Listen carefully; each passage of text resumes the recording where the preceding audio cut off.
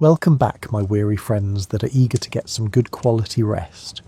Tonight you will walk through one of history's most famous sieges, but not as you might expect. We will move slowly through the spring of 1453, feeling the weight of those ancient walls, smelling the harbour air, and understanding how a 1,000-year-old city finally changed hands.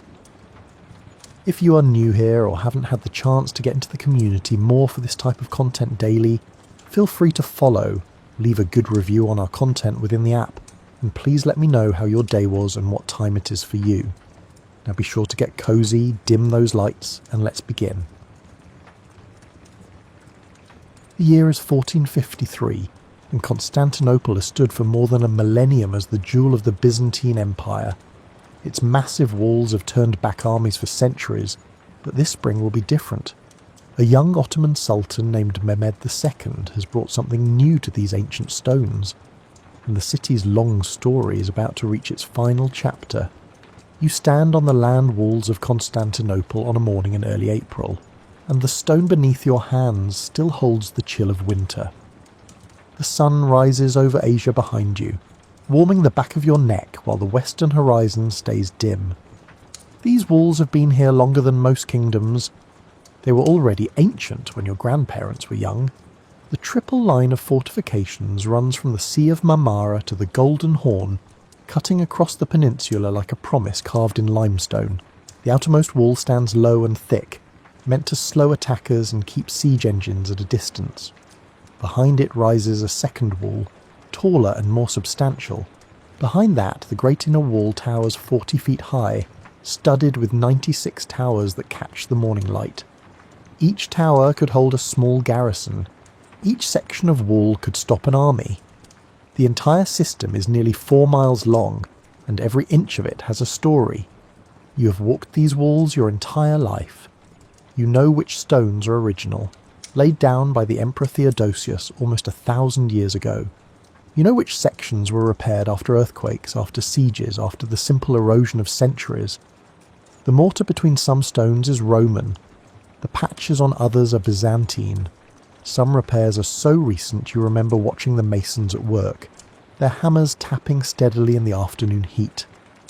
The towers rise at regular intervals, each one slightly different from its neighbours. Some are square, some are octagonal. Each has firing slits at different heights, arrow loops that look out over the killing ground between the walls. You know which towers have the best views. You know which ones leak when it rains. You know which ones have pigeons nesting in the upper chambers. The city behind you holds perhaps 50,000 people now. Once it held 500,000. The population has been dropping for generations as Byzantine territory shrank, as trade routes shifted, as the empire that once controlled the Mediterranean became the empire that controlled 14 miles of wall and whatever lay inside them. But the walls remain the same size, enclosing neighbourhoods that have returned to gardens and orchards.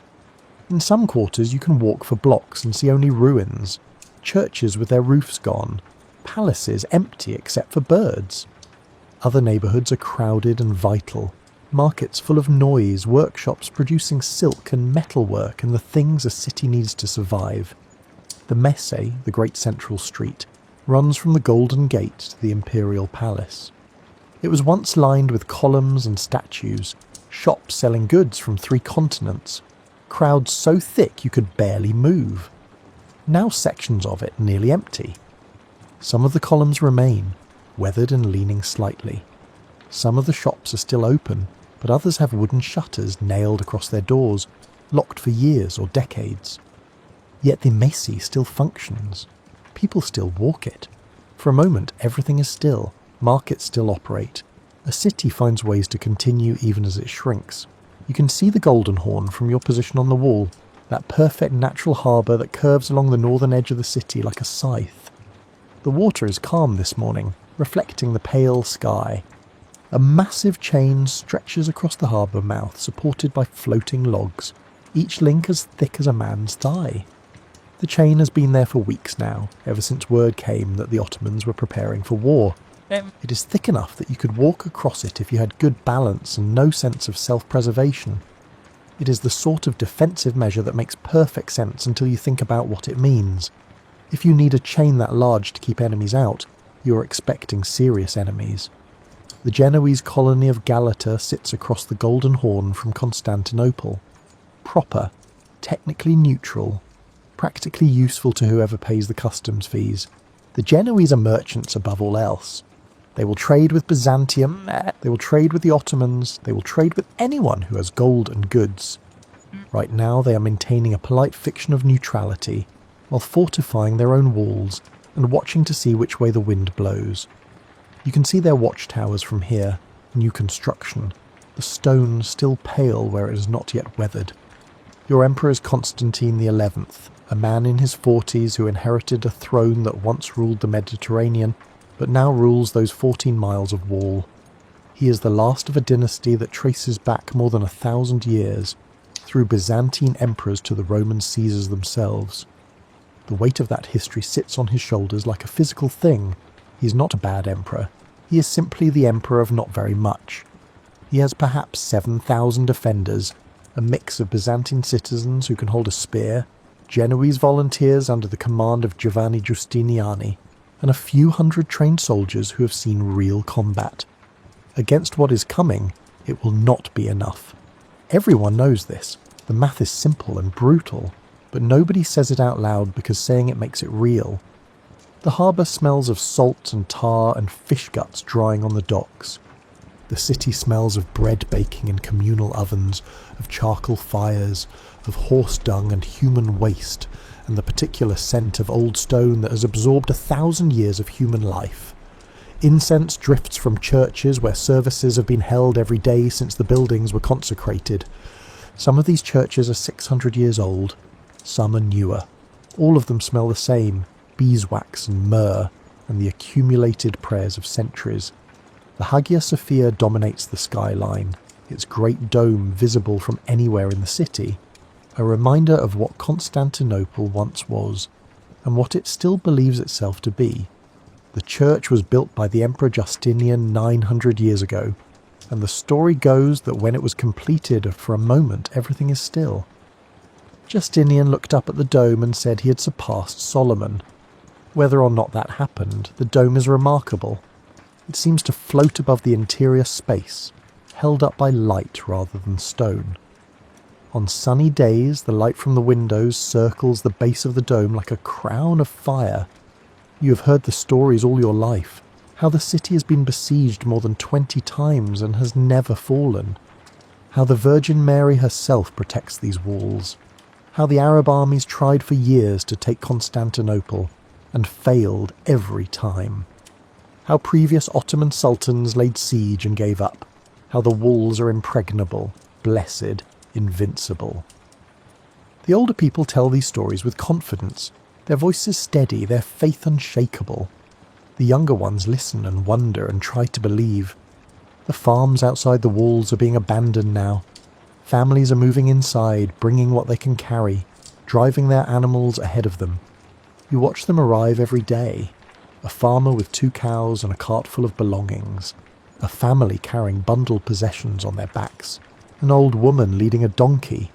They come through the gates looking exhausted and frightened, and soldiers direct them to empty buildings where they can shelter. The suburbs are emptying. Everyone who can reach the walls is coming inside, because staying outside means being in the path of what approaches from the west. You can feel it coming even though you cannot see it yet. The roads are too quiet. The normal traffic of merchants and travellers has stopped completely. No caravans arrive from the interior. No farmers bring produce from the countryside. The world beyond the walls has gone silent in a way that makes your skin prickle. A Genoese merchant arrives one evening, his horse lathered and blowing hard. He tells you he has seen the Ottoman camp forming, miles to the west near the village of Diplokionion. He says the tents stretch further than you can see in one glance. He says there are more soldiers than he can count. He says they have brought cannons larger than any he has seen before, cannons that required special roads to be built just to transport them. You listen, and try not to let your face show what you're thinking. The merchant sees through you anyway. He puts a hand on your shoulder and says nothing else, because there is nothing else to say. Your job is to watch a section of wall near the Carussus Gate, to report any problems, to help coordinate the defence of your assigned towers. It is not complicated work, but it matters. These walls are all that stand between the city and whatever comes next. You know every stone in your section. You know where the mortar is weakest, where water damage has made repairs necessary, where the facing stones have spooled away from the rubble core. For a moment, everything is still. You know which sections drain properly when it rains and which ones collect water in pools that freeze in winter and crack the stone. At night you can see fires in the distance now, campfires spreading across the western approaches like a constellation fallen to earth. Each fire marks a group of soldiers. Each group of soldiers represents men who are preparing to kill you or die trying. The Ottoman army is here. The mood in the city shifts. Markets continue. People buy bread and oil and whatever else they need. But the conversations are different now, quieter, more tense. People glance toward the walls more often. Mothers keep their children closer. There is a sense of waiting, of something poised to break. Constantine visits the walls regularly. He walks the circuit, talks to defenders, asks questions about supplies and morale. He is a good emperor in the ways that matter at the end. He cares about his people. He does not hide in his palace. He shares the danger. When he speaks to you, he remembers your name from previous visits. He asks about your family. He makes you feel like your section of wall matters as much as any other. You are not sure if this is genuine or performance, and you decide it does not matter. The effect is the same either way. Giustiniani, the Genoese commander, is different. He is all business, no warmth, but extremely competent. He walks the walls with engineers and makes notes. He orders repairs to weak sections. He positions reserves. He calculates angles of fire and fields of view. He knows what he is doing in a way that is both reassuring and terrifying, because it means he understands exactly how bad the situation is. Food is still plentiful for now. The granaries hold enough wheat for months if rationed properly. Fish boats go out into the Sea of Marmara every morning and return with catches of mackerel and anchovy. Gardens inside the walls produce onions, cabbages, herbs. A few cows and goats provide milk. Chickens lay eggs. It is not abundance, but it is adequate. You eat bread and cheese and fish, the same things you have always eaten. For a moment, everything is still. For now, hunger is not the problem. Water is not a problem either. Constantinople has excellent cisterns, vast underground chambers that store rainwater collected from roofs across the city. The largest, the Basilica cistern, holds enough water for months. You've been down into it once, years ago, walking carefully on the raised walkways between pools of dark water. The ceiling is held up by hundreds of columns, each one salvaged from some earlier Roman building. Some of the column capitals are carved with elaborate designs. Some have faces looking down at you. The whole space feels like a temple to some forgotten god of water and darkness. April continues. The weather improves slightly. The chill of early spring gives way to milder days. Fruit trees in the gardens bloom. Pink and white blossoms against grey stone. Birds return from wherever they spent the winter, building nests in tower crevices. Life continues its cycles regardless of human wars. You develop routines. Morning inspection of your wall section. Checking for new cracks or loose stones, supervising a crew of workers who carry stones and mix mortar, afternoon meetings where different section commanders share information, evening rounds to make sure sentries are posted, sleep when you can, which is never quite enough. The Ottoman camp grows larger each day, more tents appear, more fires at night. The forces gathering to the west are vast in a way that makes your mind struggle to comprehend. You have never seen an army before this. Now you are about to see the largest army your generation has faced. On April 6th, the bombardment begins. Mehmed II is 21 years old and has been Sultan for 2 years in his second reign. This is actually his second time being Sultan, which is unusual. He was Sultan briefly as a boy of 12. Then his father Murad decided being retired was boring and took the throne back. Then Murad died and now Mehmed is Sultan again. For real this time. No take-backs. This history has given him some interesting ideas about proving himself and securing his position. He is not particularly tall. The Venetian painters who will later depict him show a man of average height, perhaps 5 feet 6 or 7. For a moment everything is still, with a prominent nose and dark eyes that seem to miss nothing. He is not particularly intimidating in the normal ways. He does not have the physical presence of a warrior. What he has is intelligence and absolute certainty. He has been planning to take Constantinople since he was a child. He has studied every previous siege. He knows exactly why they all failed. He believes he has a solution. The solution involves a man named Urban. Urban is a Hungarian cannon founder who showed up at Constantinople first, offering his services to the Byzantines. He told them he could build a cannon that would knock down any wall in the world. Constantine listened politely, and then explained that Byzantium could not afford Urban's fees. So Urban crossed the Bosphorus to the Ottoman court and made the same offer to Mehmed. Mehmed said yes immediately, and gave Urban everything he needed. Unlimited funds, workers, materials, a workshop, time.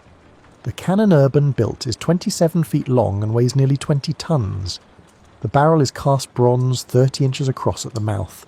It can fire a stone ball that weighs 1,200 pounds. Loading it requires 200 pounds of gunpowder. Nobody has ever built anything like it before. The technology barely exists to make something this large. The metallurgy is at the absolute edge of what is possible. Getting it to Constantinople required 60 oxen and 700 men just to move it along the roads. They had to reinforce bridges ahead of it, replacing wooden beams with stone because the weight would have collapsed normal bridge construction. They had to fill in ditches and level hills where the gradient was too steep. The journey from Adrianople took 2 months, moving perhaps 3 miles per day. The gun itself became a kind of mobile fortress, preceded by engineers, followed by supply wagons, visible from miles away. Mehmed has more than one of these enormous cannons. He has 3 of the truly massive ones, plus 60 or 70 smaller cannons, ranging from respectable to enormous by previous standards. He has possibly the most powerful artillery train ever assembled up to this point in history.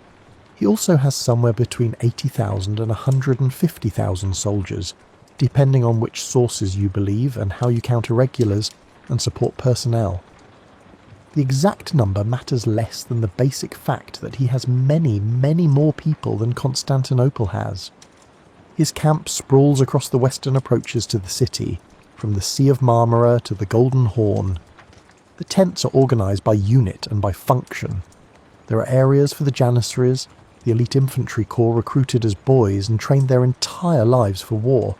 Areas for the Anatolian provincial troops, experienced soldiers but not quite elite. For a moment, everything is still. Areas for the Rumelian forces from Ottoman Europe, areas for irregular troops, adventurers and volunteers hoping for plunder, areas for the engineers and sappers who will dig tunnels and build siege towers, areas for the cannons and their enormous supplies of powder and shot, areas for food storage, areas for horses by the thousands, areas for smiths and carpenters and all the craftsmen an army needs. It is a city made of canvas and wood, but it has streets and neighbourhoods and its own logic. Mehmed sets up his own tent opposite the Romanus Gate, the traditional weak point in Constantinople's defences. The land here slopes slightly, and the wall crosses a small valley where the Lycus River once flowed, now reduced to a sewer that runs in a culvert under the fortifications. Every previous siege has focused its main effort here. Mehmed is not particularly interested in innovation for its own sake. He has studied what worked and what did not work. He is going to do what worked, but with overwhelming force. The cannons are positioned with enormous care. The really big ones cannot be moved easily once they are placed, so their positioning matters enormously. Mehmed's engineers spend days on calculations. They measure distances. They test fire at dummy walls built for the purpose. They make adjustments. The science of ballistics is still more art than mathematics, but they are learning fast, and they have something previous besiegers did not have. They have guns large enough that precision matters less than raw destructive power. Each of the great cannons requires its own fortification. The gun is positioned in a pit lined with stones to absorb recoil. Earthworks are piled up around it to protect the crew from defensive fire. Supply dumps nearby hold the enormous quantities of powder and shot each gun consumes. A single shot from Urban's monster requires 200 pounds of powder. That powder has to be stored safely, kept dry, measured carefully. The logistics are staggering. On April 6, 1453, the bombardment begins. The sound is extraordinary. You've never heard anything like it, and your mind struggles to process what your ears report. The great cannons make a noise that you feel in your chest before you hear it with your ears. It is not just loud. It is a physical force that ripples through the air and shakes the ground and makes your teeth ache. When the shot leaves the barrel, the explosion produces a flash of fire and a cloud of smoke that takes minutes to clear. When the stone ball hits the walls, the impact sends dust and rock fragments flying in all directions. Birds explode from trees half a mile away. Dogs howl. For a moment, everything is still. Horses panic in their stables. The walls were built to withstand battering rams and siege towers and catapults. They were not built for this. Each impact from the great guns cracks the facing stones and sends shock waves through the rubble core. The walls do not collapse immediately. They are too well built for that, but each impact weakens them. Cracks spread. Mortar crumbles. Sections of wall shudder and shift. After each impact, repair crews rush forward during the brief silence while the cannons cool and are reloaded. They stuff the gaps with whatever they can find. Barrels filled with earth to absorb impacts, bales of wool that compress rather than shatter, timber beams to shore up weakened sections, rubble from previous hits packed back into holes. The work is frantic and dangerous. You never know when the next shot will fire. The giant cannons can fire perhaps 7 times a day. They heat up too much to fire more frequently. The metal barrels expand from the explosive force, and if they fire too often, the barrels can crack or split catastrophically. So there is a rhythm to the siege. The cannons fire. The repair crews rush forward. The defenders work frantically for an hour or two. The cannons cool. The gunners swab out the barrels with wet cloths to remove powder residue and cool the metal. They reload, which is a production in itself. The process takes hours, then it happens again. Between the great cannons, smaller guns fire more frequently. These are still substantial pieces, capable of knocking down a wall if given time, but they can fire every hour or two instead of every few hours. They keep up a steady harassment, forcing defenders to stay alert, preventing effective repairs, gradually chipping away at the fortifications. The Byzantines have some cannons too, but not many, and not as large. They have perhaps 15 guns of various sizes, most of them old and unreliable. They fire back when they can. Sometimes they hit Ottoman positions and kill gunners or damage equipment. More often they waste powder and shot on targets that are too far away or too well protected. Byzantine metallurgy is not what it used to be. Some of their guns crack after a few shots. For a moment everything is still. One explodes and kills its own crew. Mehmed also orders mining operations to begin. Crews of sappers start digging tunnels toward the walls, planning to undermine the foundations and collapse sections with explosives or fire. The work is slow and dangerous. The tunnels have to be shored up as they advance, or they will collapse on their own. The miners work in shifts, digging in darkness by the light of oil lamps, carrying out spoil in baskets. The Byzantines counter with their own tunnels, trying to intercept the Ottoman miners underground. They have an engineer named Johannes Grant, a German or possibly Scottish specialist in siege warfare, who supervises the countermining. Grant has good instincts. He can hear the Ottoman tunnels advancing. He can calculate where they are from the sound of picks on stone. He directs Byzantine miners to intercept them. When 2 tunnels meet underground, the fighting is desperate and strange. There is no room to swing a sword properly. Men fight with knives and short spears and their fists in absolute darkness. The only light from dropped lamps that gutter out in the bad air. Sometimes one side breaks through into the other's tunnel. and sets off explosives or lights fires that fill the space with smoke. Men die from suffocation as often as from violence. At sea, the Ottoman fleet tries to force its way into the Golden Horn, but the Great Chain holds. Ships cannot simply sail over it. They cannot easily cut it. Some captains try ramming it, but the chain stretches and then snaps back, damaging the ships that hit it. It is a remarkable piece of defensive engineering, that chain, and it frustrates every naval attempt to break through. The Byzantine fleet is small but determined. A few galleys patrol inside the harbour. They can sortie out through small breaks in the chain that can be opened and closed. They harass Ottoman ships. They sink a few smaller vessels. It is not enough to change anything, but it helps morale. Mehmed watches all of this from his tent. He receives reports constantly. Commanders come and go. Engineers present problems and solutions. Supply officers report on ammunition expenditure and food stocks. Mehmed listens to everything and issues orders with a calmness that unnerves some of his commanders. He is patient in a way that 21-year-olds rarely are. He knows this will take time. He has brought enough supplies for months if necessary.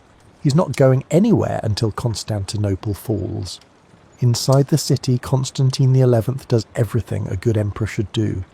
He visits the walls daily. For a moment, everything is still.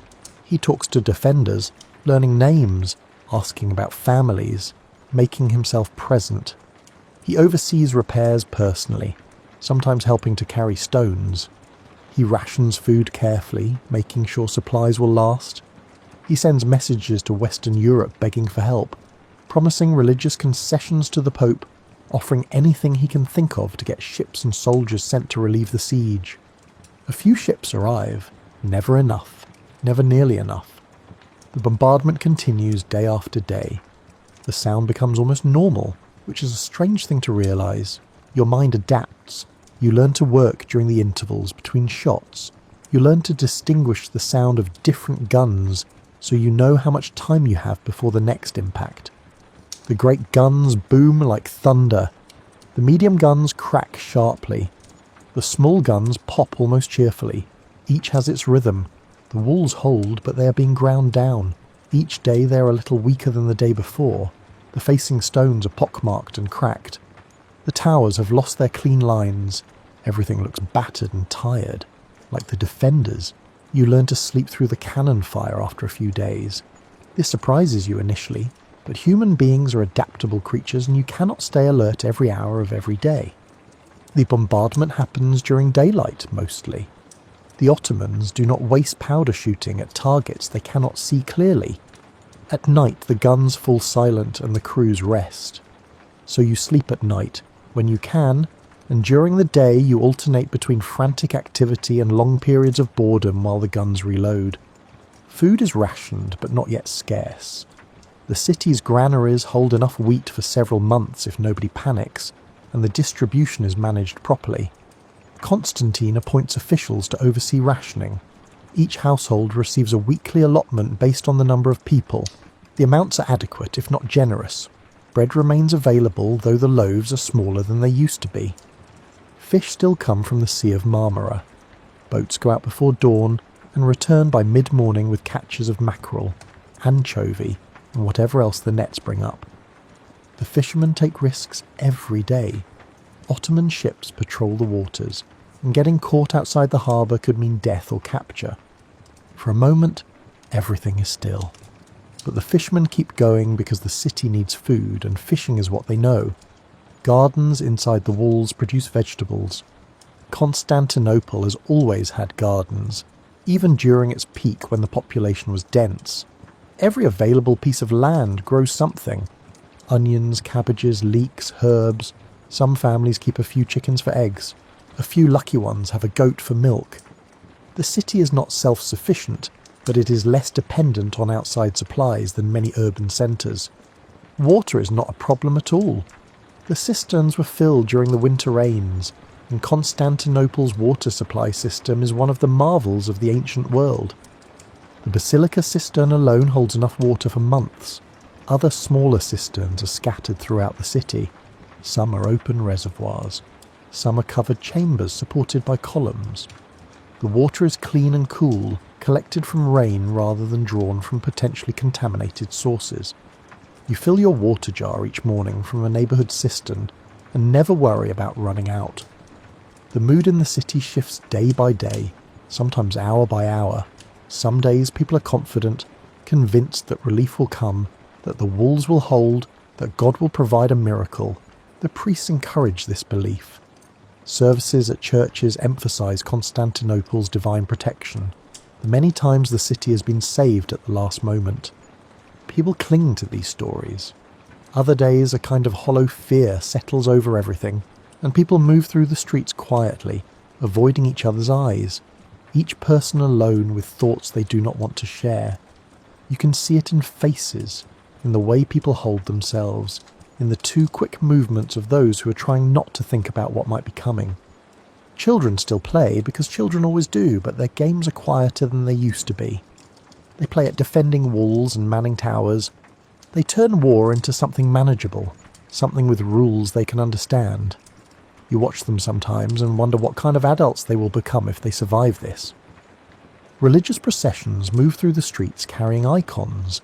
The most holy relics are brought out from their normal resting places and carried along the walls, blessing the stones, asking for protection. The icon of the Virgin Hodegetria, believed to have been painted by St. Luke himself, is carried in solemn procession. People press forward to touch it, to feel some connection to the divine protection they hope will save them. Services at the Hagia Sophia are packed. People pray in shifts because the church, enormous as it is, cannot hold everyone at once. The chanting of hymns drifts across the city at all hours. The sound is beautiful and sad, voices raised in praise and supplication, asking for deliverance that may or may not come. There are moments of absurdity that break the tension in unexpected ways. One afternoon, a section of wall collapses from a direct hit by one of the great guns. For a moment, everything is still. When the repair crews rush forward to fill the gap, they find an ancient wine jar in the rubble, somehow surviving intact despite being buried in the wall for who knows how long. Someone suggests opening it. Why not? What is the worst that could happen at this point? The wine turns out to be spectacularly bad, so vinegary and sharp that it makes your eyes water. But everyone takes a sip anyway, passing the jar around, laughing at how terrible it is. For a few minutes the siege does not matter. There is just a group of people sharing awful wine and laughing about it. Then the moment passes and everyone goes back to work.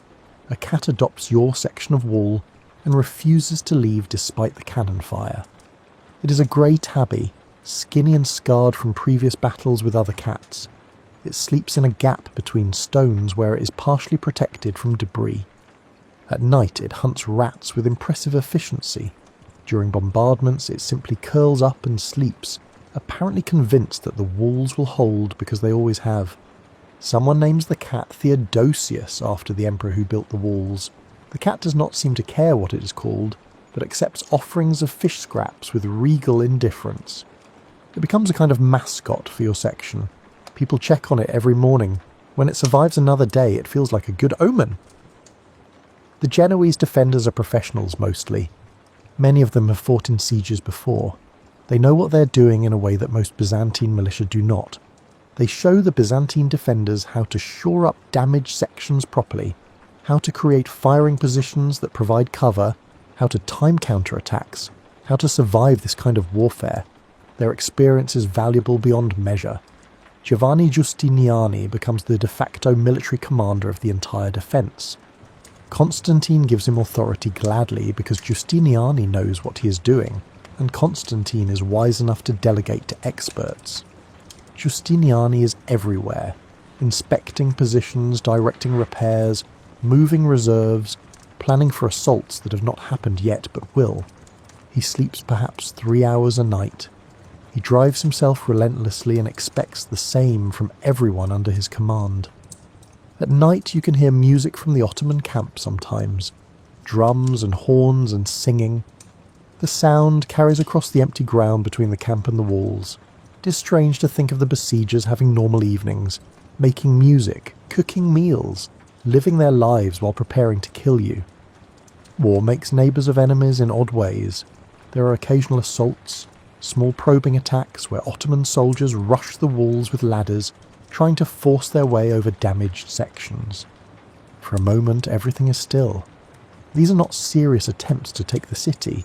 They are tests, probing for weaknesses, forcing defenders to react, keeping everyone exhausted. When the alarm sounds, you rush to your post.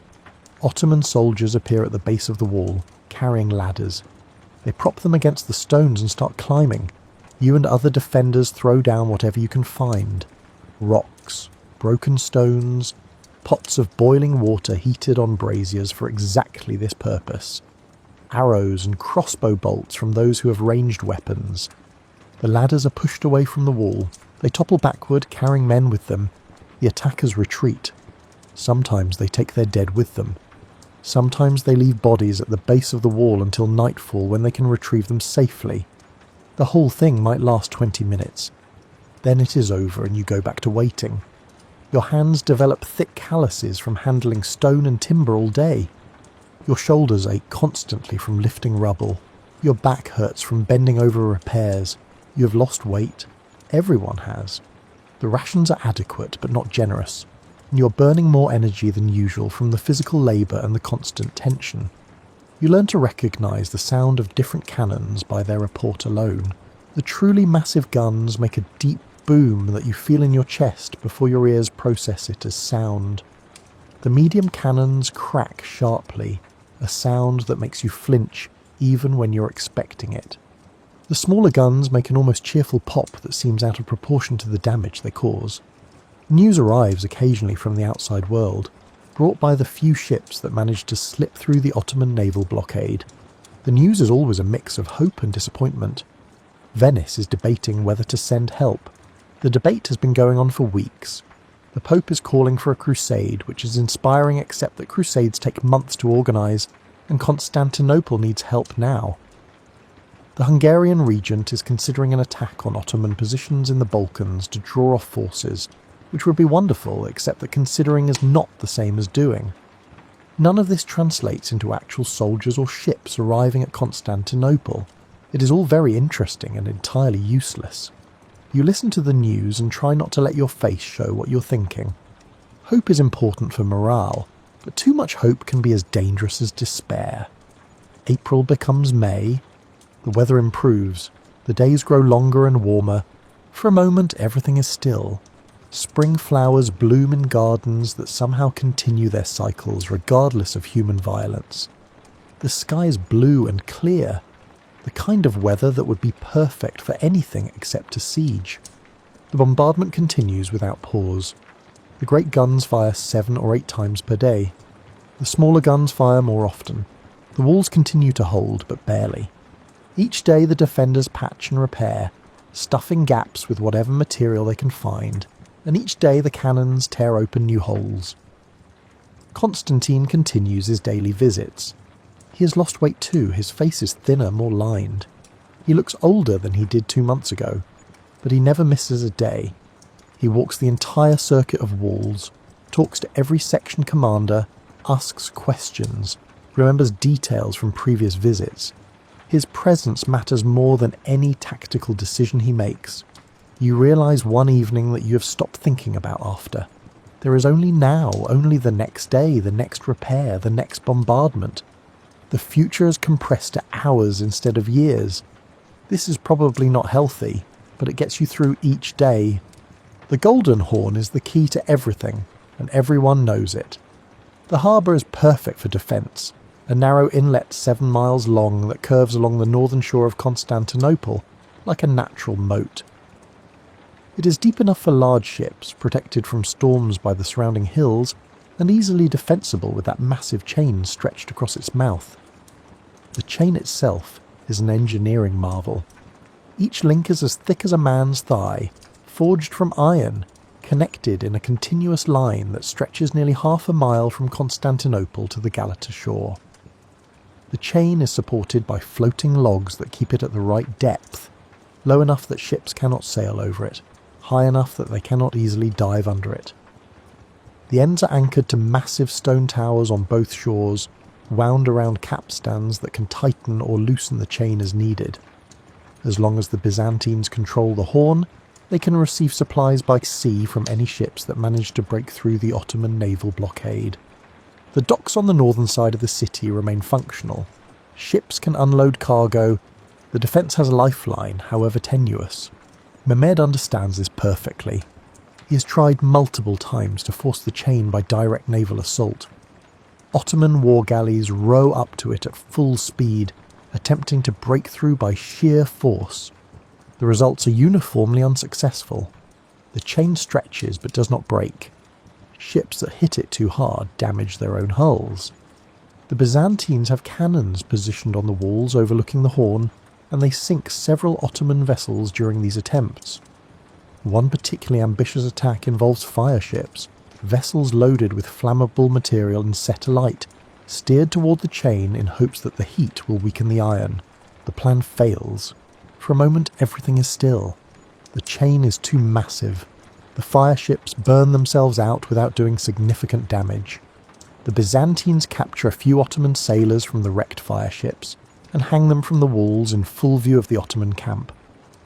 Mehmed orders his own prisoners executed in response. It is an ugly escalation that helps nobody but seems necessary to both sides, so Mehmed decides to try something different. If he cannot go through the chain, he will go around it. North of Galata, the land rises in gentle hills covered with olive groves and vineyards. The hills are not particularly steep, but they are steep enough that nobody has ever seriously considered them as a route for ships. Mehmed looks at those hills and decides they are steep enough to be considered impossible, which means nobody will be defending against the possibility. He orders his engineers to build a road over the hills from the Bosphorus to the Golden Horn behind Galata. Not a road for people or horses, a road for ships. The engineers think he has lost his mind, but they follow orders. They cut trees and lay them as crossbeams. They place long planks on top of the crossbeams to create a smooth surface. They grease the planks with animal fat and soft soap to reduce friction. Then they build rolling cradles, enormous wooden structures that can support the weight of a war galley. The cradles have rollers that run on the greased planks. A ship can be positioned in a cradle and then pulled or pushed across the road by teams of oxen and hundreds of men. The logistics are staggering. Each ship weighs tons, and the road has to be strong enough to support that weight without collapsing. The grade has to be carefully calculated. Too steep and the ships will roll out of control. Too gradual and the effort to move them becomes impossible. On the night of April 22nd, the operation begins. Ottoman crews position their ships at the Bosphorus end of the road. Teams of oxen are hitched to the cradles. Hundreds of men take up positions to push and guide. The first ship begins to move. You hear about this before you see it. A messenger arrives at your section of a wall in the early morning, out of breath from running. He's saying something impossible. Ships are being dragged over the hills. You think he has had too much sun or has lost his mind from stress. But other messengers arrive saying the same thing. Then Constantine himself appears, climbing to the top of your section to see for himself. You join him on the tower top. You look north toward Galata and the hills beyond. For a moment everything is still. There, moving across the landscape in the dawn light, are ships. Ottoman war galleys moving across dry land like some kind of fever dream. Teams of oxen pull them. Hundreds of men push from behind.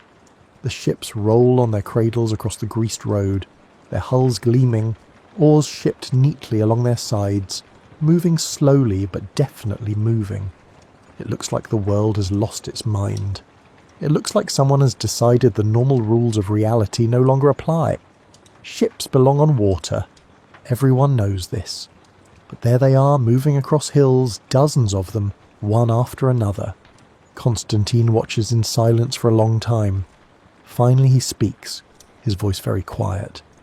He says something about Mehmed being more clever than anyone gave him credit for.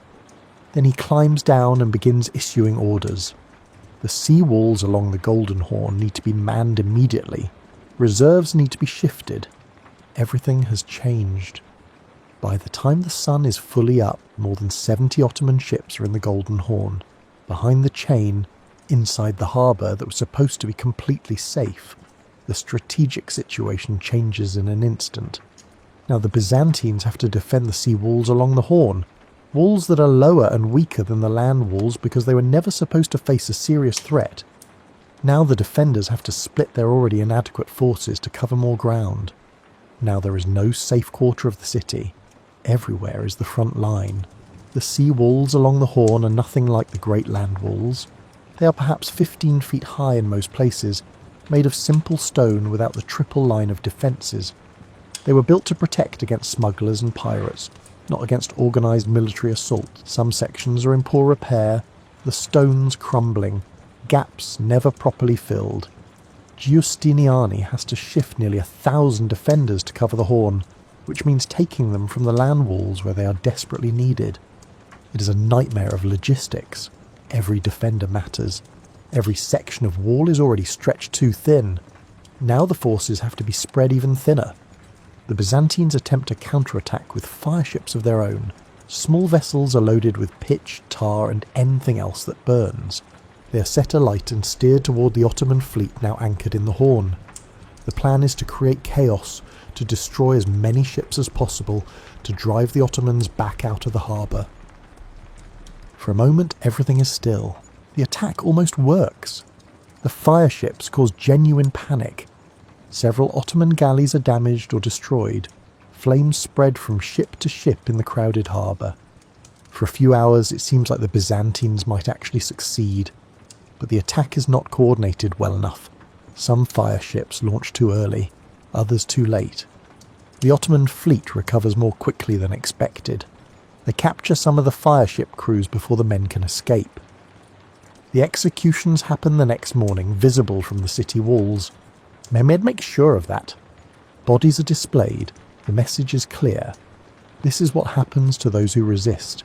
The psychological impact of the ships in the Horn is enormous.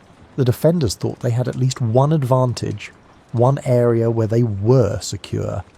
Now that is gone. There is no safe area anymore.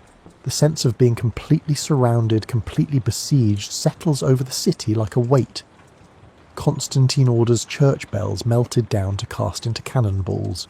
It is a practical decision, and also a deeply symbolic one. The bells that have called the faithful to prayer for centuries are being turned into ammunition. Some people protest. How can you melt holy objects into weapons of war? Constantine explains that defending the city is itself holy work, and the bells will serve God better as projectiles than as silent ornaments if Constantinople falls. The metal from bells is not ideal for this purpose.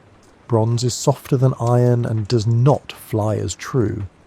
But it is better than nothing, and nothing is what the defenders have plenty of. The foundries work day and night, melting bells and casting spheres of various sizes. The work is hot and dangerous. More than one foundry man is burned when molten metal splashes. Food starts to become genuinely scarce now. The fish catch from the Marmara drops because boats cannot go far from shore without being intercepted by Ottoman ships. The rations are cut again. People begin to look gaunt. Cheekbones become prominent. Eyes seem larger in thinning faces.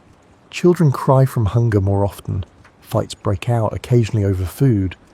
For a moment everything is still. Someone accuses a neighbour of hoarding supplies. The accusation is probably false, but hungry people are not always rational. The City Watch has to intervene. Constantine issues orders that anyone caught hoarding will have their supplies confiscated and redistributed. This stops the worst of it, but the underlying tension remains. There are quiet discussions about surrender. They happen in corners and whispers, people testing whether others feel the same way. Mehmed has sent several offers by now. He will let the population leave freely if they open the gates. He will guarantee the safety of those who yield. He will spare the city from sacking if they surrender now. Constantine listens to these proposals when they are relayed to him. He always refuses. He cannot surrender Constantinople. The weight of history prevents it.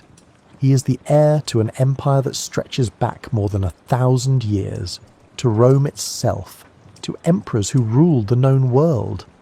That heritage means he cannot simply open the gates and walk away, no matter how hopeless the situation becomes. Some people start to leave anyway. They slip out through small gates at night when guards are distracted or can be bribed. They swim across the Golden Horn, which is dangerous but possible if you are desperate enough. They find other ways to escape, because people always do when they are sufficiently motivated. Those who escape head for Galata, hoping the Genoese will shelter them. Some are welcomed, some are turned away. The Genoese are trying to maintain their neutrality, which means not taking sides, which means being unhelpful to everyone equally. Some refugees make it further, finding ships willing to take them away, heading for Greek islands or Italian ports or anywhere that is not here. The defenders who remain grow harder. They know they are probably going to die. This knowledge changes people in different ways. Some become reckless, taking unnecessary risks, almost welcoming the chance to go down fighting. Better to die with a weapon in hand than to wait for the inevitable. Others become more careful, husbanding their strength, determined to survive as long as possible. A few become very quiet and withdrawn, moving through their duties like ghosts, present but not really there. You find yourself thinking about strange things at odd moments. The way afternoon light falls on old stone, turning it gold and amber. The taste of good wine, which you have not had in weeks. The sound your mother's voice made when she sang years ago before she died. These memories come unbidden while you're hauling rubble or standing watch or trying to sleep, and you let them come because they are better than thinking about what tomorrow might bring. May continues. For a moment, everything is still. The Ottoman noose tightens day by day. The walls continue to hold, but everyone can see they will not hold forever. It is only a matter of time now. The question is not if Constantinople will fall, but when, and whether any of you will survive to see what comes after. By late May, the entire world has narrowed to a very small space containing stone, cannon fire, exhaustion, and the ache of insufficient food. You have lost significant weight. Everyone has. Your clothes hang loose on a frame that was never particularly large to begin with. The face you see reflected in still water looks older than it did 3 months ago. The skin drawn tight over bones, shadows under eyes that do not get enough sleep. The big Ottoman cannons have been firing steadily for nearly 2 months now. Urban's greatest gun, that enormous 27-foot monster, develops a crack in its barrel on May 20th. The Ottoman engineers try to reinforce it with iron bands, wrapping the barrel to contain the stress. It works for 2 more days. On May 22nd, the gun fires its final shot. The barrel splits catastrophically. The explosion kills Urban himself and most of his crew. When word reaches the city, the defenders cheer. You find yourself cheering along with everyone else, then feel strange about it. You're celebrating a man's death, which should bother you more than it does. But one less superweapon is one less thing trying to kill you, and that matters more than philosophical questions about the value of human life. The cheering dies down quickly anyway because Mehmed has plenty of other cannons. The bombardment continues almost without pause. The great guns fire perhaps 6 times per day now instead of 7, because some are showing signs of metal fatigue and the engineers want them to last. The medium cannons fire more frequently. The small guns fire constantly, a steady harassment that never lets defenders relax. The walls develop a patchwork appearance that would be fascinating if it were not so terrifying. Original Theodosian stonework from 1,000 years ago sits next to repairs made last week. Some sections have been rebuilt 3 or 4 times. The masons work with whatever material they can find. In places, the repairs incorporate gravestones pulled from cemeteries, column capitals from ruined buildings, ornamental stonework from churches that are themselves falling apart. The walls become an archaeological record of their own destruction and rebuilding, each layer telling the story of a different day's damage. Constantine XI is everywhere. He sleeps perhaps 3 hours a night, maybe less. He visits every section of wall at least once per day, often twice. He knows every defender by name now. He shares food from his own rations with soldiers who look ready to collapse. He is not a brilliant military mind. He is not a political genius who can negotiate his way out of this. For a moment, everything is still.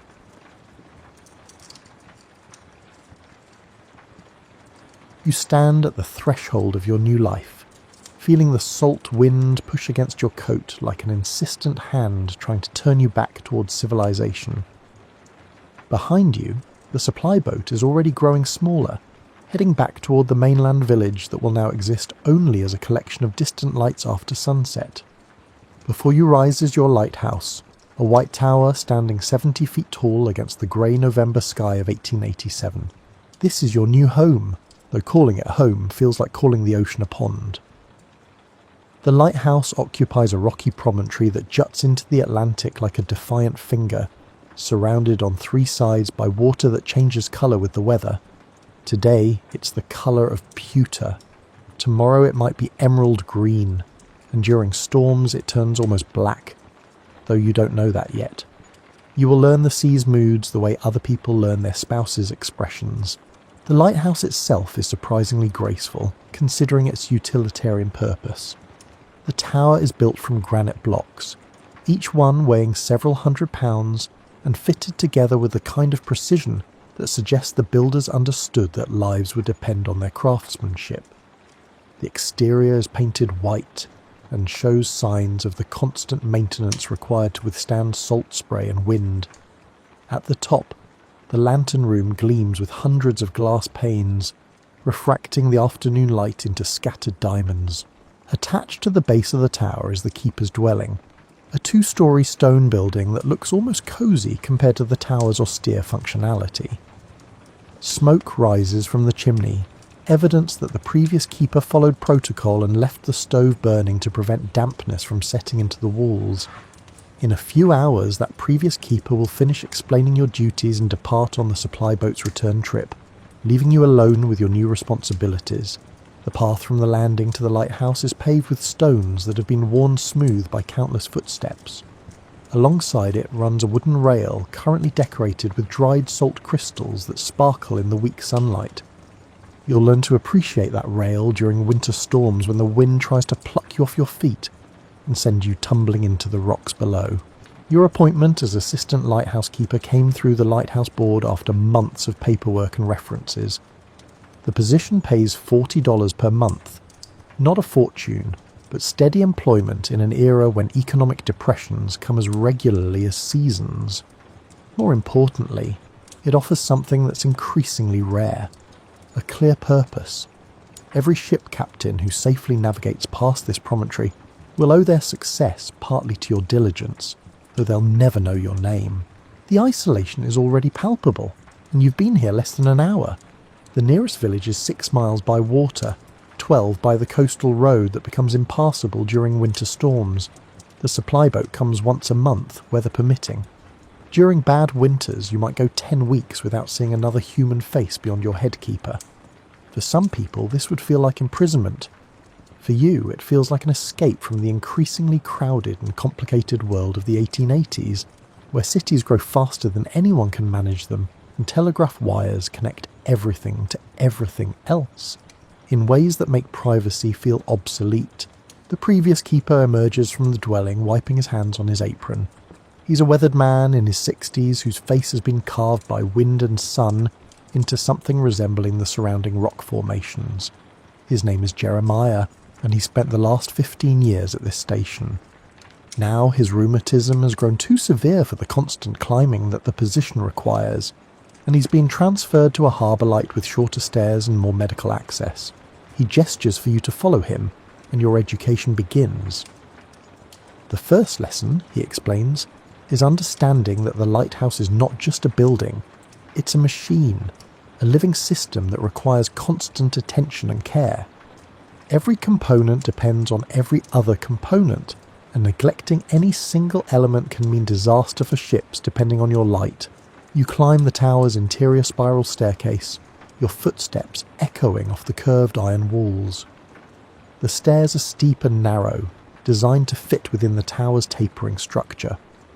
There are 93 steps from bottom to top, and Jeremiah informs you that you'll climb them at least 6 times per day, more during storms when you need to monitor the light more frequently. Your legs will hurt for the first month, then they'll adapt, becoming strong in ways that surprise you when you eventually visit town and find you can walk up hills that wind other people. The rooms within the tower are surprisingly cosy. There's a small storage area for lamp oil, another for cleaning supplies, and a third that serves as a workshop for repairs. Everything smells of oil and metal and the particular mustiness that comes from stone buildings near the sea. The walls are thick enough that the roar of waves becomes muted to a steady background rhythm, like living inside a large seashell. At the top you emerge into the lantern room and the view steals whatever breath the climb hasn't already taken. Glass surrounds you on all sides, offering a panoramic vista of ocean, sky, and the rocky coastline stretching in both directions. The Fresnel lens dominates the centre of the room, a magnificent arrangement of glass prisms that stands taller than you and represents the pinnacle of 19th century optical engineering. Jeremiah explains that this particular lens is a third-order Fresnel, with 186 separate glass prisms arranged in concentric rings around the lamp at its centre. The lens rotates on a clockwork mechanism powered by weights that descend through the tower, requiring rewinding every 4 hours. When properly maintained and lit, this lens can amplify the light of a single lamp to be visible for 15 miles at sea. A beacon that can mean the difference between safe passage and shipwreck. The lamp itself burns colza oil, derived from rapeseed. It requires careful trimming of the wick every few hours to prevent smoking, which would blacken the lens and diminish the light. The lens must be cleaned daily with special polishing cloths that never quite lose the smell of the cleaning solution. The clockwork mechanism needs weekly oiling. The windows require constant washing to remove salt deposits. The list of maintenance tasks feels endless, but Jeremiah assures you that they'll soon become second nature, as natural as breathing. You spend the afternoon learning these tasks, your hands awkward on equipment that Jeremiah handles with unconscious grace. He shows you how to judge when the wick needs trimming by the colour of the flame, how to wind the clockwork with exactly the right tension, and how to clean the lens without leaving streaks that will scatter the light inefficiently. Each task has been refined through decades of keeper experience into something approaching ritual. As the sun begins its descent toward the western horizon, Jeremiah checks his pocket watch and nods. It's time for the most important moment of the keeper's day, the lighting ceremony. You follow him through the preparation, opening the ventilators to prevent heat build-up, checking the oil reservoir and adjusting the wick to the proper height. Then, as the sun touches the horizon, Jeremiah lights a match and applies it to the wick. The lamp catches with a soft whoosh, and immediately the lens begins working its magic. The simple flame becomes something else entirely, a brilliant beam of light that sweeps across the darkening sea as the lens rotates. Standing in the lantern room, you're surrounded by moving patterns of illumination, as if you've somehow stepped inside a kaleidoscope. It's beautiful enough that you forget to breathe for a moment. Jeremiah allows himself a small smile. This, he says, never gets old. For 15 years he's lit this lamp, and it still feels like a small miracle every time. Then he reminds you that the miracle requires constant vigilance. The lamp must never go out between sunset and sunrise, never flicker, never fail. Ships are depending on it, and ships carry human lives. That night, you take your first watch, sitting in the lantern room while the lens rotates and the lamp burns steady. Through the windows you can see nothing but darkness punctuated by stars and the occasional phosphorescent wave crest. You understand now why lighthouse keepers develop a particular philosophy about their work.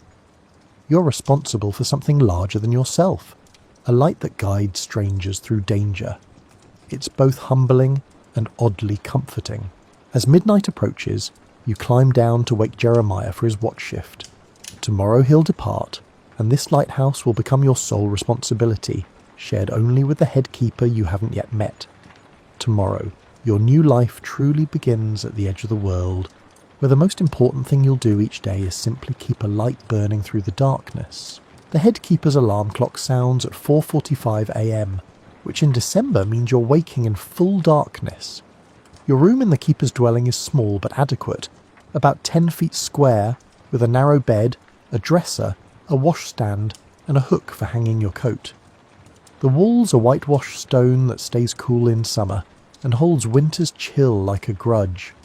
You've learned to sleep in wool socks and under multiple blankets. You light the bedside candle from the embers you banked in your small stove before retiring. The flame struggles briefly in the cold air before steadying, casting shadows that make the room feel even smaller. Outside, you can hear the eternal conversation between wind and sea, though after 2 months here, you barely notice it unless the weather turns violent. Dressing requires efficiency in the cold. You pull on wool trousers over your long underwear, add a flannel shirt, a wool vest, and your keeper's uniform jacket. The jacket is regulation. Dark blue wool with brass buttons bearing the lighthouse board insignia. You're supposed to wear it whenever you might encounter visitors, though out here visits are rare enough that you mostly wear it to remind yourself that you have a real job with real authority, even if your kingdom is only 70 feet of tower and a few acres of rock. The water in your washstand has a thin skin of ice that cracks when you push your finger through. You splash your face quickly, gasping at the cold, then dry with a rough towel. Your reflection in the small mirror shows someone whose face is already changing from 2 months of wind and weather. Skin slightly rougher, eyes adapted to constantly scanning horizons, and a general air of competence that wasn't there when you arrived. Downstairs, the headkeeper is already stoking the kitchen stove, coaxing last night's coals back into flames and adding split wood from the box beside the hearth. His name is Samuel, and he's been a keeper for 20 years, the last 5 at this station. He's a methodical man in his 40s who approaches lighthouse keeping the way a good watchmaker approaches timepieces, with absolute attention to detail and a conviction that proper maintenance prevents most problems. The kitchen is the heart of the dwelling, warm and practical. There's the cast iron stove, a sturdy table with 2 chairs, open shelves holding dishes and dry goods, and windows facing east to catch morning light when it eventually arrives. A kettle perpetually sits on the stove, ready for tea or coffee, and the room smells of wood smoke, yesterday's fish stew, and the yeasty scent of the bread you baked 2 days ago. Samuel nods his greeting, he's not a morning talker, and you begin your part of the routine. Coffee goes into the pot, rough grounds measured by eye and water from the cistern that collects rainwater from the roof. While it brews, you slice bread from the loaf and set out butter, jam, and the smoked herring. That's been a breakfast staple since the supply boat's last visit 3 weeks ago. Breakfast is functional rather than elaborate. The smoked herring is salty enough to wake your mouth, the bread is dense and filling, and the coffee is strong enough that you can feel your thoughts organising themselves with each sip. Samuel reads yesterday's newspaper, already 4 days old when the supply boat delivered it, now a week old, but still your primary connection to the larger world. You learn that President Cleveland has made some pronouncement about tariffs, that there's been another labour dispute in Pittsburgh, and that the weather in New York has been unseasonably warm. After breakfast comes the morning inspection, which Samuel treats with the seriousness of a military drill. You both don your coats and step into the pre-dawn darkness, where the light from your lantern room still sweeps across the sea in its endless rotation. The path to the tower is familiar enough now that you could walk it blindfolded, though you're careful anyway, the stones can be slippery with overnight condensation. Inside the tower you climb the 93 steps with the ease of repetition. Your legs no longer burn by the time you reach the top, and you stopped counting steps weeks ago. In the lantern room, the lamp still burns steady, tended during the night watches. The first task is extinguishing it properly, waiting until dawn is fully established, then carefully reducing the wick before extinguishing the flame. The timing matters. Extinguish too early, and a ship might be approaching in the last darkness. Too late and you're wasting expensive oil. With the lamp out, you open the ventilators to clear accumulated heat and fumes, then begin the cleaning routine. The lens is your primary concern. Dust, salt crystals, and any soot from the lamp must be removed to maintain optimal light transmission. You use special cloths dampened with cleaning solution, working methodically through each section of the Fresnel lens. The prisms catch and scatter the dawn light as you work, throwing rainbow patterns across the lantern room walls.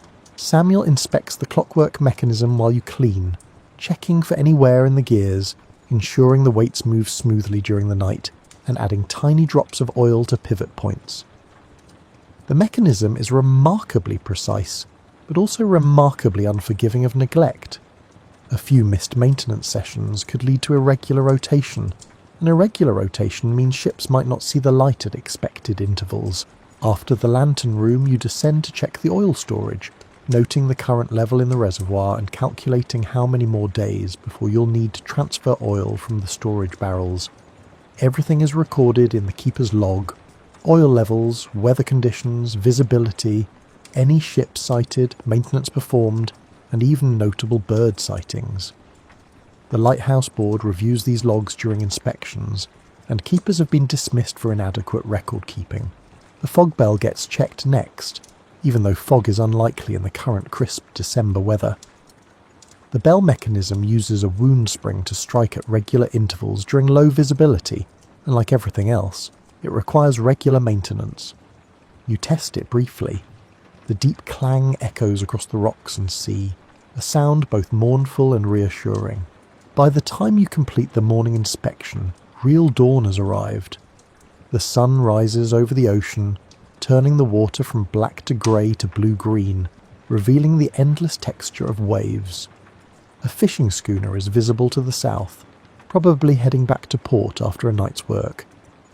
You make a note in the log. One vessel sighted, schooner rigged, course approximately northwest, distance 3 miles. Back in the dwelling, you and Samuel divide the day's work.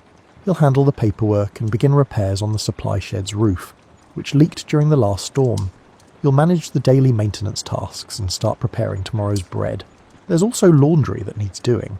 The lighthouse board is particular about keepers maintaining neat appearances, and that means regular washing despite the extra work involved. The rest of the morning unfolds in productive routine. You refill oil lamps, sweep floors, check the rain cistern level, and inventory supplies against the list you're preparing for the next supply boat. There's a meditative quality to these tasks, each one contributing to the smooth operation of your small domain. You're responsible for infrastructure, safety, navigation, and record keeping, which makes you part engineer, part bureaucrat, and part guardian of travellers you'll never meet. Around mid-morning, you start bread dough, mixing flour, salt, yeast, and water in proportions you've learned to judge by feel. The dough is sticky and resistant at first, then gradually becomes smooth and elastic under your kneading. You set it to rise near the stove, covered with a damp cloth, knowing it will double in size by afternoon. There's something satisfying about bread making, the way basic ingredients transform through patient work into something essential. Lunch is simple. Yesterday's stew reheated, more bread and tea. The stew is improved with time, the way stews do, all the flavours meld in together. Samuel mentions that he'll likely transfer to a land station next year. His wife is tired of the isolation and wants to be nearer their grandchildren. This means you might become head keeper here, or transfer to another station, or possibly train a new assistant. In lighthouse keeping, everything is temporary except the lights themselves. After lunch comes more maintenance. There's always more maintenance. You clean windows, trim lamp wicks, polish brass fittings, check the storm shutters, inspect roof shingles, and perform a dozen other small tasks that collectively ensure the lighthouse remains functional and presentable. The lighthouse board sends inspectors without warning, and keepers who fail inspection can be demoted or dismissed. By mid-afternoon, you've earned a brief rest. You sit on the bench outside the dwelling, drinking tea and watching the sea. The fishing schooner from this morning is returning, probably successfully given how low it sits in the water. A few gulls wheel overhead, their cries mixing with the wind. The bread dough has risen properly and now sits in the oven, filling the dwelling with yeasty warmth. This is your life now, routine and responsibility, isolation and purpose, and the endless cycle of maintenance and vigilance. It's not the life you imagined in your youth, but it's proving to be the life you needed. Here at the edge of the world, things are simple, if not easy. The light must burn, the machinery must work, and the ships must be guided safely through the night. Everything else is just details. The Fresnel lens that dominates your lantern room represents decades of optical research, compressed into crystalline precision. Before Augustin Jean Fresnel revolutionized lighthouse technology in the 1820s, lighthouses used simple reflectors that wasted most of their light. Fresnel's innovation, arranging prisms in concentric circles to capture and focus light that would otherwise scatter uselessly, transformed maritime navigation. Standing before your third-order lens, you're looking at technology that's essentially unchanged since Fresnel's original designs, because sometimes the first solution is also the perfect solution. Your lens consists of 186 individual glass prisms held in a bronze framework that rotates around the central lamp. The innermost ring features the largest prisms, called bullseyes, each one hand-ground and polished to tolerances measured in fractions of millimeters. Surrounding these are smaller refracting prisms that capture light travelling at angles and redirect it toward the horizon.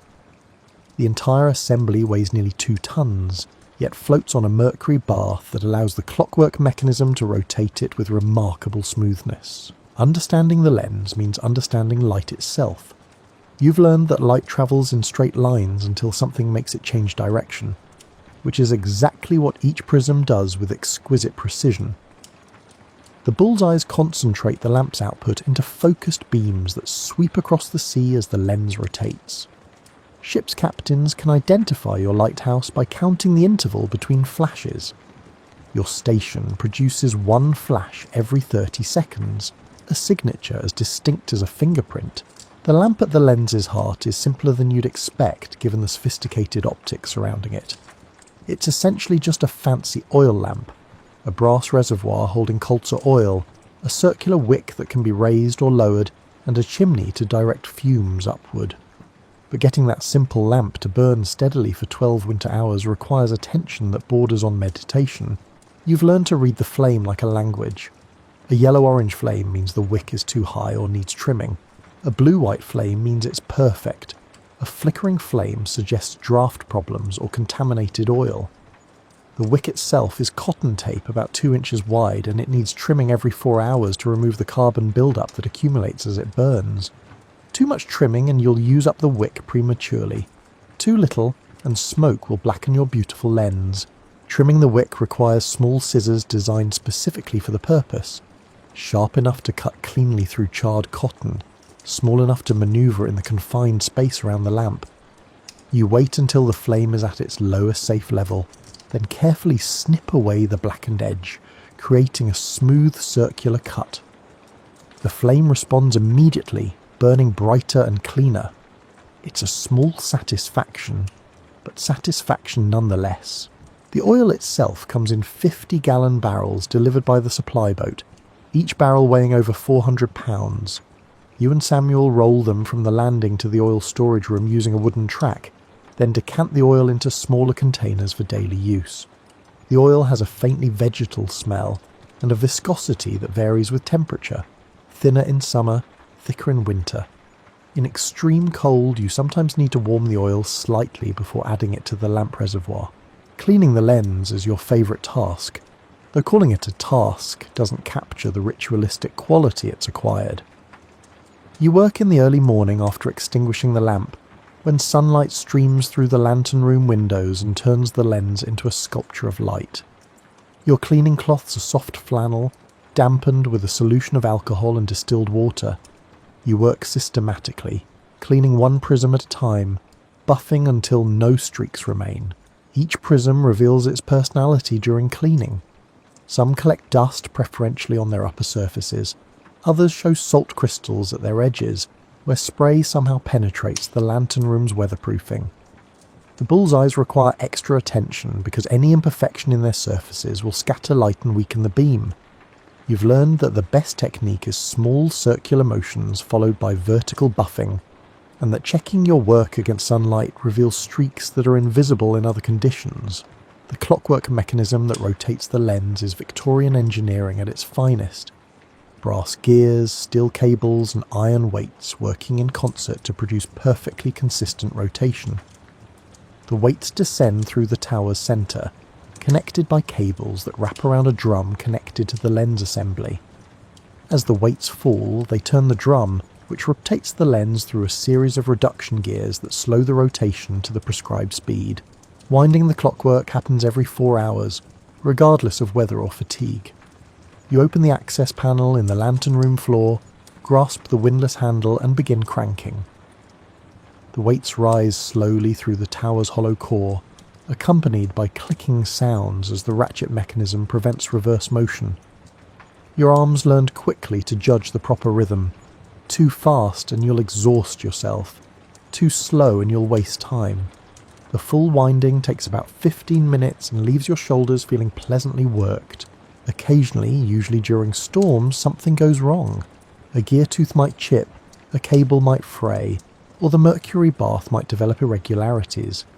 These problems transform from abstract possibilities into urgent crises because the light must keep turning. You've learned to perform repairs while the system continues operating, working around moving parts with tools held in hands that can't afford to shake.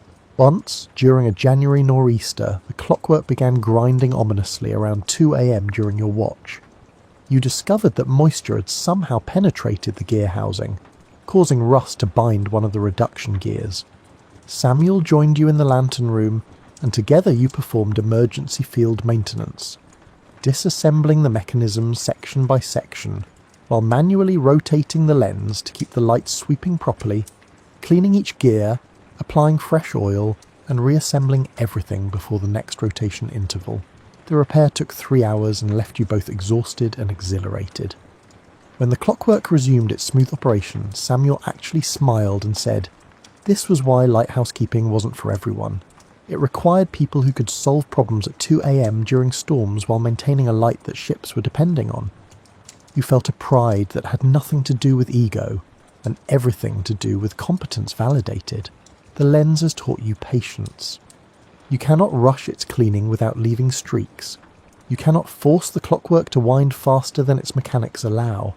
You cannot make the lamp burn brighter than its design permits. Instead, you work within constraints, achieving excellence through consistent attention rather than dramatic intervention. It's a philosophy that applies beyond lighthouse keeping, though you don't often have time to contemplate such connections. Sometimes, during quiet afternoons when all maintenance is complete and the sea is calm, you simply sit in the lantern room and watch light move through glass. The sun strikes prisms at changing angles as it crosses the sky, creating patterns that shift with geometric precision. You understand now why Fresnel devoted years to developing this technology. There's something profound about shaping light with such precision, about taking something as ephemeral as photons and bending them to human purpose. The lens will outlast you. It was here before you arrived and will remain after you depart, serving keeper after keeper in its patient mission of guiding ships through darkness. This isn't melancholy, it's comforting.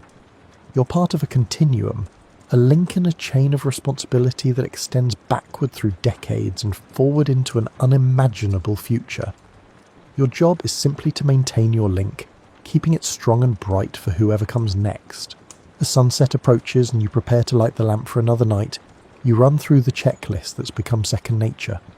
Ventilators open, oil reservoir full, wick trimmed and positioned, clockwork wound, cleaning completed, and log entries current.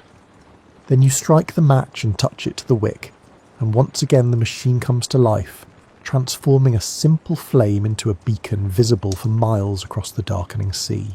The light sweeps outward, and somewhere beyond your horizon, a ship's captain sees it and marks their position with relief.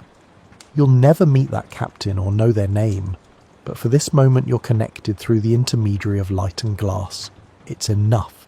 It's everything. The isolation accumulates gradually like snow on a rooftop. The first week felt like a peaceful retreat from city crowds and social obligations. The second week introduced moments of silence so complete you could hear your own heartbeat. By the third month, you've learned that solitude isn't simply the absence of people, it's its own presence, as tangible as wind or weather. Samuel is good company, but lighthouse keeping doesn't encourage extensive conversation. You work parallel rather than together, each managing assigned tasks with practiced efficiency. Meals are brief and functional. Evenings find you both absorbed in separate pursuits, him reading or doing repairs, you writing letters or maintaining personal equipment. The dwelling has become like a ship where two sailors share space while respecting each other's psychological territory. You've discovered that solitude changes how you think. Without constant social input, your mind develops its own rhythms and preoccupations. You find yourself contemplating questions that would seem absurd in city contexts. Whether the gulls recognise individual humans, how fish experience storms, and what percentage of waves break without anyone watching them. These aren't practical questions, but they occupy the mental space that social obligations previously filled. The sea itself becomes a companion of sorts, though an impersonal one. It has moods but no intentions, patterns but no purposes. You've learned to read its changing faces, the long rolling swells that signal distant storms, the sharp chop that means local wind shifts, and the glassy calm that precedes weather changes. Each condition creates its own soundtrack: gentle lapping against rocks, explosive crashes against cliffs, or the peculiar hissing sound of spray suspended in strong wind. Winter storms transform the lighthouse into something between a fortress and a prison. When nor'easters blow in from the Atlantic, waves reach heights that seem impossible until you witness them. Water explodes against rocks with force that makes the tower vibrate, sending spray high enough to coat the lantern room glass with salt despite its 70-foot elevation. During these storms, you cannot leave the lighthouse grounds. Even the short walk between dwelling and tower becomes dangerous as wind tries to lift you off your feet. You've learned to prepare for storms the way squirrels prepare for winter. When the barometer drops and clouds mass on the horizon, you and Samuel spring into action. Storm shutters get secured over dwelling windows. Extra oil gets hauled up to the lantern room. The fog bell mechanism gets checked and double-checked. Freshwater containers get filled from the cistern. Firewood gets stacked inside near the stove. Then you wait, knowing that the next few days will test both the lighthouse's construction and your own endurance. The worst storm hit in February, a 3-day tempest that made previous storms seem like rehearsals. Waves reached heights that seemed to violate natural laws, sending green water crashing over rocks you'd thought were safely above sea level. The wind howled with voices that sounded almost human, finding every gap in the lighthouse's weatherproofing and exploiting it. You and Samuel took 2-hour watches instead of 4, because the strain of maintaining the light during such conditions exhausted concentration faster than normal. During that storm, you discovered depths of fatigue you hadn't known existed. Your watch shifts became exercises in sustained focus despite overwhelming tiredness, wind noise, and the tower's constant motion as waves hammered its foundation. You learned to climb the 93 steps in a zombie-like state, respond to routine problems through muscle memory alone, and stay alert enough to catch actual emergencies through the fog of exhaustion. When the storm finally broke and the sea calmed, you and Samuel emerged into brilliant sunshine that made the violence of the preceding days seem like a hallucination. The rocks were scoured clean of vegetation. Driftwood littered the grounds. Several windows had cracked despite their storm shutters, but the light had burned steadily throughout, and that was the only measure of success that mattered. Solitude also brings unexpected encounters with wildlife that shares this rocky promontory. Seals haul out on rocks below the lighthouse, their barking carrying up on quiet evenings. Harbour porpoises sometimes pass close enough that you can hear their breathing. During spring and fall migrations, birds stop to rest. Warblers, thrushes, and even once a bewildered-looking wood duck that seemed as surprised to find itself here as you were to see it. The birds teach you about navigation and determination. The small ones, weighing barely an ounce, somehow cross hundreds of miles of ocean during migration. Occasionally they're drawn to the lighthouse beam during foggy nights, circling the lantern room in confusion. You've learned to extinguish the lamp briefly during these events, allowing birds to escape the fatal attraction, then relight it once they've departed. The Lighthouse Board doesn't officially sanction this practice, but you suspect most keepers do it anyway.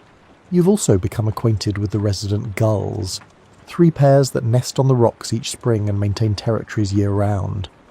One pair, which you've mentally named Friedrich and Clara for no particular reason, has grown accustomed to your presence enough that they don't immediately flee when you emerge from the dwelling.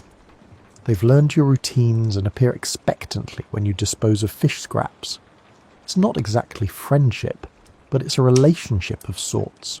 The psychological weight of isolation varies with seasons and weather. Summer feels easier despite longer watches, because decent weather allows outdoor work that provides variety and sunshine. Winter compresses life into smaller spaces with shorter days, intensifying the sense of being contained in a small stone box at the edge of civilization. You've learned to recognise the warning signs in yourself and Samuel: increasing irritability, attention lapses, sleep disturbances, and to address them through deliberate routine changes before they become serious problems. Letters become lifelines during deep winter. The supply boat brings mail monthly when weather permits, and you've developed correspondences with family, friends, and even other lighthouse keepers. Writing letters forces articulation of experiences that might otherwise remain wordless impressions. Reading letters brings news of the outside world, though their content often highlights how different your daily concerns have become from those of city dwellers.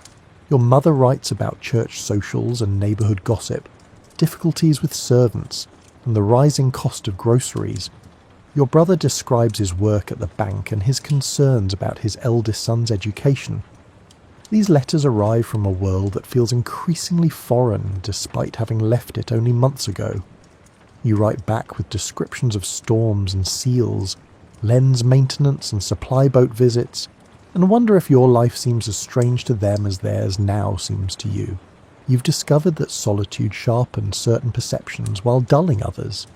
You've become exquisitely attuned to weather patterns, mechanical sounds, and the ocean's moods, but you've noticed your social skills growing rusty.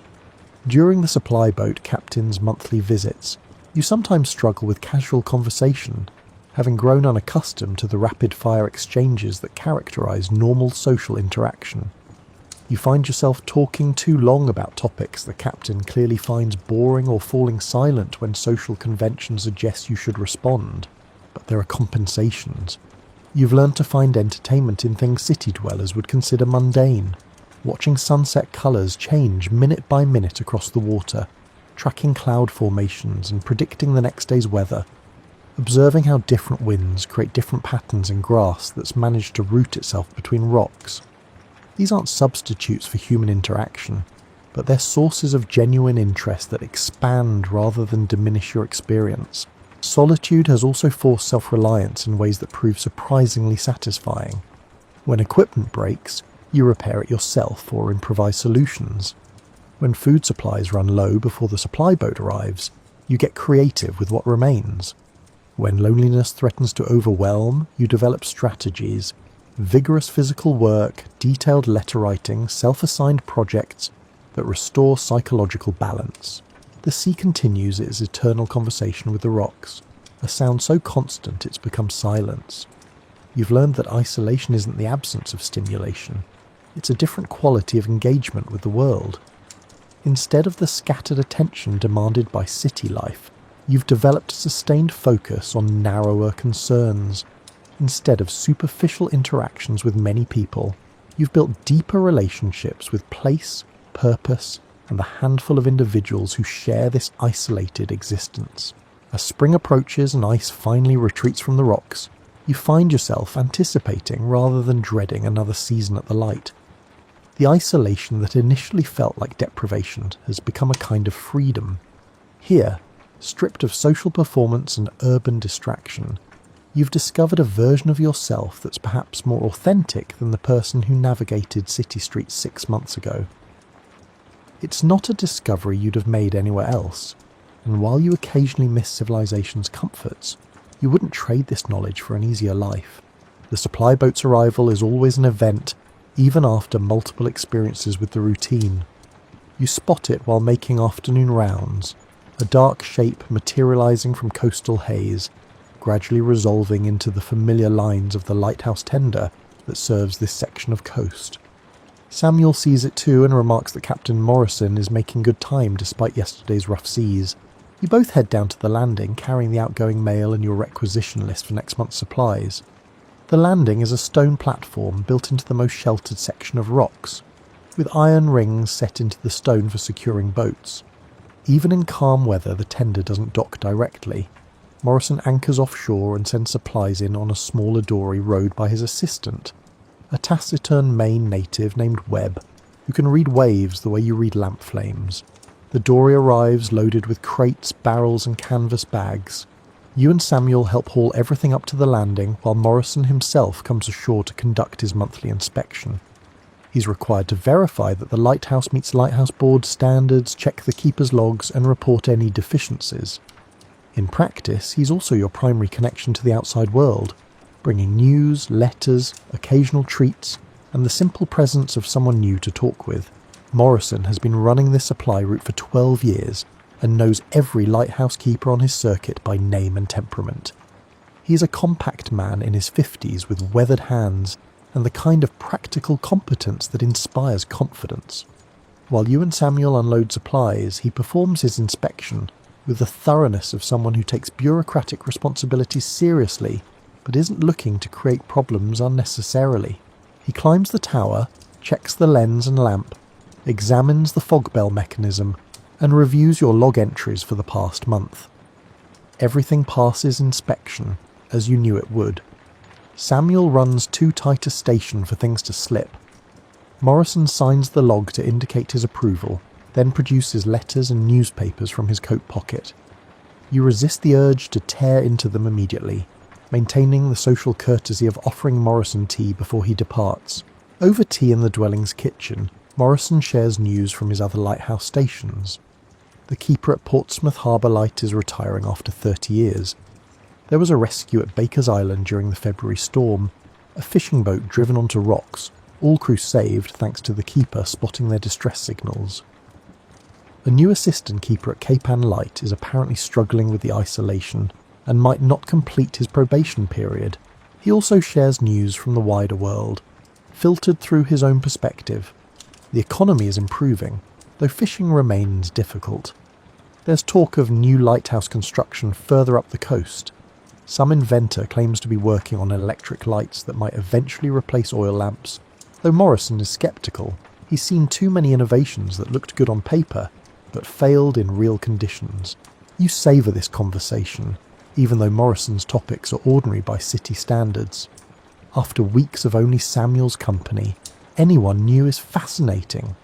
You find yourself listening to Morrison's stories about routine supply runs, as if they're high adventure, which probably says more about your isolation than about the story's actual interest level. Morrison also brings small luxuries that aren't on the official supply list. Fresh apples from his own orchard, a tin of fancy tea, and recent issues of Harper's Weekly. These gifts are technically outside regulations, but they're part of the informal economy that makes lighthouse life bearable. In return, you give him fresh-baked bread and smoked fish, items that Morrison will appreciate during his supply runs to other stations. After an hour, Morrison prepares to depart. The tide is turning and he wants to make his next station before dark. You help carry empty barrels back to the dory. These will be cleaned and refilled for next month's delivery. Webb loads them efficiently while Morrison does a final check that he hasn't forgotten anything. The dory pulls away from the landing and you watch it return to the tender. Morrison waves from the deck as the tender's engine coughs to life, and the vessel turns back toward the mainland. Within minutes, it's disappeared into the same coastal haze it emerged from, and you're left with the supplies to sort and the letters to read and the renewed awareness that you won't see another human face for at least 4 weeks. Late March brings weather that can't decide what season it wants to be. One day offers spring sunshine warm enough for shirt sleeves, the next brings freezing rain that coats everything in treacherous ice. The barometer has been falling steadily for 2 days, and the sky has taken on that peculiar yellowish quality that experienced keepers recognise as a storm warning. Samuel checks the barometer again and notes the reading in the log, 29.2 inches and dropping. The wind has shifted to the northeast and the swells are building with the slow, powerful rhythm that indicates a major storm system approaching. You both know what's coming, a spring nor'easter, potentially worse than winter storms because the temperature contrast between systems creates additional violence. Storm preparation begins with a kind of practiced urgency. You secure everything that could blow away or get damaged. Tools, spare parts, anything left outside gets moved into storage. Storm shutters go up over the dwelling's windows, plunging the interior into premature twilight. Extra lamp oil gets hauled up to the lantern room, along with spare wicks, cleaning supplies, and emergency equipment. The fog bell gets a thorough check because low visibility is virtually guaranteed. You test the mechanism, oil the moving parts, and verify that the spring tension is correct. The bell's deep tone echoes across the rocks, and gulls scatter from their roosting spots in apparent irritation at the noise. Food preparation comes next. You bake extra bread, knowing that the stove may be needed continuously for heat and that you won't want to deal with baking during the storm's peak. Samuel makes a large pot of stew, enough for several days of reheating. Freshwater containers get filled from the cistern. Candles and matches get staged where they'll be accessible if the storm knocks out your ability to move freely between buildings. The storm arrives that evening, announcing itself with wind that goes from fresh to violent in less than an hour. Rain comes horizontally, finding every tiny gap in the lighthouse's weatherproofing. Waves begin their assault on the rocks with increasing fury, sending spray high enough that you can hear it hitting the lantern room glass 70 feet above sea level. Your watch begins at 8 p.m, and climbing the tower is already noticeably more difficult. The wind makes the iron stairs vibrate, and you can feel the tower swaying slightly, within its design parameters, but still disconcerting. In the lantern room, the lamp burns steady despite the chaos outside. The lens rotates with its usual precision, sending beams of light out into the storm, though you wonder if any ships are close enough to see it through the rain and spray. The noise is extraordinary. Wind howls through the lantern room's ventilators with a sound that varies from whistling to shrieking depending on wind direction. Waves crash against the rocks with reports like cannon fire. Rain hammers the glass with such force that you worry about cracks, though the thick panes are designed to withstand exactly this abuse. Through the windows, when lightning flashes, you catch glimpses of seas so wild they look like moving mountains. You perform your watch duties with extra attention. The lamp needs checking every 30 minutes instead of every hour. Wind-driven variations in the ventilator airflow can affect the flame stability. The clockwork requires monitoring because temperature changes from the violent weather can affect its precision. The windows need constant inspection for any signs of water infiltration that could threaten the lamp or damage the lens. Around midnight you notice water beginning to pool on the lantern room floor beneath the eastern windows.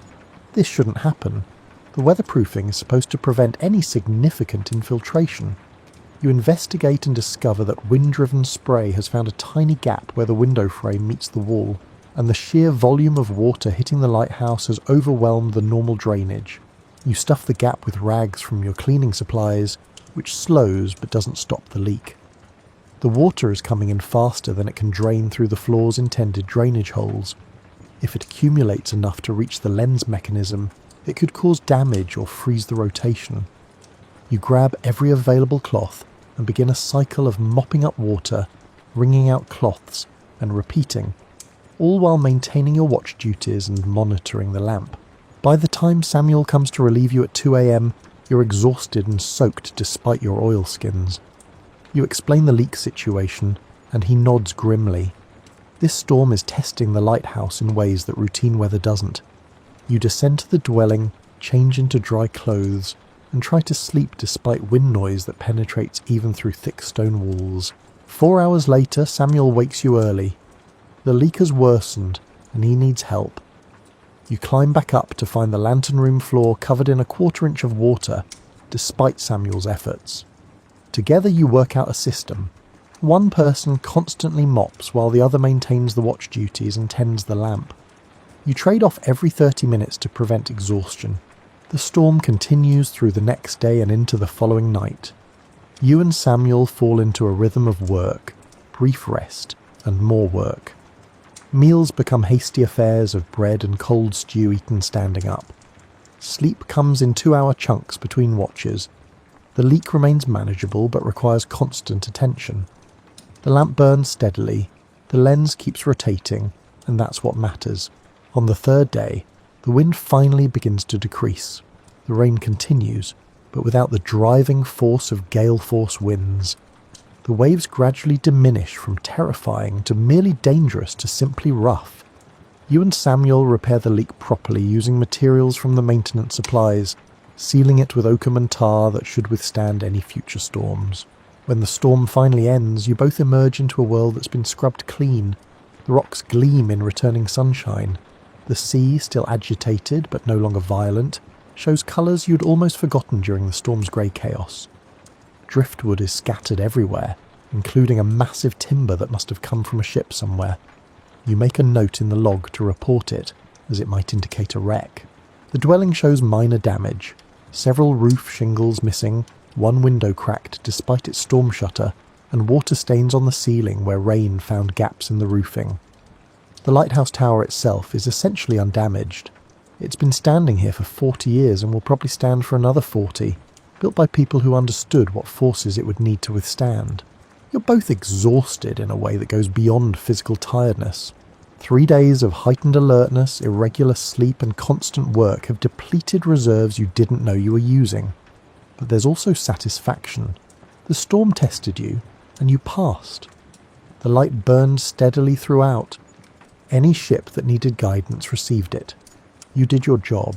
Samuel makes proper coffee, the good kind he reserves for special occasions, and you sit together in the kitchen, not talking much, but sharing the quiet satisfaction of people who've weathered something difficult together.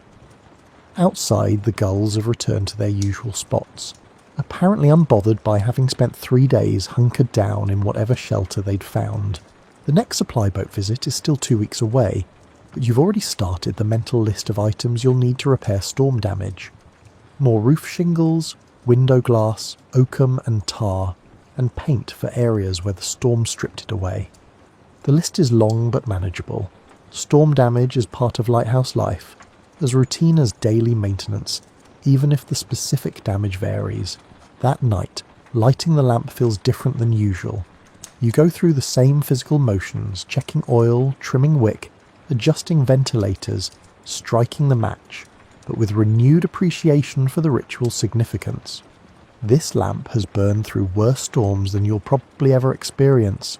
It will continue burning long after you've moved on to another station, or retired from lighthouse service entirely. The lens catches the flame and transforms it into beams that sweep out across the darkening sea. Somewhere beyond your horizon, a ship's captain marks their position and continues safely on their course. The storm is over. The light burns on. All is well. Samuel receives his transfer orders in late April. He'll be moving to a harbour light closer to his family by the end of May. The news arrives in a letter from the Lighthouse Board, formal and impersonal as all official correspondence. He reads it aloud over breakfast, his tone neutral, though you detect relief underneath. He's been at this isolated station for 5 years, and while he's never complained, you know his wife's letters have grown increasingly urgent about wanting him closer to home. This means changes for you as well. The Lighthouse Board offers you the position of headkeeper, which comes with a modest pay increase and full responsibility for the station. You'll also receive a new assistant keeper, a young man named Thomas, who's completing his training at a more accessible station and will arrive when Samuel departs. You accept the promotion with mixed feelings. On one hand, it's recognition of competence and a step forward in the lighthouse service career structure. On the other hand, it means losing Samuel's steady presence and experienced judgment. You've learned to read his moods, trust his decisions, and appreciate his particular approach to lighthouse keeping. Breaking in a new assistant will require patience and attention you're not certain you have. Samuel spends his remaining weeks training you in aspects of headkeeper responsibilities you haven't handled. There's more paperwork than you'd realised. Monthly reports to the Lighthouse Board, inventory management, supply requisitions and personnel evaluations. There's also the weight of final authority. As assistant keeper, you could always defer difficult decisions to Samuel. As head keeper, those decisions will be solely yours. He also shares wisdom that isn't in any manual. How to judge when someone's isolation difficulties are a temporary adjustment versus a genuine unsuitability for lighthouse work. How to balance necessary discipline with the flexibility required when two people must live and work in very close quarters. How to represent the lighthouse service properly during the rare occasions when outsiders visit. These lessons come through stories and observations rather than lectures, Samuel's preferred teaching method. One evening, sharing tobacco on the bench outside the dwelling, Samuel tells you about his first station, a remote light where he served under a head keeper who'd been lighthouse keeping for 30 years. That keeper had taught Samuel something that proved more valuable than any technical training. Lighthouse keeping isn't really about maintaining equipment or following procedures. It's about maintaining yourself, your alertness, your judgment, your sense of purpose, because everything else depends on the keeper's reliability. You ask what happens when you can't maintain yourself, when the isolation or exhaustion or sheer routine wears you down. Samuel takes a long draw on his pipe and says, that's when you either find new ways to stay engaged or you request a transfer. There's no shame in recognising your limits. The shame is in staying at a station you can no longer manage properly, because then ships are depending on someone who's no longer dependable. Thomas arrives on the same supply boat that takes Samuel away. He's 23, eager, and clearly nervous about this posting. You remember feeling similar nervousness 6 months ago, which now seems like years. Samuel introduces you both, hands you a formal letter confirming your promotion, and says he'll write once he's settled at his new station. Then he's in the dory heading toward the tender, and you're alone with your new assistant. Thomas has that scrubbed, earnest look of someone who's spent more time studying manuals than actually working. His uniform is pristine, his equipment is new, and his questions reveal that he's memorized procedures without yet understanding why they matter. You recognize this because you were similar not long ago. Time and experience will season him. Your job is ensuring he survives long enough to gain that experience. You start his training the same day because lighthouse work doesn't pause for transitions. The afternoon's tasks become teaching opportunities. You demonstrate proper lens cleaning while explaining why technique matters. You show him how to read the barometer and what different patterns indicate. You have him practice wick trimming until he can do it smoothly. Each task comes with context that connects procedure to purpose. Thomas is quick to learn mechanical tasks but struggles with the isolation's psychological aspects. After a week, he admits that the silence bothers him. He's from Boston, accustomed to constant noise and activity. The lighthouse's quietness feels oppressive, and he's having trouble sleeping because the wind and waves sound too loud in the absence of city sounds. You remember feeling similarly disoriented by the acoustic environment. You suggest strategies that helped you, focusing on the natural rhythms, treating the sounds as information rather than noise, and understanding that adjustment takes time. You also share something Samuel taught you, that some people adapt to isolation and others don't, and there's no predicting which type someone is until they're actually living it. The first storm you weather with Thomas reveals both his potential and his gaps. He handles the increased watch duties well, staying alert and following procedures, but he becomes anxious in ways that interfere with judgment. When the fog bell mechanism jams during the storm's peak, Thomas panics and wants to wake you immediately. You're already awake, no experienced keeper sleeps soundly during storms, and you talk him through diagnosing and fixing the problem himself afterward. You explain that lighthouse keeping requires a particular kind of calm. Emergencies will happen, often at the worst possible moments. Panicking wastes time and clouds judgment. The solution is trusting your training, working systematically, and knowing when to ask for help versus when to solve problems independently. Thomas nods, but you can see he's still processing this. Experience will be his real teacher. You're also learning lessons about leadership that didn't seem important when you were assistant keeper. You discover that different people require different management approaches. Thomas responds well to patient explanation, but poorly to criticism, even constructive criticism. He needs explicit praise for good work, whereas Samuel operated on the assumption that no comment meant satisfactory performance. You find yourself thinking about how Samuel managed you, his mixture of giving you responsibility while remaining available for questions, his way of correcting mistakes without making you feel incompetent, and his patience with your adjustment to isolation. You try to emulate this approach with Thomas while developing your own leadership style. Letters from Samuel arrive monthly with the supply boat. He's settling well at his new station, enjoying being closer to his grandchildren, but admits missing the clean simplicity of the remote lighthouse. Harbour lights have more visitors, more bureaucracy, and more distractions from the essential work. He asks how Thomas is developing, and offers advice on managing a young assistant's enthusiasm without crushing his spirit. You write back with updates and questions, grateful for the continued mentorship, even at distance. Samuel's letters become a kind of professional development resource, offering perspectives you can't get from manuals or even from direct experience. He's teaching you to see patterns across situations rather than treating each challenge as unique. As summer arrives, you and Thomas settle into a functional partnership. He's growing more comfortable with isolation, developing his own routines and interests. He's revealed a talent for sketching and fills notebooks with drawings of birds, waves, cloud formations, and lighthouse equipment. His mechanical skills improve with practice, and his panic responses diminish as experience builds confidence. You've also discovered unexpected satisfaction in teaching. Helping Thomas develop competence feels meaningful in ways that simply maintaining the lighthouse doesn't.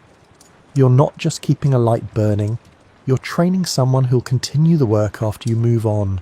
It's a kind of immortality, passing skills and knowledge forward through generations of keepers. One evening, Thomas asks why you became a lighthouse keeper. You realise you've never articulated this clearly, even to yourself. After thinking, you say something about wanting work that matters, that has a clear purpose and measurable results. You wanted to be responsible for something important but not be crushed by administrative complexity or social performance. Lighthouse keeping offered honest work where competence is obvious and where your effort directly affects others' safety. Thomas considers this and admits he became a keeper partly to escape family pressure to join his father's business. Lighthouse work seemed adventurous, romantic even. The reality has been harder and less romantic than he imagined, but also more satisfying. There's something real about this work that his father's import business lacked. You understand exactly what he means. Modern life in the 1880s feels increasingly abstract. Money represents labour, contracts represent relationships, and cities represent communities that deliver anonymity. Here at the lighthouse, everything is concrete. The light either burns or it doesn't. The lens is either clean or it isn't. Ships either pass safely or they don't. There's clarity here that's increasingly rare in a world growing more complex by the year. As you and Thomas share tobacco and watch sunset colour the water, you realise you've become what Samuel was to you. A bridge between the lighthouse service's institutional requirements and the human reality of doing this work. It's a role you never sought but have apparently accepted. You're no longer just keeping a lighthouse. You're keeping a tradition, maintaining a skill set, and preparing the next generation to continue the work. The light will outlast you both, serving keepers you'll never meet, and guiding ships that haven't been built yet. But for now, in this moment, you and Thomas are its guardians. You're doing work that matters, in a place that demands your best, with a purpose that needs no justification. It's enough. The inspector arrives in August without warning, which is precisely how the lighthouse board prefers it. You spot his boat approaching on a Tuesday morning. Not the regular supply tender, but a smaller vessel that carries only the inspector and his assistant. You have about 15 minutes to ensure everything is presentable, though Samuel's training has made you meticulous enough that the lighthouse is always inspection ready.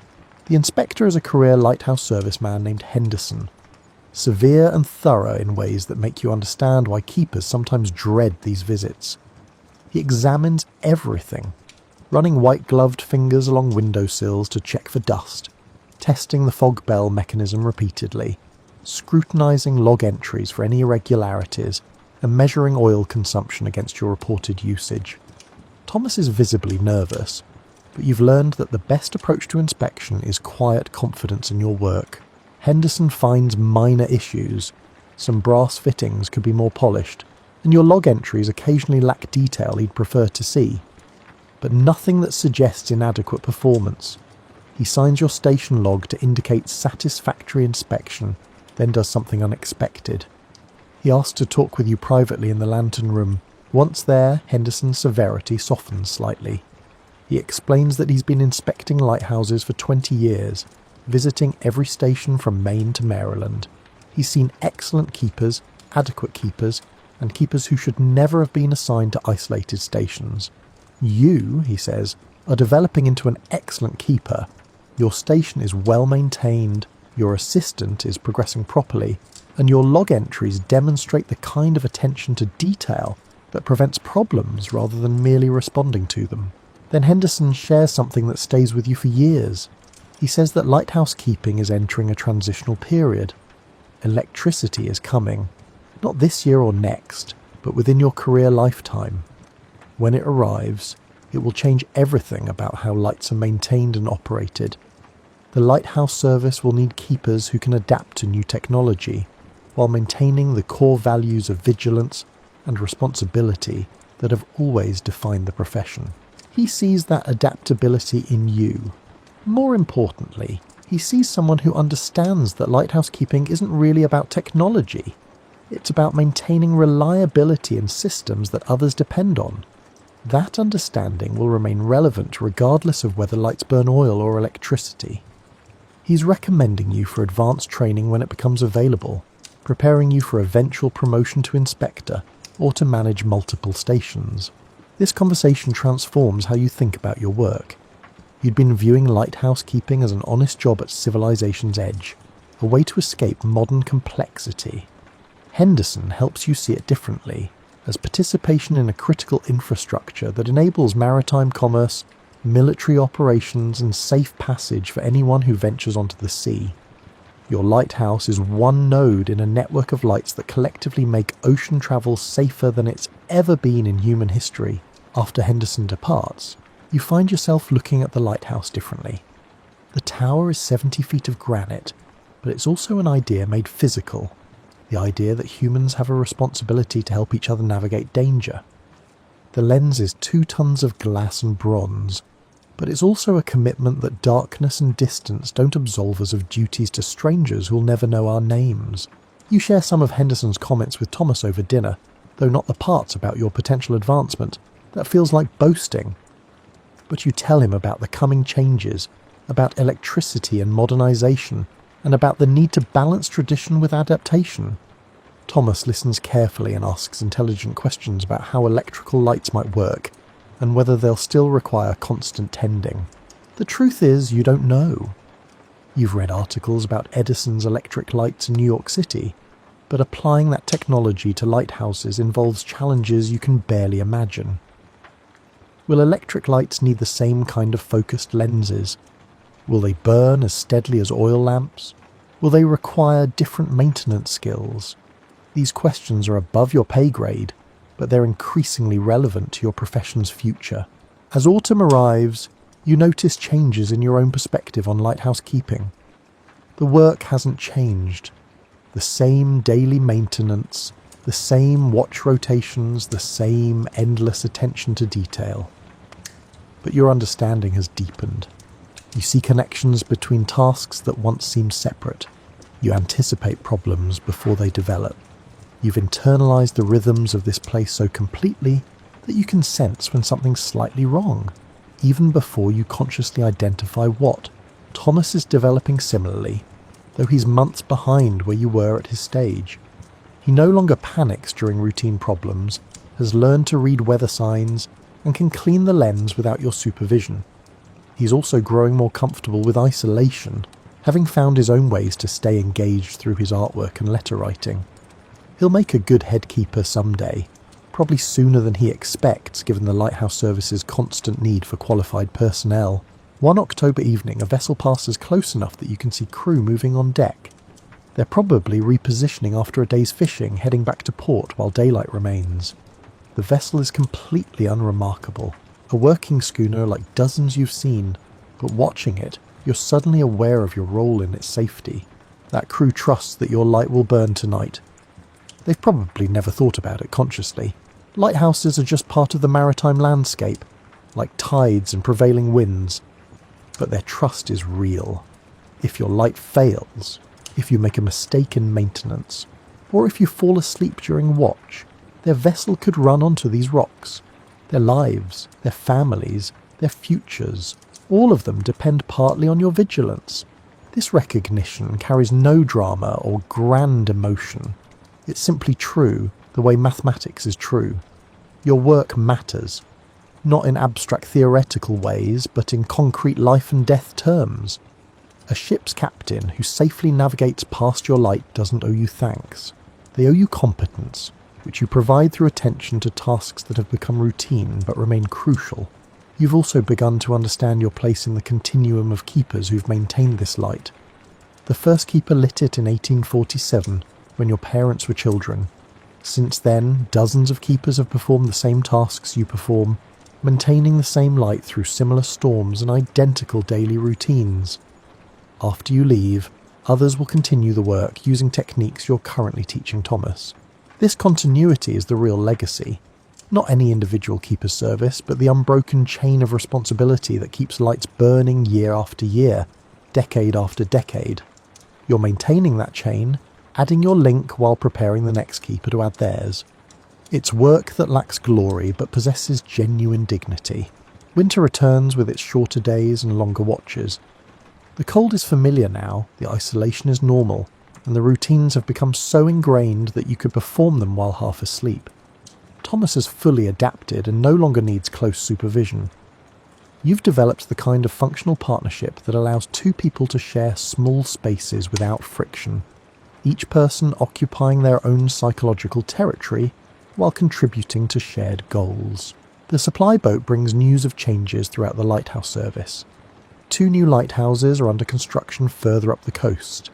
Several older lights are being upgraded with more powerful lenses. There's talk of establishing a training centre where keeper candidates would receive formal instruction before station assignments. The service is professionalising, becoming more systematic and less dependent on informal knowledge transmission. You wonder how this will change the keeper experience. Will formal training replace the apprenticeship model where experienced keepers teach newcomers? Will standardisation eliminate the local variations and individual techniques that currently characterise different stations? Progress seems inevitable, but you hope something essential isn't lost in the modernisation. On the winter solstice, the longest night of the year, you stand alone in the lantern room during your evening watch. The lamp burns steadily, the lens rotates with its precise rhythm, and the beam sweeps out across darkness that seems especially absolute tonight.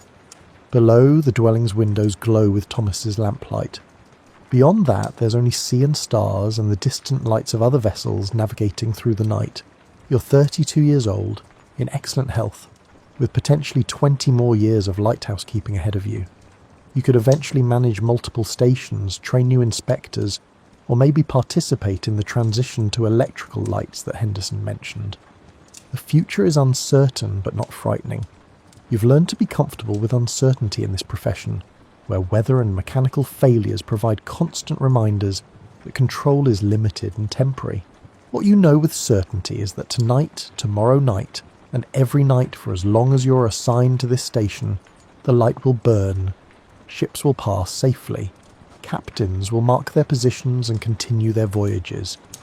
This work will continue long after you're gone, maintained by keepers who'll learn the same lessons you've learned, face similar challenges, and find similar satisfactions in work that demands their best. The lens catches the lamplight and sends it out across the dark water. Somewhere beyond your horizon, someone sees it and knows where they are. That's enough. That's everything. The legacy of the light isn't written in records or celebrated in ceremonies. It's written in safe passages, in ships that reach port, and in crews that return home to families who never knew they were in danger. You check the oil reservoir, trim the wick, and wind the clockwork mechanism. The routines continue because the need continues. Dawn is still 8 hours away, and the light must burn until then, and through every night that follows. This is your work, your purpose, your contribution to the slow accumulation of human efforts that make the world slightly safer, slightly more navigable, and slightly more survivable for those who venture into dangerous places. The light sweeps across the sea, regular as a heartbeat, reliable as a sunrise. You stand watch through another night at the edge of the world, guardian of a flame that guides strangers through darkness. It's work that requires no applause because it provides its own meaning, and that meaning is enough.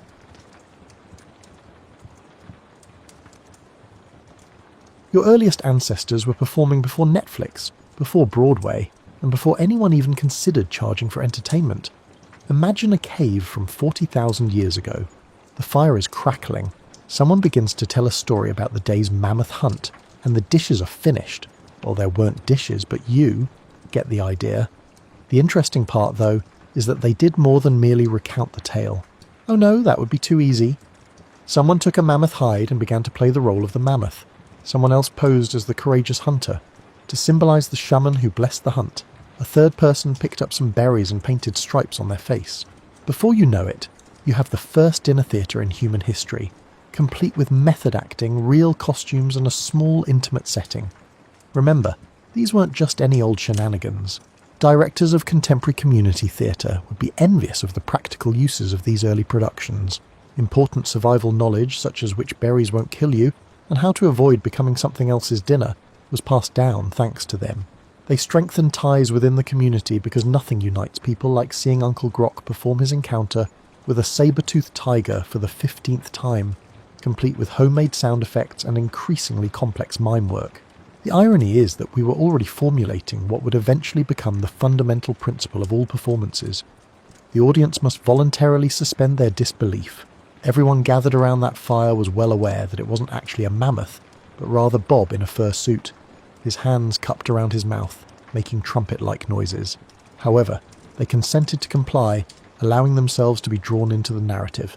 Even though the costumes have become much more elaborate and the venues are much less likely to be overrun by real wild animals, that is the magic contract between the performer and the audience that still exists today.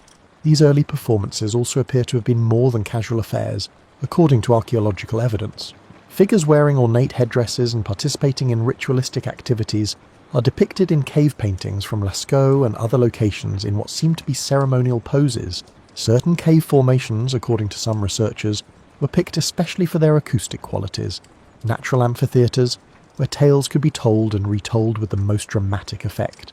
These early societies' performance traditions evolved along with them. Coming-of-age rituals, successful hunts, territorial agreements and seasonal celebrations of the solstices all became occasions for ever more complicated theatrical performances. The shaman or tribal storyteller developed into something like a director, directing group activities and maintaining the customs of telling some stories.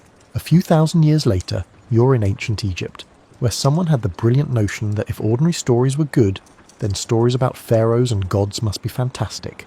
With intricate costumes, makeup techniques that would make a contemporary drag queen weep with admiration, and scripts, hieroglyphic ones, of course. The Egyptians transformed the primal human urge to perform into something that approached professional theatre. In essence, Egyptian religious ceremonies were high-stakes theatrical productions. If you fumbled your lines, you risked upsetting a god, which was far worse than receiving a poor review in the local papyrus. Nor were these solemn, quiet services. They were grand events with hundreds of participants, intricate processions and special effects that must have appeared completely magical to viewers who were unaware of their workings. The story of the god's death and resurrection was narrated over several days of performances that swept across entire cities during the yearly Osiris festivals, which were especially theatrical.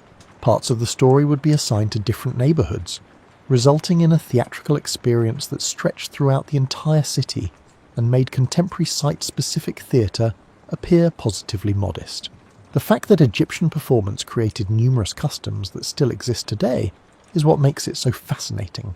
They created complex methods for implying supernatural happenings on stage, such as trapdoors for gods to come and go, ornate masks and costumes to turn human actors into gods, and meticulously planned movements that gave the appearance of supernatural strength.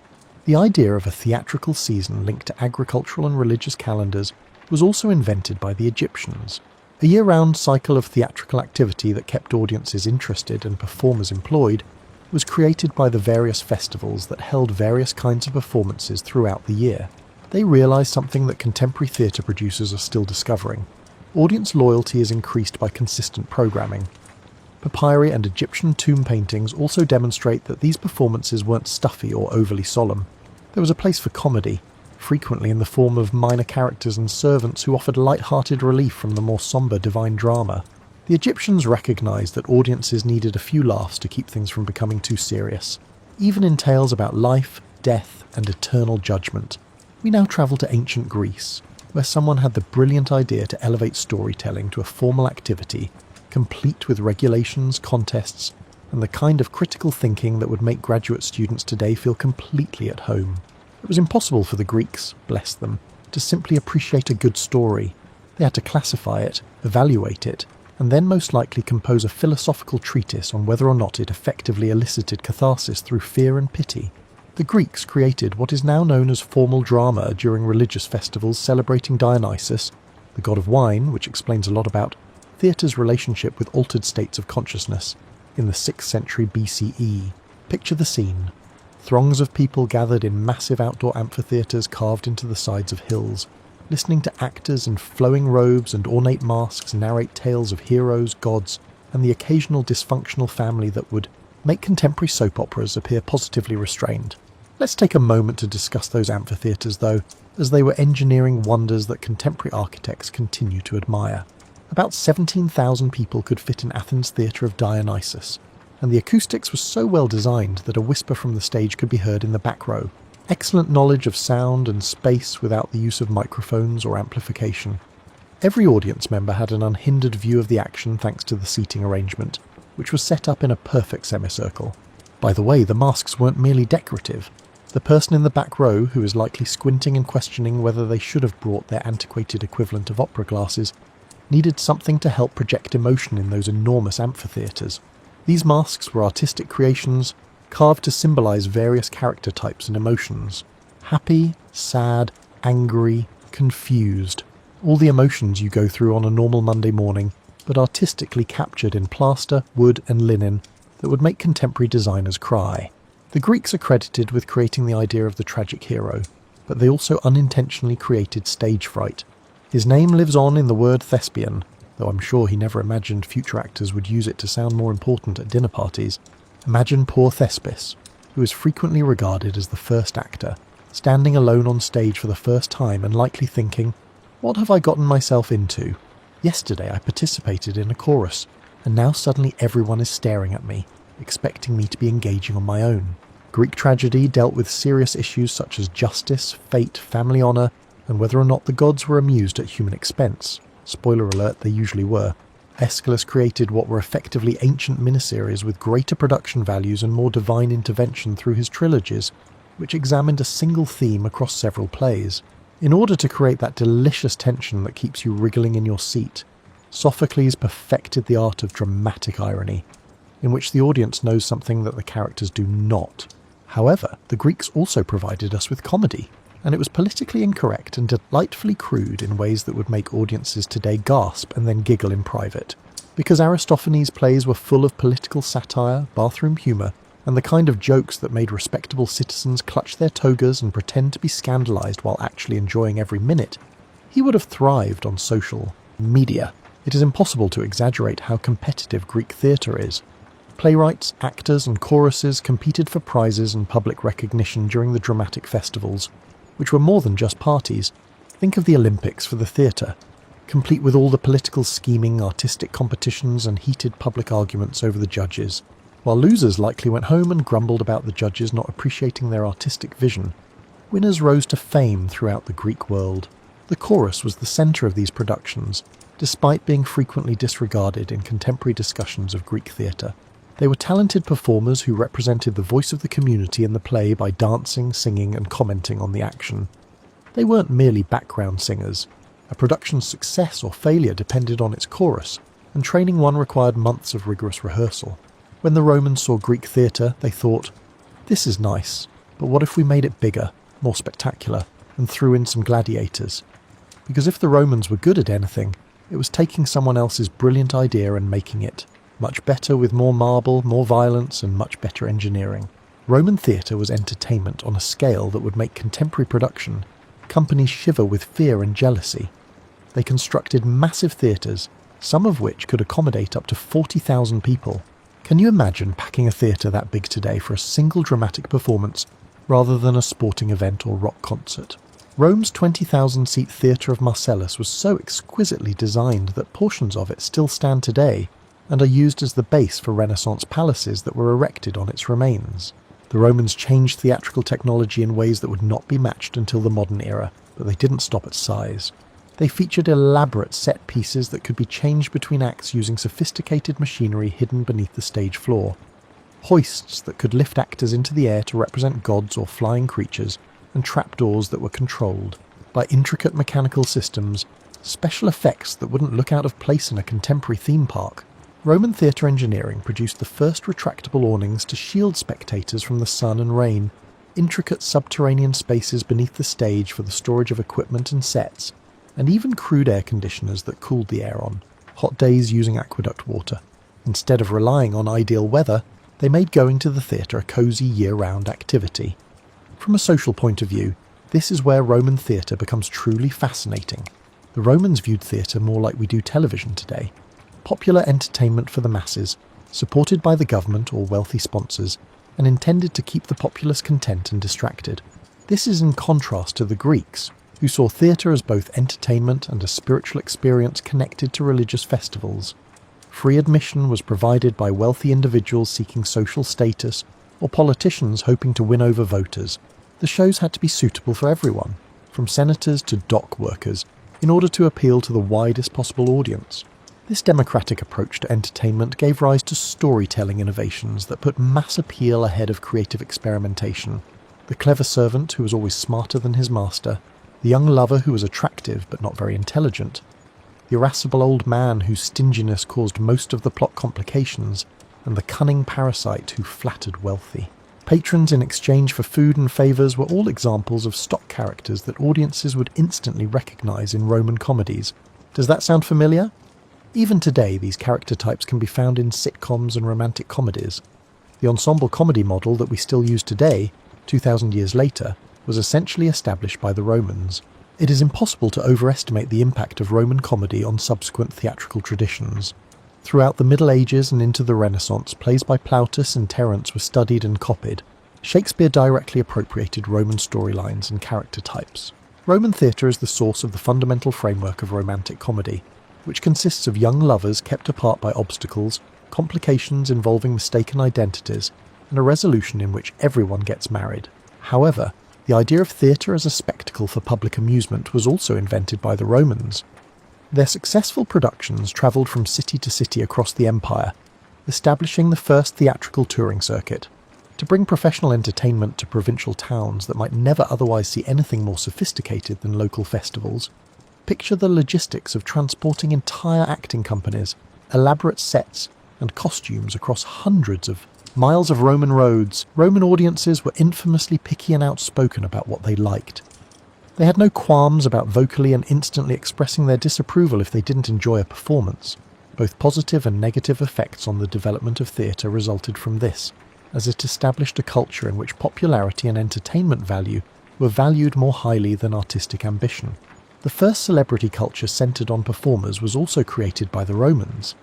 Actors who achieved success became well known throughout the empire, and rumours and conjecture surrounded their private lives. Does that sound familiar? They invented the idea of a touring star who could attract audiences just by virtue of their reputation, going from city to city to play their most well-liked parts. We might assume that theatre simply put on its masks and went home for a few centuries after the fall of Rome. It had to be extremely inventive about where it lived and how it survived, but not quite. The early Christian church had conflicting opinions about theatrical performances. On the one hand, they disapproved of Roman theatre's connection to violence, pagan festivals, and general immorality. However, they soon discovered that religious stories could be effectively taught through performance to those who were illiterate, which was the majority of the population. As a result, theatre found a new home in churches, beginning with straightforward Bible story reenactments during services. Imagine that during Easter morning services, members of the congregation would pretend that Christ's empty tomb had been discovered. This would likely involve improvised costumes and a good deal of nervous laughter from amateur actors who had never performed on stage before. Since Latin, the Church's official language, was typically used for these early liturgical dramas, the majority of the audience was more interested in the spectacle than in fully comprehending every word. This resulted in increasingly complex visual presentations that use staging, costume and action rather than speech to convey narrative and emotion.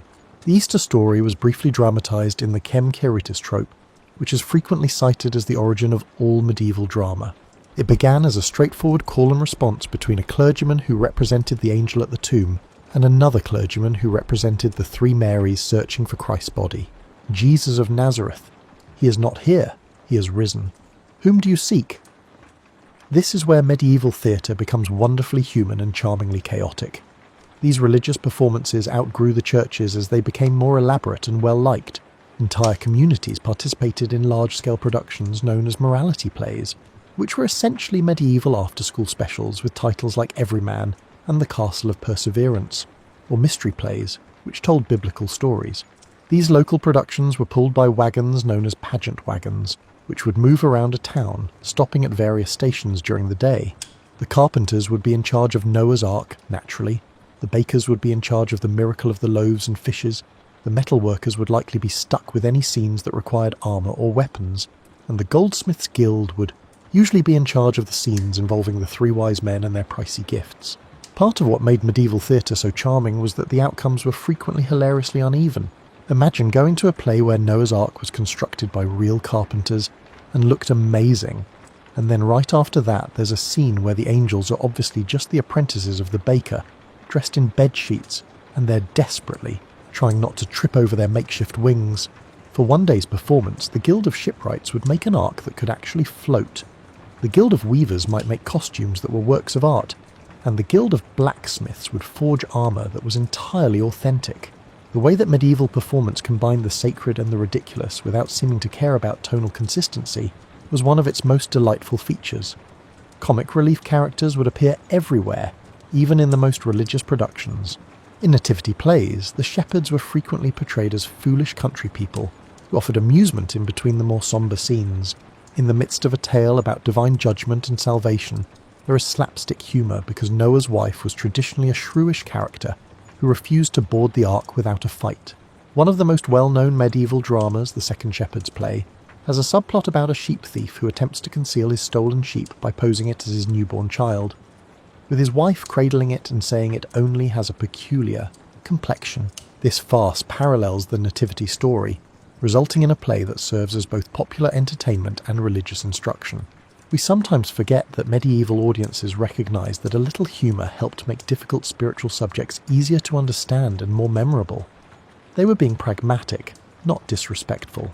You need to give them something to laugh at and something to think about if you want them to remember the lessons in your play. Medieval drama was staged in a way that was both inventive and useful. The majority of performances were held outside in marketplaces or town squares, so portable and weatherproof stage designs were required. The pageant wagon system made it possible for several plays to be presented at various venues at the same time, resulting in a festival-like atmosphere that persisted for days. Some communities created staging systems that were even more complex. In order to follow the entire biblical story from creation to Judgment Day, audiences moved between the Chester mystery plays, which were presented on a number of fixed stages spread out across the city. In order to create enormous outdoor festivals that attracted people from hundreds of miles away, other communities constructed makeshift amphitheatres in fields outside of town. Theatrical aspirations grew in tandem with the prosperity of medieval society and the size of urban centres. Productions became more complex in the 14th and 15th centuries, pushing the limits of what was possible with medieval technology. Hundreds of actors and crew members participated in these enormous multi-day passion plays during this time period. We can get a sense of the scale these productions could reach from the 1634 started Oberammergau Passion Play. Medieval adaptations were frequently even more ornate, with casts that included entire communities, numerous stages, and sophisticated special effects equipment. The technology used for staging advanced. Biblical miracles were cleverly addressed by medieval stage managers who created intricate mechanisms for parting seas or simulating divine fire, flying rigs for angelic appearances, and trapdoors for resurrection scenes. Medieval stage designers developed a specialty for depicting the mouth of hell, which is frequently a massive dragon head with a movable jaw that can swallow the damned while belching smoke and flames. Medieval theatre had a significant economic component. Investing heavily in costumes, materials, and specialised craft work was necessary for large productions. Guilds would train for their designated scenes for months, and the rivalry between them to produce the best show became a source of artistic innovation and civic pride. According to records from York, England, the mystery play cycle in the city involved 48 different wagons, and most of the adult population as organisers, craftspeople or performers. The play's economic impact was so great that they became popular tourist destinations, bringing in large sums of money for nearby merchants and innkeepers. Humanism, literacy, and the radical notion that perhaps, just possibly, the average person should have access to entertainment that wasn't solely concerned with their eternal souls, and moral advancement were all introduced during the Renaissance. Professional theatre as we know it began during this time, with permanent companies, specially constructed theatres, and the groundbreaking idea that actors could earn a living doing what they did without having to become carpenters or farmers. With stock characters that wore recognisable masks and costumes that have become so iconic that they are still instantly recognisable today, the Commedia dell'arte in Italy was perfecting improvisational comedy. With exaggerated features that allowed actors to project personality even to audiences seated close enough to see their eyes through the mask's eye holes. These were not your sombre Greek masks made to project emotion across enormous amphitheatres. Instead, they were made for intimate comedy. The fundamental character types: Pantalone, the wealthy old merchant who was constantly being conned out of his money; Il Capitano, the blustery soldier who talked endlessly about his military exploits, but turned out to be a coward when faced with real danger; Arlecchino, the cunning servant who was always smarter than his supposed betters; and the young lovers, who were typically beautiful but not particularly blessed with common sense, became so popular that they spread throughout Europe more quickly than Renaissance pasta recipes. Commedia dell'arte is especially endearing because, although the fundamental storylines and character types were the same for all acting companies, a large portion of the dialogue was improvised. Over the course of years or even decades, actors would hone their characters, coming up with unique vocal patterns, physical gestures, and running jokes that viewers would find entertaining. The audience expected the same characters to appear in each performance, albeit with slightly different circumstances and complications, so it was similar to watching a Renaissance take on improvisational comedy. The basic plot outlines or scenarios were handed down from one company to another and grew more complex. Mistaken identities, young lovers attempting to outsmart their parents, servants who were simultaneously assisting and impeding their masters, and enough physical humour to keep audiences laughing even when they couldn't fully follow the plot. Complications are all common elements of Commedia dell'arte performances. With their own costumes, props, musical instruments, and specialised equipment for outdoor performances, these travelling companies were effectively small businesses. They kept their main character types and scenarios while travelling from town to town throughout Italy and eventually throughout Europe, tailoring their performances to local languages and tastes. At the same time, something remarkable was taking place in England that would forever alter the field of theatrical literature. However, let's face it, Elizabethan theatre was not the reverent, hushed experience you might expect from something we now study with such academic seriousness. The Elizabethan era produced what many consider the greatest flowering of dramatic literature in the English language. Unlike the calm, reflective settings we now associate with serious drama, Elizabethan theatres were noisy, boisterous spaces that functioned more like a hybrid of a social club and a sporting event. Because they were on ground level, the audience known as groundlings stood in the pit and felt completely free to applaud heroes, hiss villains, and hurl objects at performers they didn't like.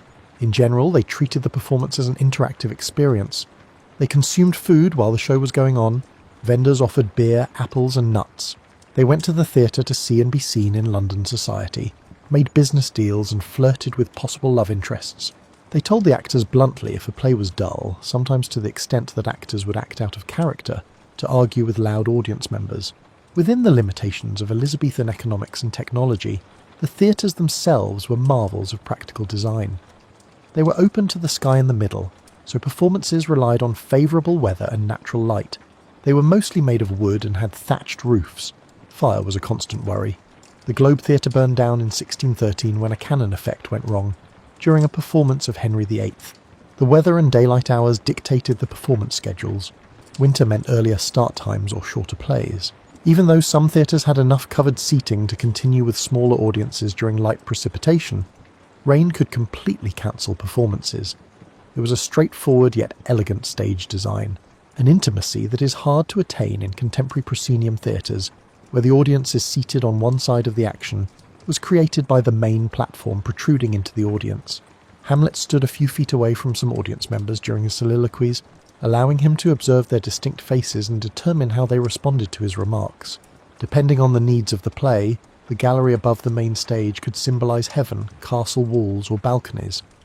Trapdoors allowed supernatural characters to emerge from hell, a space beneath the stage. There was a curtained space behind the stage that could be used as a cave, an inner room, or anything else the script called for. These theatres relied on the imagination of the audience and the playwright's words to create atmosphere and location because they had little scenery and no lighting effects. You were aware that we would eventually arrive. 400 years later, high school students still complain about having to read William Shakespeare, and theatre professionals are still trying to understand how he was able to be so consistently brilliant while managing a theatre company and, likely worrying about paying the rent. Shakespeare was writing popular entertainment for a wide range of readers, not literature for future English classes. This is the aspect of Shakespeare that is frequently overlooked in all the scholarly analysis and reverent treatment. He worked as a playwright in a fiercely competitive commercial theatre setting, producing plays on short notice for audiences who could not stand pretense and who had plenty of other things to do if his productions didn't hold their attention. Shakespeare's genius lay in his ability to work on several levels at once, without making anyone feel condescending or excluded. Sword fights, puns, and obscene jokes that would make a contemporary R-rating committee blush were all part of the experience for the groundlings who paid a penny to stand in the pit. Sophisticated wordplay, classical references, and intricate psychological insights that unveiled new layers upon repeated viewing were provided to the educated nobility who paid more for seats in the galleries. Everyone heard gripping tales of betrayal, power struggles, love, dysfunctional families, and the sporadic appearance of ghosts to add even more difficulty to an already challenging circumstance. His comedies, which were full of misidentifications, cross-dressing characters, romantic confusion that degenerates into delightful chaos, and the kind of wordplay that makes you laugh and moan at the same time, were truly funny in ways that are still relevant today. With a villain plot that primarily provides the other characters with interesting things to react to, and enough clever dialogue to fuel several contemporary sitcoms, Much Ado About Nothing is essentially a romantic comedy about two couples who approach love from entirely different perspectives. His histories transformed dull political events, which the majority of his audience only knew in passing, into exciting adventures full of endearing characters who seemed more real than the historical figures they purportedly represented. Through stirring battle speeches and character interactions, Henry V turns a medieval military campaign into a reflection on leadership, accountability, and the price of political ambition. This keeps audiences interested even if they are not very interested in English foreign policy in the 14th century and his misfortunes. Yes, they are tragic, but in the most fulfilling sense of the word. They deal with major themes like fate, ambition, love, and retribution. But they do so by showing flawed, complex characters making decisions that have terrible outcomes. In addition to being a play about a prince who must exact revenge on his father, Hamlet is also about a person attempting to live honourably in a corrupt society, and how the quest for perfect justice can destroy everything you're attempting to defend. Shakespeare's comprehension of human psychology in all its contradictory complexity was what truly made him unique, because his characters, like real people, have internal contradictions. They seem authentic. Frequently in the same scene, Hamlet exhibits both decisiveness and indecision, bravery and cowardice, and cruelty and love. Lady Macbeth is a fiercely ambitious and extremely vulnerable person who can both plan murder and be destroyed by guilt. Iago is incredibly cunning and strangely petty, driven by resentments that don't fully excuse the complex retaliation he plans. Shakespeare was also more aware of the desire of audiences for variety in a single evening's entertainment than most playwrights before or since. His plays combine court scenes and tavern scenes, high poetry and everyday prose, and comedy and tragedy, all within single stories that manage to remain cohesive despite their complex tones. Drama, comedy, action, philosophy and poetry are all combined into one experience that somehow feels cohesive rather than dispersed, making it similar to receiving a full entertainment package. Hamlet contains a variety of content, including a ghost story, a political thriller, a family drama, a romantic tragedy, a revenge plot, a play within a play, sword fights, philosophical soliloquies, court intrigue, and some of the most hilarious gravedigger scenes in dramatic literature. Shakespeare managed to make that list function as a single, seamless experience, but any contemporary entertainment executive would insist on dividing it into at least 3 distinct products. Shakespeare was essentially creating modern English, as he wrote, so the language merits special attention. Shakespeare created or first used many of the words and expressions we use on a daily basis in his plays. He intuitively saw that language could be both poetic and conversational, elegant and approachable, and beautiful and useful. His character's speech sounds both heightened and natural, poetic and realistic. Dramatic development was as much influenced by the actual theatre locations as it was by the playwrights and performers who performed there. A microcosm of Elizabethan society and a device built to produce particular types of theatrical experiences, the Globe Theatre was more than just a place where many of Shakespeare's plays had their world premieres. The Globe's social geography provides us with a wealth of information about Elizabethan views on community, entertainment and class. The groundlings stood in the pit for a penny, which was less expensive than a loaf of bread, and the least expensive form of entertainment in London. A seat in the galleries, where you would be shielded from the elements and have a better view of the action, would cost an additional penny. Although they most likely couldn't hear much conversation and undoubtedly disrupted the staging, the most expensive seats were actually on the stage itself, where affluent patrons could see and be seen by the rest of the audience. It was revolutionary to bring together people from different social classes in one place. Where else could a pickpocket, a nobleman and a shopkeeper all enjoy the same entertainment in the same place at the same time, in the strict hierarchical Elizabethan society? In London, theatre emerged as one of the few genuinely democratic establishments where individuals from wildly disparate backgrounds could share similar experiences and responses. It's easy to ignore the ways in which the architecture of these theatres impacted dramatic writing. Plays had to be performed during the day because there was no artificial lighting, so night scenes had to be completely set up through staging and dialogue. The actors must use their words and deeds alone to persuade a daytime audience that it is night time when Romeo ascends to Juliet's balcony. As playwrights learned to use words to create vivid images rather than lighting effects, this limitation produced some of the most exquisite descriptive language in English literature. With the platform extending far into the audience area, the thrust stage arrangement produced an intimacy that is difficult for contemporary theatres to replicate. Every performance felt immediate and intimate because the actors were literally surrounded by audience members on 3 sides. Instead of being performed to the back wall of the theatre or to empty air, soliloquies were shared directly with audience members who could touch them, fostering a sense of mutual confidence and conspiracy between the performer and the audience. Shakespeare and his contemporaries had to use dialogue, costumes and small props to create setting and atmosphere because there was a dearth of ornate scenery. A bed could turn the stage into a bedroom, a throne signified a palace, and a few branches suggested a forest. Instead of just showing viewers preset images, this economy of means compelled playwrights to be resourceful and audiences to be creative, resulting in a collaborative theatrical experience that stimulated viewers' creativity. Actors had to be incredibly adaptable because Elizabethan theatre companies used a repertory system. In a week, a single company may present 6 different plays, requiring actors to learn and play dozens of roles at once. With little rehearsal time, the top actor in a company such as Shakespeare's company, the Lord Chamberlain's men, would have to be ready to play a variety of characters and styles, such as King Lear on Wednesday, Benedick in Much Ado About Nothing on Tuesday and Hamlet on Monday. Additionally, because of this system, plays were written with particular actors in mind. Shakespeare customised roles for each member of his company based on their individual strengths, weaknesses and peculiarities. Will Kempe and Robert Armin, both of whom had distinct comedic philosophies and specialties, were the intended recipients of the clown parts. The tragic parts were written for Richard Burbage, who apparently had a regular ability to bring people to tears. English theatre started to undergo minor but important changes in 1603 when James I came to power. The emergence of private indoor theatres that catered to more affluent audiences coincided with the reign of the new king, who was more interested in lavish court entertainments than in public theatre. Shakespeare's company started its winter performances at the Blackfriars Theatre, which was a far cry from the public amphitheatres. It was more intimate, smaller, artificially candlelit, and admission was much pricier. playwrights were inspired to experiment with more psychologically complex material and advanced theatrical techniques as a result of the more affluent and educated audience this attracted. Themes of corruption, insanity, and moral ambiguity were explored in darker, more psychologically complex plays written by playwrights such as John Webster, Thomas Middleton, and John Ford. With their graphic violence, sexual transgression, and moral complexity, The Duchess of Malfi, The White Devil, and 'Tis Pity She's a Whore challenged the conventions of what was appropriate for staging in outdoor amphitheatres during the day.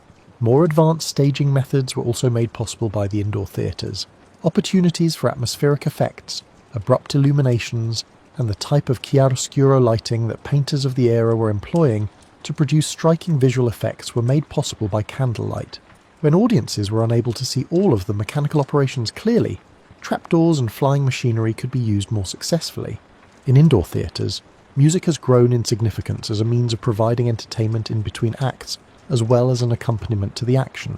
The development of what would eventually become theatrical orchestration as an artistic discipline and more subdued musical effects was made possible by the acoustics of enclosed spaces. English theatre achieved unprecedented levels of sophistication and artistic achievement during Charles I's reign, but it also began to temporarily decline. Court masques evolved into increasingly complex spectacles that fused dance, music, theatre, and visual arts in productions that were expensive and primarily used to showcase the wealth and power of the monarchy. Playwrights such as John Ford, Philip Massinger, and James Shirley produced works of significant artistic value, and public theatre flourished. However, a confrontation that would temporarily put an end to professional theatre in England was being sparked by the growing Puritan opposition to theatre as politically dangerous and morally corrupting. One of the greatest eras in English dramatic literature came to an end in 1642, when Parliament passed an ordinance banning all public theatres. Actors and playwrights were forced underground or into exile during England's 18-year ban on professional theatre. The theatrical impulse and human nature, however, have a wonderful quality that makes it impossible to eradicate theatre through legislation. Theatrical activity persisted in disguised forms throughout the Commonwealth era. The theatrical tradition was maintained through private performances in aristocratic homes, travelling entertainers who were careful not to identify as actors, and even some public performances that were passed off as musical concerts or instructional demonstrations. At fairs and markets, droll performances, brief comedic excerpts taken from longer plays, were presented, frequently with actors prepared to disperse if officials showed up. By offering moral instruction that coincidentally involved costumed actors enacting better stories, some theatrical entrepreneurs came up with inventive ways to get around the bans. When the monarchy was reinstated in 1660, theatre made a comeback to England, but with some notable modifications that would permanently alter the art form. For the first time, women were allowed to act on professional stages, which seems like such an obvious innovation that you wonder why it took so long to occur to anyone. In the past, young men were cast in all-female roles, which created some intriguing theatrical complications when characters and stories pretended to be the opposite gender. The ability to see real women portraying women opened up new avenues for dramatic characterization and romantic comedy. Additionally, male audience members occasionally showed greater interest in the actresses than in the plays they were performing, which led to new issues. The most well-known Restoration actress, Nell Gwyn, is a prime example of this shift's advantages and disadvantages. This conflict between artistic success and personal fame would haunt actresses for centuries as they benefited from professional opportunities while confronting social stigmas that did not apply to their male counterparts. She was a truly gifted performer who could handle comedy and tragedy with equal skill, but she's more famous today for being King Charles II's mistress. Comedy of manners and other sophisticated plays about the social intrigues of the upper classes also gained popularity during the Restoration era. Instead of being broad physical comedies, these were clever verbal entertainments that deftly parodied romantic pretenses and social norms. Consider them the forerunners of contemporary romantic comedies, albeit with tighter corsets, more complex language, and a markedly more pessimistic outlook on marriage and faithfulness. Perhaps the best example of Restoration comedy is William Congreve's The Way of the World, which features characters who navigate romantic and financial complexities with well-crafted epigrams that only true intelligence can understand. There is a lot of wit in the conversation, but it is used as a weapon in complex social warfare where reputation and wealth are at stake. Compared to their Elizabethan forebears, Restoration theatres evolved into more elegant spaces that increasingly catered to affluent patrons prepared to shell out more cash for cosier surroundings.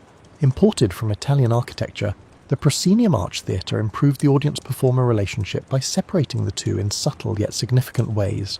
With painted backdrops and wing flats that could be switched between acts to imply different locations, the scenery grew increasingly ornate, although it also meant that plays relied less on the imagination of the audience and more on visual spectacle.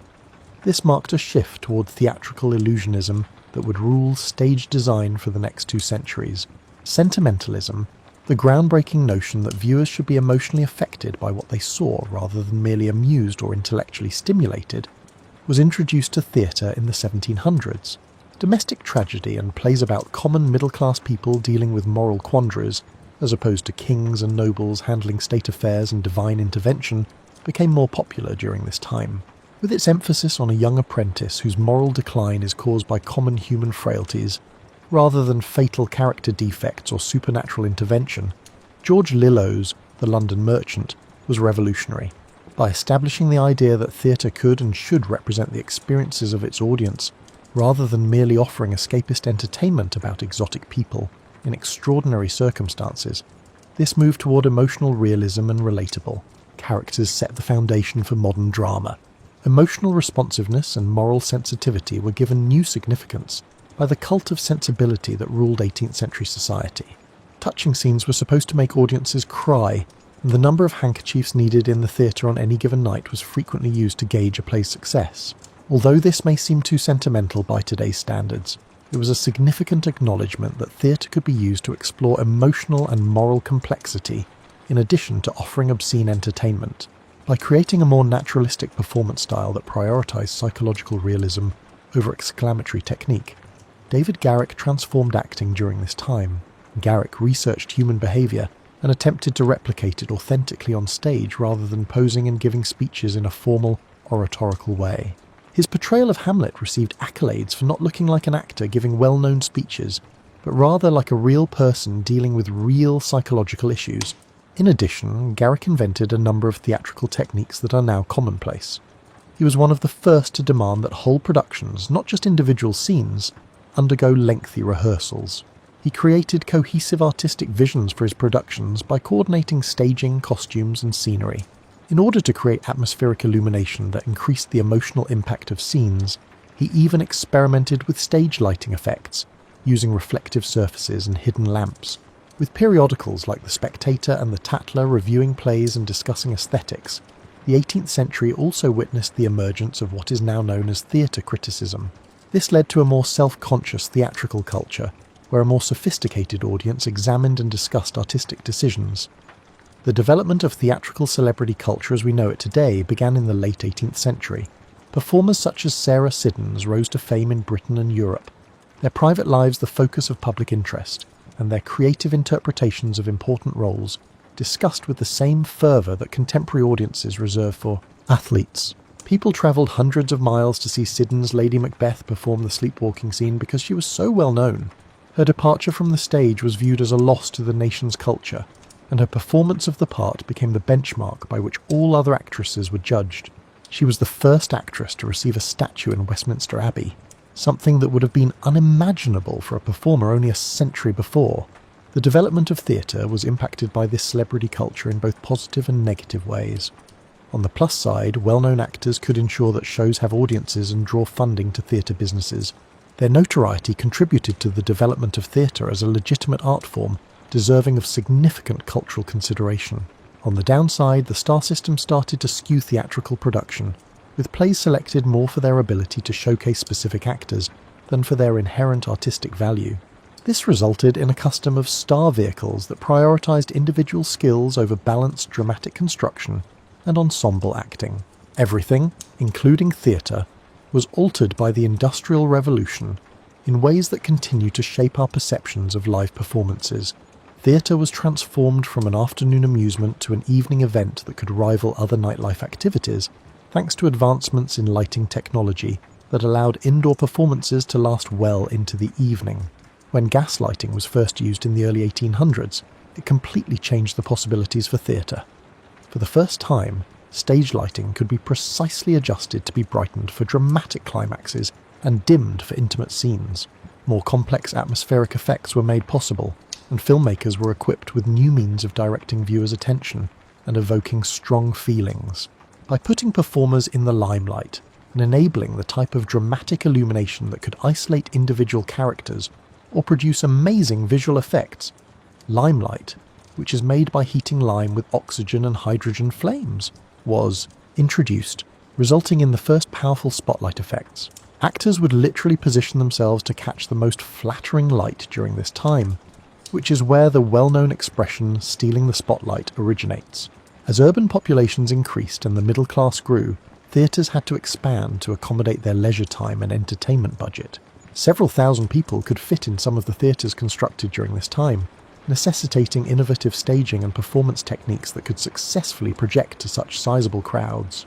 Melodrama, a theatrical genre that focused on stark moral contrasts, breathtaking special effects, and poignant scenarios that were understandable and enjoyable even in large theatres, was born as a result. The plots of melodramas included enough physical action and visual spectacle to keep audiences interested even when they couldn't hear every word of dialogue, while the heroes were entirely good and the villains were completely evil. Melodramatic plots were thrilling for audiences of the time, but delightfully absurd by today's standards. On family farms, villains threatened foreclosure, heroes swung on ropes across burning buildings, heroines were tied to railroad tracks, and evil was always severely punished, usually in a spectacular way, while virtue was always rewarded. However, melodrama fulfilled significant social roles that went beyond simple amusement. In order to help viewers comprehend the swift changes taking place in their society, a number of melodramas addressed modern social issues, such as urbanization, class conflict, industrialization, and shifting family structures. The most well-known American play of the 19th century, Uncle Tom's Cabin, employed melodramatic devices to make anti-slavery points to audiences that political speeches and newspaper editorials might not have been able to reach. Additionally, touring productions that could reach audiences in smaller cities and towns gained popularity in the 19th century. As railroad networks expanded, it became financially viable to transport entire productions, complete with sets, costumes, and entire acting companies, to locations across the nation. This made it possible for audiences in far-flung places to see the same plays that were performed in large cities, establishing the first genuinely national theatrical culture. With theatrical syndicates planning tours, reserving venues, and standardizing production values across several locations, theatre emerged as a significant industry during this time. The majority of America's major theatres were under the control of the Theatrical Syndicate, which was established in 1896. Their booking choices had the power to make or ruin careers, a parallel movement that would transform dramatic literature and lay the foundation for many of the tenets that still govern serious theatre today, was emerging at the same time that popular theatre was embracing spectacle and wide emotional appeal. Henrik Ibsen, August Strindberg, and Anton Chekhov were among the first playwrights to tackle contemporary social issues through the experiences of likeable characters in familiar settings. Because it addressed marriage and women's rights honestly and in ways that went against ingrained social norms, Ibsen's A Doll's House sparked scandals across Europe.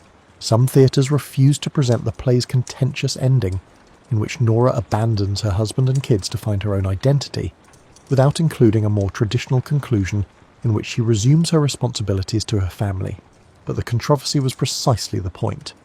Ibsen and his peers felt that theatre should provoke viewers to reflect deeply on moral issues and societal issues, in addition to providing amusement. This marked a return to theatre's long-standing role as a platform for discussing significant topics, but with a particularly contemporary emphasis on psychological realism and current social issues.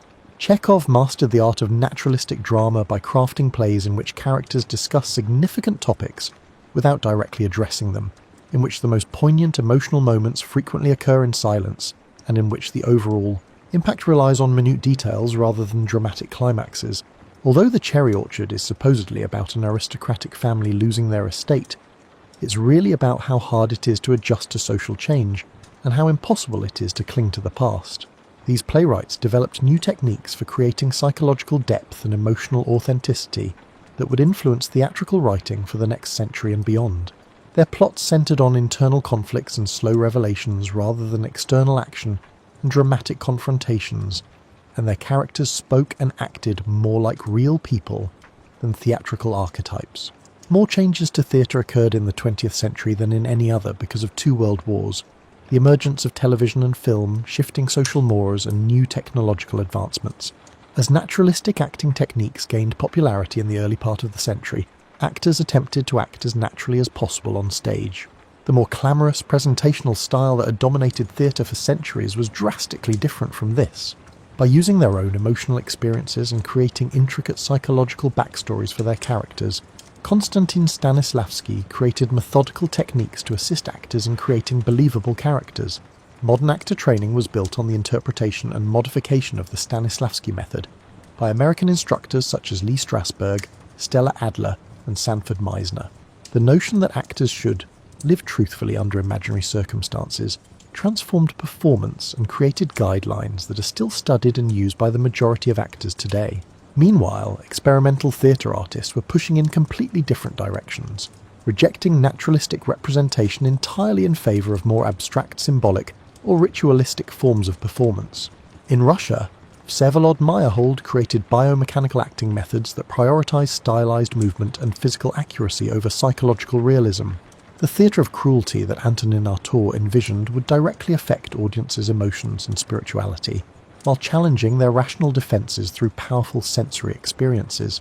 Despite his own production's frequent failures with modern audiences, his theories shaped experimental theatre for decades. In order to keep audiences from getting emotionally engrossed in theatrical illusion, Bertolt Brecht created epic theatre techniques. In order for the audience to critically consider the social and political issues his plays addressed, he wanted them to keep a critical distance from the action. Political theatre all across the world was impacted by Brecht's alienation effects, which included direct address to the audience, songs that made commentary on the action, and staging that purposefully exposed theatrical artifice. American theatre was creating its own unique traits and contributions to the art form, while European theatre was battling modernist innovations and political upheavals. The rise of uniquely American dramatic voices that wrote about uniquely American issues and experiences occurred in the early 20th century. The first American playwright to receive widespread acclaim for his serious dramatic works was Eugene O'Neill. His early plays featured working-class characters and industrial settings that, in ways never before seen on stage, reflected the realities of American life. Later pieces like The Iceman Cometh and Long Day's Journey into Night examine personal failure and family dysfunction with a psychological depth that was comparable to anything being written in Europe.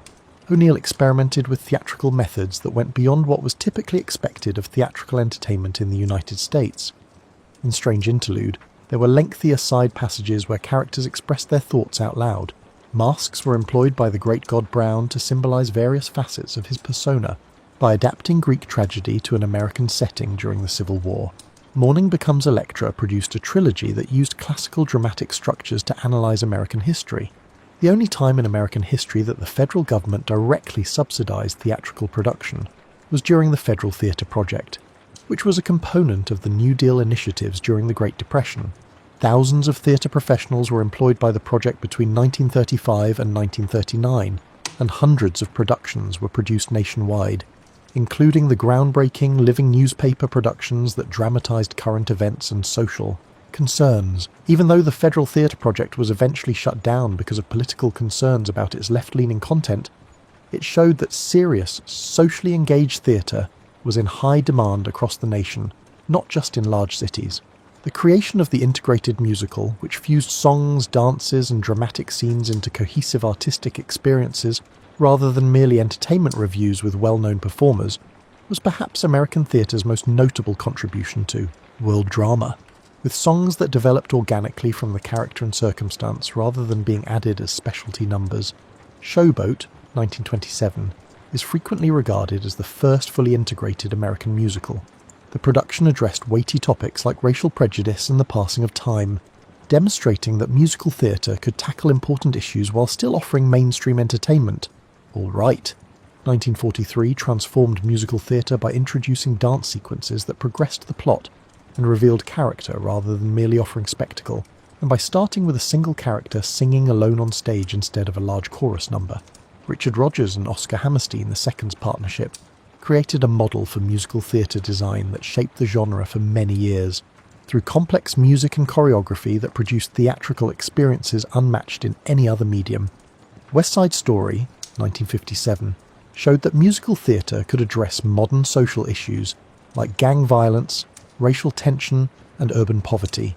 Classical, jazz, and popular music were all incorporated into Leonard Bernstein's score, and Jerome Robbins' choreography turned dance from a decorative element to a crucial part of the narrative. Broadway musicals' heyday, which spanned roughly the 1940s to the 1960s, produced works that shaped American culture. Songs from these shows entered the popular repertoire, and the shows themselves established Broadway as a major cultural export that influenced musical theatre development worldwide. Alternative theatres arose to accommodate more experimental work and give up-and-coming artists a platform as Broadway grew more commercial and costly. Originally characterised by their smaller size and cheaper ticket costs, off-Broadway theatres evolved into hubs for theatrical innovation and platforms for works that were unable to find a home in commercial settings. Julian Beck and Judith Malina founded the Living Theatre, which pioneered confrontational and interactive theatre that dismantled the conventional divide between audiences and performers. In addition to challenging preconceived notions about social norms and theatrical behaviour, their production of Paradise Now invited audience members to participate in the performance. Instead of adhering to conventional hierarchical structures, the Open Theatre, under the direction of Joseph Chaikin, developed ensemble-based creation techniques in which actors, directors, and writers work together throughout the creative process. Their work, which placed a strong emphasis on vocal and physical experimentation, produced performance styles that had an international impact on experimental theatre and actor training. As a separate field, performance art rejected many of the conventions of theatre, while drawing inspiration from it. Solo performances by artists like Laurie Anderson, Spalding Gray, and Karen Finley blended storytelling, visual art, music, and theatre in ways that defied easy classification as art. A decentralized theatrical culture was produced by the founding of regional theatre companies across the United States in the 1960s and 1970s, which lessened New York's hegemony and offered chances for theatrical growth outside of conventional commercial hubs. Organizations such as the Arena Stage in Washington, D.C., the American Conservatory Theatre in San Francisco, and the Guthrie Theatre in Minneapolis formed unique creative personalities while giving back to their communities. Regional theatres emerged as crucial venues for creating original works and bringing classic plays back to life for modern audiences. In addition to creating audiences for serious theatre in communities across the nation, they offered jobs to theatre professionals who wished to work regularly without vying for the few Broadway openings. The growth of playwright development programs, which supported up-and-coming authors through workshops, readings, and developmental productions, was also encouraged by the regional theatre movement. The works of many of the most significant American playwrights of the late 20th century, such as David Mamet, Sam Shepard, and Lanford Wilson, were developed in regional theatres. The theatre of today is part of a complex ecosystem that also includes social media, video games, streaming services, television, and movies. Instead of being supplanted by these more recent entertainment mediums, theatre has managed to integrate their innovations while preserving its fundamental qualities as a live social event. Diversity is embraced by modern theatre in ways that were unthinkable in earlier times. On contemporary stages, stories from various cultures, previously marginalised viewpoints, and experimental forms that defy conventional notions of what theatre can be coexist. Playwrights such as Tony Kushner, Lin-Manuel Miranda, and Susan Laurie Parks have produced plays that broaden the theatrical canon while appealing to new audiences. The fundamental components of theatrical performance have been improved by technology rather than replaced.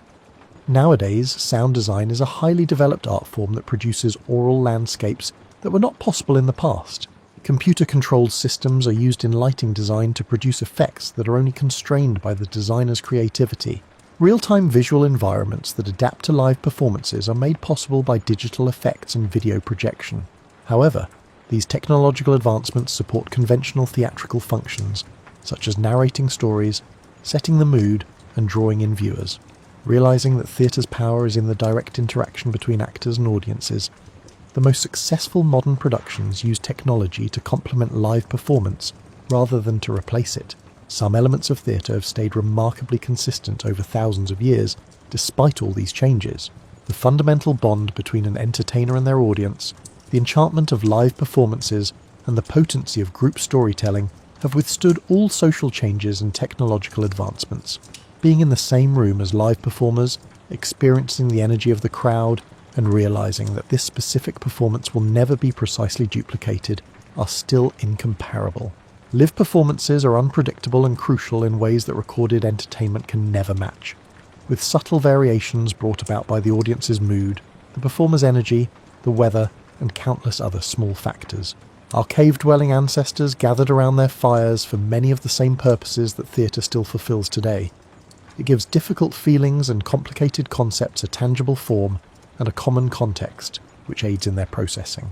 By offering experiences that people can talk about, debate, and remember together, it fosters a sense of community.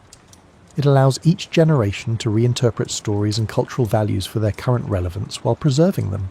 Theatre gives us the opportunity to investigate various viewpoints and options in a secure setting where we can experience repercussions without actually going through them, observe other people's decisions, and consider how we might act in comparable situations. Through the experiences of characters who represent various facets of human nature, it offers a forum for discussing ethical issues, societal issues, and interpersonal conflicts. Indeed, theatre serves many important artistic and social purposes, but it's also important to remember that it's just for fun. These small pleasures, the shared gasp of surprised and unexpected plot twist, the laughter that breaks out during a well-timed comedy sequence, the shared intake of breath during a moment of transcendent beauty, directly connect us to every audience that has ever assembled to witness other people posing as someone else. Theatre's humanity is what makes it so appealing. In contrast to television or movies which show us still photos of actors who played their parts weeks or months ago, theatre shows us real people performing live, right in front of us. The tears shed by a theatre performer are genuine. When they laugh, it's real laughter. They must immediately correct their mistakes in front of the audience. No other art form can compare to the sense of danger and urgency this evokes. During a live performance, anything can happen. An actor may forget their lines, a set piece may break, or a costume may tear at a pivotal point. How the actors respond to these situations becomes part of the entertainment for the evening.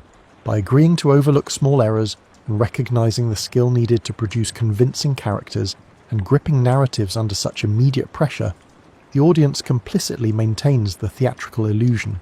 With theatrical traditions from all over the world influencing one another in ways that were not feasible in the past, modern theatre has a genuinely global reach. Western experimental theatre is influenced by Japanese no and kabuki techniques. Modern American playwriting is influenced by African storytelling traditions. Asian productions of Western classics adopt European directing techniques. By broadening the scope of methods, themes, and approaches accessible to modern artists, this cross-pollination has enhanced theatre. As artists strive to respect traditional forms while bringing them up to date for contemporary audiences, as well as negotiate issues of cultural appropriation and genuine representation, it has also brought forth new difficulties. Theatre innovations are now widely disseminated across national and cultural borders through the festival circuit. Festivals in Adelaide, Edinburgh, Avignon, and numerous other cities offer venues for artists from various traditions to exchange their work and have an impact on one another's growth. This international exchange has been sped up by digital communication, which has made it possible for theatre professionals to collaborate on projects, share techniques, and reach audiences around the world in ways that were unthinkable for earlier generations. Although live streaming of theatrical performances has grown in sophistication and popularity, it still serves as an addition to live theatre experiences rather than as a substitute for them. Theatre keeps changing while retaining its fundamental qualities as we look to the future. Although they haven't yet completely altered the fundamental theatrical experience of live performers working with live audiences, virtual and augmented reality technologies present new opportunities for staging and audience interaction. Theatre operations are being impacted by environmental concerns, as many businesses are implementing sustainable set construction, energy use, and touring logistics practices. As audiences, funding sources, and distribution strategies shift in response to more general social and technological advancements, theatre's economics continue to change. The same urgent subject matter that has always inspired the most compelling dramatic work is available to theatre today in the form of climate change, political polarisation, economic inequality, and technological disruption. Emerging playwrights of today are figuring out how to deal with these issues while respecting theatre's historical advantages and investigating fresh avenues for artistic expression. Tens of thousands of years ago, the first storytellers gathered around their fires and began a tradition that today's young performers are carrying on. They're learning from teachers who learned from teachers who can trace their ancestry back through centuries of theatrical tradition, an unbroken line of knowledge and technique that links actors of today to actors of the past. However, they're also developing new formats and inventive storytelling techniques that appeal to audiences in the modern era who are confronted with previously unheard of possibilities and challenges. They are performing for audiences that include people from all over the world, working in theatres that are equipped with new technology, and tackling artistic and social issues that were unthinkable for earlier generations. Theatre adapts without losing its core, which is why it endures and flourishes. While embracing new technologies, it keeps its emphasis on interpersonal connections and in-person communication. It explores the timeless themes that have always fueled dramatic literature while incorporating shifting social perspectives. In addition to developing new narratives that represent modern experience, it discovers novel ways to tell old tales. The value of theatre's emphasis on community, presence and shared experience increases rather than decreases in our increasingly digital, remote and fast-paced world. The experience of sitting in a theatre with hundreds of other people, all of whom are focused on the same live performance, feels more valuable and unique as more of our entertainment becomes personalised and customisable. Theatre serves as a reminder that humans are social beings who require opportunities to come together in physical settings where we can laugh, cry, and discuss what it means to be human. It offers a break from the never-ending stimulation of digital media in favour of the more profound rewards of focused attention, emotional involvement, and group contemplation. For the next few hours, you become a part of something bigger than yourself, part of the ongoing dialogue between the past and present, between artists and audiences, and between personal experience and collective understanding that has been going on for as long as people have been gathering to tell stories. This begins when the curtain rises and the first actor enters the spotlight. You take part in one of the oldest and most enduring traditions in human history in that dimly lit theatre, with strangers who momentarily become your companions as you watch a story unfold. Together with everyone else present, you consent to believe the story being told and allow yourself to be moved by the experiences of fictional characters who are portrayed by actual people just a few feet away from you. And when the lights come up and the applause subsides, you take a little bit of that experience back into your everyday life. Memories of things that shocked, touched, or challenged you. Questions prompted by the story you've seen. Connections drawn between the experiences of the characters and your own life. And the pure joy of spending time with people who have chosen to congregate in that specific location at that specific moment to partake in the age-old enchantment of live performance. Because it fulfills needs that technology cannot and offers experiences that no other art form can match, theatre has endured. There will always be theatres where actors and audiences gather to discuss what it means to be alive in any given time and location, as long as people have a need for stories, a desire for connection, and a search for meaning in shared experiences. So let's celebrate theatre, its absurd aspirations and deep fulfillments, its age-old wisdom and modern inventions, and its capacity to make us laugh, cry, and think, often all in one evening. Cheers to the actors who dedicate their lives to playing different roles, the directors who transform unfinished material into meaningful experiences, the designers who build worlds out of plywood and imagination, and the audiences who consistently turn up night after night, willing to believe whatever story is being told. The custom is upheld, the curtain is raised, and the never-ending dialogue between the performer and the audience, the story and the listener, and the imagination and the real world continues. May your own performances, whether on stage or in the everyday theatre of life, be full of the ideal ratio of humour and drama, knowledge and awe and individual expression and group harmony. Sweet dreams.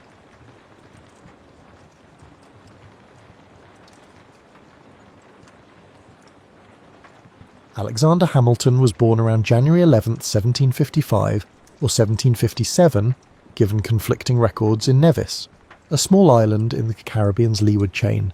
His father, James Hamilton, hailed from Scotland and drifted financially, while his mother, Rachel Fawcett, was estranged from a prior marriage. Social stigma dogged the family, as Hamilton was deemed illegitimate. Childhood brought precarious living conditions amid the sugar-based economy reliant on enslaved labour. Still, the bright Caribbean sun and bustle of island trade shaped his early impressions of commerce and hierarchy. By the time Hamilton reached adolescence, familial hardships worsened. His father left, compounding the family's instability. Then a fever claimed his mother when he was around 11. Orphaned, Hamilton found refuge with local merchants who recognised a keen mind behind the boy's formal but urgent letters. He took a clerking job at Beekman and Kruger's trading firm, absorbing the mechanics of shipping manifests, currency exchange, and negotiation. Observers noted a precocious skill in accountancy and a calm under pressure when storms disrupted cargo arrivals. This apprenticeship would lay the groundwork for Hamilton's later mastery of financial systems.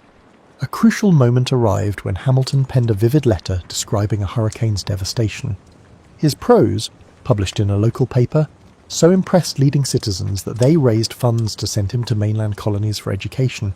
The budding writer set sail, eventually landing in British North America, though precisely how he arranged further schooling remains partly obscure. By the time he stepped onto mainland soil, Hamilton possessed an unshakable resolve to escape the constraints of colonial class prejudice and prove his intellect in a broader arena. He enrolled at King's College, later Columbia University in New York City. Political tensions soared as Britain imposed new taxes and cracked down on colonial resistance. Hamilton, originally cautious, soon found himself stirred by pamphlets on natural rights. He contributed anonymous essays defending colonial protest, revealing a knack for polemical writing. Despite his youthful status, readers found his arguments crisp, blending logic with moral fervour. However, the outbreak of open conflict at Lexington and Concord disrupted studies at King's College. Hamilton, though short of stature, was physically active and spirited.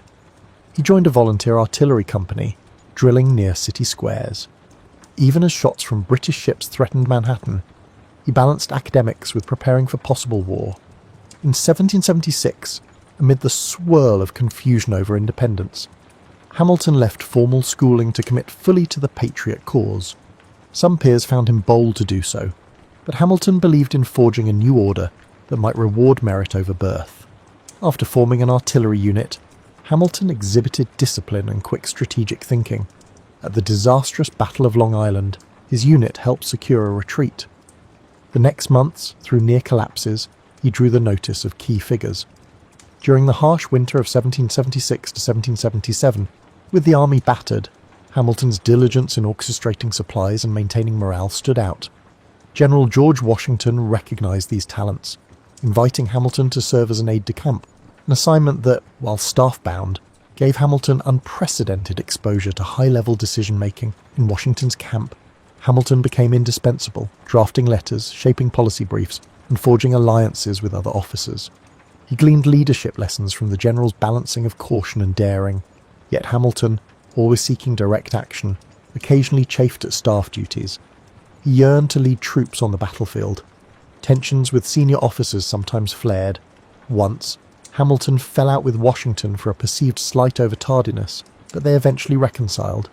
Despite these brief spats, the synergy between them grew, anchored in mutual respect for diligence and strategy. Throughout 1777 to 1778, Hamilton's writing skill extended to political commentary. He published essays advocating for a stronger central authority to unify the war effort. The rickety Continental Congress, lacking stable finance and overshadowed by state autonomy, troubled him. He believed only a robust national structure could defeat Britain. This conviction would later inform his championing of a federal constitution. Meanwhile, in the immediacies of war, he juggled mission after mission for Washington, coordinating intelligence, planning for combined Franco-American operations, and refining supply requests. By 1779, Hamilton stood at the intersection of military and political realms, forging the identity of an intellect who saw national success hinged upon structure and cohesive governance. In early 1780, Alexander Hamilton encountered Elizabeth Schuyler, daughter of General Philip Schuyler, a prominent New York family patriarch. Their courtship blossomed swiftly. Elizabeth, often called Eliza, shared Hamilton's patriotic fervour and admired his restless intellect. They married in December 1780, forging a partnership that would steady Hamilton through tumultuous times. The Schuyler connection also raised his social standing, giving him a link to one of the colony's influential clans. Some whispered that Hamilton, a once penniless immigrant, had upped, but he dismissed such insinuations, cherishing Eliza's steadfast support. Meanwhile, Hamilton's yearning for field command lingered. He finally saw the action at the Siege of Yorktown in 1781. leading a night assault on British redoubts. This bold foray, though brief, gave him the battlefield credibility he had long craved. After Yorktown's success, the war's momentum shifted. Peace negotiations advanced, culminating in Britain's formal acknowledgement of American independence. With the conflict winding down, Hamilton resigned from Washington's staff. Now, his energies turned to the new nation's post-war reconstruction. He recognised that independence alone didn't guarantee prosperity. A more cohesive union was necessary. Back in civilian life, Hamilton studied law intensively, passing the bar in 1782. Settling in New York, he found a city grappling with war debts, local factionalism, and tension between wealthy merchants and populist artisans. Hamilton opened a law practice specialising in commercial disputes, revealing a knack for clarifying intricate financial matters. Through these cases, he saw firsthand how the Articles of Confederation left the national government too weak to regulate trade or impose taxes, leaving states in disarray and stifling economic growth. He started writing articles calling for a stronger central authority, overshadowing the patchwork of state-based solutions. In 1786, Shays' Rebellion in western Massachusetts alarmed many national figures, including Hamilton. That revolt by indebted farmers demonstrated that unchecked local unrest could threaten broader stability. Hamilton used it as fodder to argue that the current Confederation risked fracturing under internal stress. He joined with others, such as James Madison, to push for a convention that would revise the Articles. Although the Annapolis Convention of 1786 was sparsely attended, it led to the more definitive Philadelphia Convention of 1787. Hamilton arrived in Philadelphia with well-honed convictions. He believed the new government needed robust powers, the capacity to tax, regulate commerce, maintain an army, and ensure domestic peace. Yet he faced considerable scepticism from delegates who feared monarchy. Indeed, Hamilton's personal proposal at the convention, favouring lifetime terms for executives and senators, seemed too close to monarchy for many. Realising the group's mood, Hamilton set aside those extremes. He worked to broker compromises. Although overshadowed by Madison's systematic plan, Hamilton's rhetorical skill and one-on-one lobbying helped shape the final constitution. After 4 taxing months, the constitution was signed in September 1787, yet ratification required each state's approval. Sensing a fierce debate, Hamilton collaborated with Madison and John Jay to pen the Federalist Papers under the pseudonym Publius. Hamilton wrote the majority, dissecting proposed structures like the presidency, Senate, and judiciary, and addressing anti-federalists' fears. His essays emphasised checks and balances, the necessity of a central authority to manage commerce and defence, and the improbability of tyranny under the new system. These Federalist essays profoundly influenced the ratification discourse, marking Hamilton as a top-tier constitutional interpreter. With the Constitution ratified in 1788, Hamilton eyed a new challenge, forging actual governance. When George Washington became the first president, he tapped Hamilton as Secretary of the Treasury. Hamilton, embracing the role, discovered an untapped opportunity to establish a national financial system. He inherited a war debt that threatened the new nation's credit. In a flurry of reports to Congress, he proposed the federal assumption of state debts, the issuance of new government bonds, and the creation of a national bank. These measures aimed to unify finances, spurring economic confidence. However, they ignited fierce opposition led by Thomas Jefferson and James Madison, who deemed them expansions of federal power to the detriment of state autonomy. Despite pushback, Hamilton's financial plan largely prevailed in Congress. He carefully negotiated with Southerners, trading the idea of placing the national capital on the Potomac for their backing on debt assumption. The Bank of the United States, authorized in 1791, consolidated federal financial might and fostered stable currency. This forging of a national economy was overshadowed by ideological splits, what some labelled Hamilton's acceptance of consolidated authority, even quasi-monarchical forms. But Hamilton believed it was essential for a dynamic republic. By the early 1790s, he had become a central figure in Washington's cabinet, driving a vision of an industrial, commercially robust America. Rivalries with Jefferson, however, would soon erupt, shaping the political landscape for years to come. As Secretary of the Treasury, Alexander Hamilton found himself entwined in ideological showdowns with Thomas Jefferson, then Secretary of State. Jefferson envisaged an agrarian republic of independent farmers, with limited federal intrusion. Hamilton, conversely, believed commerce, industry, and robust national structures would anchor the nation's progress. Both men recognised George Washington as a stabilising presence, yet their friction fuelled early factional lines. Federalists rallied around Hamilton, while Jefferson's faction, later the Democratic Republicans, grew around his agrarian limited government stance. Foreign policy stoked further tension. The French Revolution, launched in 1789, escalated into European war by the early 1790s. France pressed for US assistance, citing the 1778 alliance. Hamilton, mindful of Britain as a crucial trading partner and believing the US lacked resources, urged neutrality.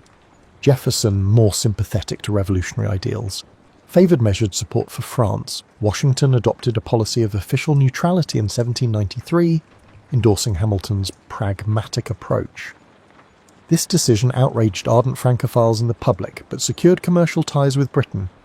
Meanwhile, Hamilton advanced domestic policies that integrated states deeper into the federal system. He introduced excise taxes, including one on whiskey, aiming to bolster federal revenue. In 1794, this whiskey tax incited unrest among frontier farmers in western Pennsylvania, culminating in the so-called Whiskey Rebellion. Hamilton urged Washington to assert national authority, and the president dispatched militia to quell the revolt. The rebellious farmers dispersed without major bloodshed. Hamilton's critics, though, branded him a tyrant, accusing him of trampling local freedoms. Hamilton argued that only firm enforcement proved the Constitution's viability over the old, feeble Articles of Confederation. Clashes over the Bank of the United States further deepened the Hamilton-Jefferson divide. Jefferson viewed the bank as constitutionally suspect, not enumerated in the founding document. Hamilton invoked the Constitution's necessary and proper clause, contending that the bank was an implied power vital for the government's financial operations. Washington sided with Hamilton, signing the bank bill into law. This incident set a precedent for broad constitutional interpretation, to Jefferson's alarm.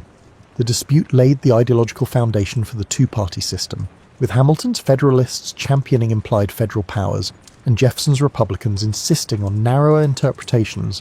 By 1795, Hamilton, having established a stable financial footing, resigned as Treasury Secretary, returning to New York City's legal sphere.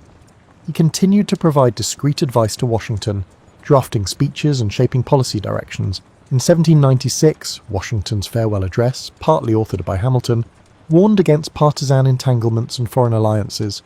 Ironically, Hamilton himself was a prime architect of partisan lines.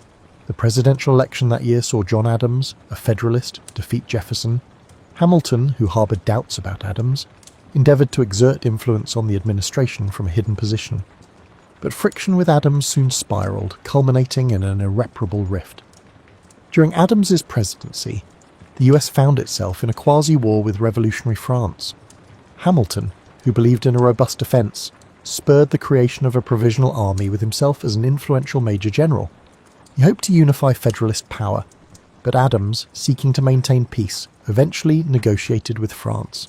This scotched Hamilton's ambitions for an expanded military role. The Federalist Party thus split between Adams' loyalists and Hamilton's faction. Meanwhile, the Alien and Sedition Acts, championed by some Federalists, stifled free speech and outraged Republicans. Hamilton had mixed feelings, recognising the acts as overreaching but not vigorously condemning them. The controversies fueled Jefferson's eventual victory in the 1800 election. That election turned bitter. Hamilton disliked both Jefferson and his party's candidate, Aaron Burr, whom he deemed unprincipled. When the Electoral College produced a tie between Jefferson and Burr, the House of Representatives had to choose. Hamilton lobbied for Jefferson, feeling he was at least consistent while Burr was dangerously opportunistic. Jefferson's win ended the Federalist grip on power. Despite undermining his nominal ally Burr, Hamilton saw it as the less harmful option. The feud with Burr was set to escalate. Post-1800, Hamilton retreated partially from national politics. He resumed law, founded the New York Evening Post to promote Federalist ideals, and wrote fervent editorials criticising Jefferson's presidency. He also scolded John Adams in a notorious pamphlet, fracturing Federalist unity further. Meanwhile, tensions with Burr simmered.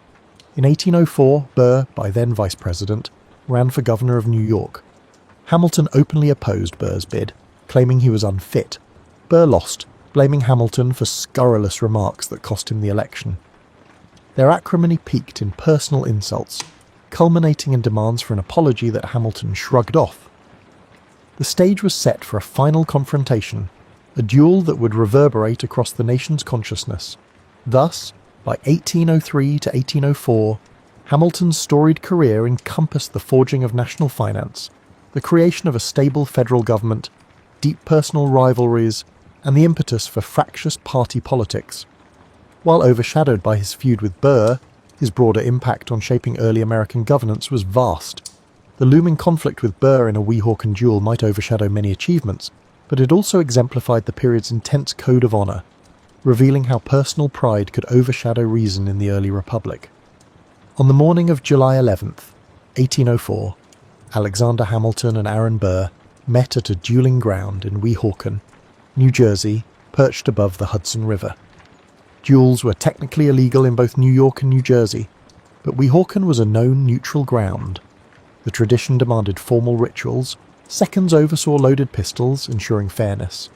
Hamilton, though an accomplished marksman in the Revolutionary War, harboured moral qualms about duelling. In letters to confidants, he expressed an intention not to fire at Burr but to throw away his shot, hoping to meet the code of honour without a lethal outcome.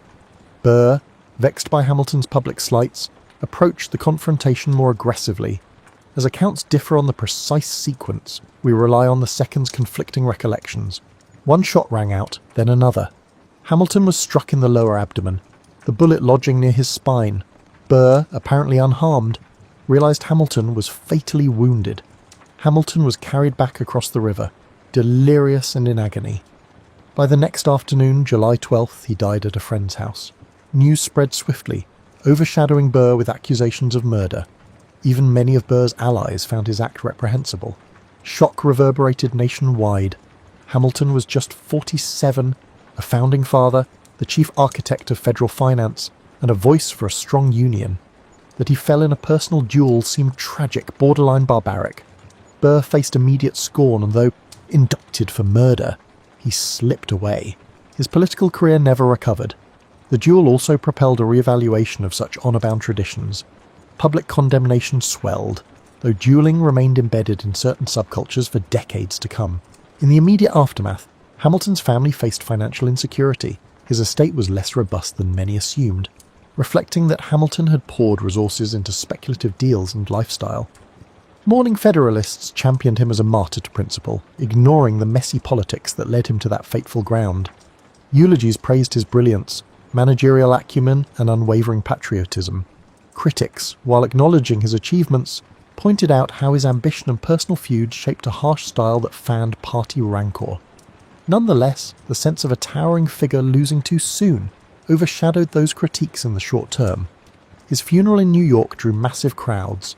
Processions in black, with the city's shipping at half-mast, showcased Hamilton's local significance. People recalled his rise from impoverished Caribbean youth to key founding statesman. A hush fell over the city's usual clamour. This wave of sorrow ironically softened some of the political vitriol that had dogged him in life. Over time, though, party lines continued to shift, and the nation turned to new challenges, from the War of 1812 to expansions west. Hamilton's memory lodged in history as the brilliant but intense figure overshadowed by the final duel. In that gloom, an essential question remained: how to interpret Hamilton's lasting impact. As the immediate swirl of grief eased, intellectuals examined his extensive writings, reports on public credit, the Federalist essays, and personal letters. They recognised that the federal government's stable finances owed much to Hamilton's early frameworks. The Constitution's broad interpretation that spurred the Bank of the United States shaped future developments in federal authority. The tension he introduced with Jefferson over implied powers would remain a fixture in legal debates for centuries. At the personal level, Hamilton's family endured heartbreak.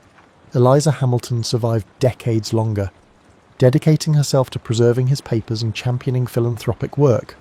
She co-founded charitable societies, including an orphanage in New York, perhaps reflecting her empathy for fatherless children, mindful of Hamilton's own orphaned beginnings. Over time, Eliza's curation of Hamilton's letters and manuscripts ensured that his role in founding the nation wouldn't fade. Without her stewardship, many of his insights might have been lost, overshadowed by the swirl of other founding figures. Meanwhile, Aaron Burr slunk from public life, although he briefly re-emerged in conspiratorial escapades in the West, culminating in a high-profile treason trial. That fiasco further tarnished his name. Over the 19th century, Burr's memory was entwined with villainy, while Hamilton became the heroic victim. This moral narrative, though oversimplified, found resonance in society seeking tidy lessons about the cost of personal feuds among statesmen. Hence, the duel's tragedy overshadowed Hamilton's final years of potential. He left behind partial drafts of essays, a life cut short, and a legacy that historians would piece together. The subsequent swirl of politics saw the Federalist Party fade, overshadowed by Jeffersonian and Jacksonian movements. Yet as the new republic faced wars and expansions, Hamilton's institutional frameworks endured, shaping how the Union financed conflicts and integrated new territories. Over time, the memory of Hamilton grew from the dust of partisan fights into a near legend of the unsilenceable voice for a strong Union, a testament to how brilliance can shine even after tragic demise. Hamilton's reputation experienced both highs and lows as the 19th century unfolded. Early in the 1800s, supporters who revered his Federalist vision championed him as an intellectual giant, while Jeffersonian loyalists found him dangerously elitist. The War of 1812 underscored the value of robust federal finances, an echo of Hamilton's arguments. However, the rising tide of Jacksonian democracy in the 1820s and 30s resurrected negative images of Hamilton as the father of a financial aristocracy. His preference for a central bank and industrial growth clashed with the agrarian populism that saw big government as suspect. In historical writing of the mid-1800s, Hamilton was overshadowed by Washington's soldierly aura, Jefferson's philosophical romance, and the dramatic expansion shaping the continent. His ideas about manufacturing, shaped by the reading Adam Smith's works, found fresh appreciation in some northern states pushing early industrialization, but the memory of his direct political battles had receded. Meanwhile, his widow Eliza persistently championed her husband's memory, carefully organizing his letters. She lived until 1854, bridging eras from the founding to the eve of sectional crises over slavery. As the Civil War approached, some northern intellectuals rediscovered Hamilton's emphasis on a strong union, seeing him as a prophet of national authority. They noted that had Hamilton's brand of federal cohesion fully blossomed, perhaps states' rights doctrines fueling secession might have been curtailed earlier. Writers evoked Hamilton as the founder who best grasped the necessity of a controlling centre that could override local fractiousness. Opponents of such interpretations pointed out that Hamilton's frameworks never explicitly addressed the moral contradiction of slavery. Indeed, Hamilton personally opposed enslavement but parted from radical anti-slavery moves, his stance overshadowed by political pragmatism. After the Civil War, industrial capitalism boomed, prompting new appreciation for Hamilton's foresight about manufacturing. Gilded Age financiers admired him as the original champion of a stable currency and big business. Critics, including agrarian populists, in turn damned him for setting a pattern favouring capital over farmers. Debates over monetary policy frequently referenced Hamilton's original central bank, especially regarding gold versus silver standards in the late 19th century. Some saw him as the father of stable credit, others as the father of corporate overreach. This relit his legacy, fueling a fresh wave of scholarly interest. In the 20th century, historians systematically uncovered more of Hamilton's personal writings. They found a figure often overshadowed by his own towering intensity, riven by internal anxieties about identity and acceptance. Born illegitimate and lacking wealth, he soared through brilliance alone. That personal dimension gave a new angle. Hamilton wasn't merely an aloof elitist, but a man forging personal progress in a world dominated by banded aristocracy. Simultaneously, the renewed scholarship dissected how the Federalist Papers shaped the Supreme Court's approach to constitutional interpretation. Cultural depictions varied. In some plays, Hamilton was the stiff, proud foil to the warm Jefferson. In textbooks, he appeared as the founder of the American financial system, overshadowing the fact that he also practiced law with fervour, championed reforms in local governance, and penned scathing critiques of political adversaries. Hollywood took scant interest, overshadowed by the flamboyant stories of the War of Independence or the Civil War. Hamilton's presence mostly stuck to academic circles until the wave of musicals or pop culture references in the 21st century suddenly catapulted him back into mainstream conversation. In that modern reimagining, a more complex portrait emerges, the visionary who overcame humble origins, shaped institutions, but self-destructed in a lethal feud. This dual narrative resonates with a public intrigued by underdog success stories and cautionary tales about ambition. Meanwhile, historians continue unravelling his personal letters for glimpses of how he wrestled with his private identity, overshadowing any single label like nationalist or elitist. They see in him the deep tension between moral convictions and the messy realm of real-world politics. Consequently, Hamilton's legacy stands as a testament to a founder whose brilliance forged the frameworks of American finance, ushering in a strong union that could handle crises from 1812 to beyond. His life, truncated by a bullet in a duel, exemplifies the era's precarious norms of honour. Yet the institutional frameworks he championed endured, overshadowing ephemeral partisan feuds. As American commerce and governance matured, many of his ideas about credit-out systems, minted currency, and regulated trade blossomed. Therefore, though overshadowed in certain historical arcs, Hamilton's imprint remains, woven into the fabric of the modern American state, bridging the intangible line from rebellious colony to global economic power. Alexander Hamilton's journey might echo as one of unstoppable curiosity and drive. Born into adversity, he harnessed his intellect to climb political and financial summits. His story underscores how relentless learning and a willingness to challenge entrenched norms can yield transformative results. And yet, it also warns of how personal vendettas and impulsive decisions, like the final duel, can overshadow even the grandest achievements. The interplay of success and tragedy in Hamilton's life offers a cautionary dimension about letting rivalry overshadow reason. One dimension often overlooked is Hamilton's approach to social mobility. He believed in meritocracy, that talent, not lineage, should define one's station. His views clashed with the prevailing aristocratic mores that granted advantage to established families. In championing a strong central government, Hamilton believed it would break local oligarchies, allowing new men of skill to advance. That conviction shaped his financial blueprint, ensuring that the nation's credit system extended beyond a handful of wealthy planters. Yet it also invited accusations of favouritism toward banking elites, ironically suggesting that merit still found expression primarily among well-connected city financiers. Another lesser-known angle is how Hamilton viewed foreign policy. He favoured commerce-based alliances, but distrusted entangling the US in ideological battles. While acknowledging Britain as a trade partner, despite the rancour left from the Revolution, he saw stable trade routes as essential for revenue and global standing. Jefferson and Madison criticised the strategy as an over-cosy approach with a recent foe, but Hamilton saw post-war British power as a practical anchor for commercial expansion. In this sense, his realism overshadowed older resentments. That stance was a harbinger for how modern states weigh economic ties against historic grievances. Additionally, Hamilton's personal style at social gatherings and in daily interactions reveals a man who could be both charmingly eloquent and abrasively direct.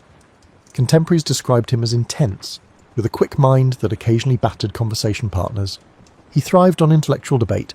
Some say he embraced confrontation to refine ideas, yet this habit might have contributed to the accumulation of enemies, culminating in the fateful spat with Burr. In an era where honour was a cornerstone of social standing, Hamilton's cutting wit proved a dangerous asset. At home, Hamilton and Eliza raised a growing family. Though tragedies struck, the death of their son Philip in a duel reminiscent of his father's fierce approach to personal disputes. This sorrow weighed heavily on Hamilton, intensifying his reflection on the code of honour. Paradoxically, he still ended up abiding by that same code, accepting Burr's challenge. The duality of a brilliant mind trapped by the period's social norms emerges starkly in these personal heartbreaks. For modern readers, the scenario underscores how societal expectations can override individual caution, even for a pragmatic statesman. Examining Hamilton's religious evolution is another nuanced topic. Late in life, particularly after Philip's death, he re-engaged with spiritual considerations. While not as devout as John Jay or Patrick Henry Hamilton expressed his belief that moral frameworks were crucial to stable governance, some scholars see a near return to Christian orthodoxy in his final years, overshadowing the earlier secular aura. This dimension of moral or religious introspection is overshadowed in many popular accounts that focus on battles of finance or partisanship. Lastly, the robust myth-making around Hamilton in the 21st century, particularly following a certain successful musical, reflects how malleable historical figures can become, for decades overshadowed in public memory. Hamilton found new admirers enthralled by his underdog narrative. The musical drew from historical sources, but adapted them for modern audiences, highlighting themes of immigration, ambition, and the forging of identity.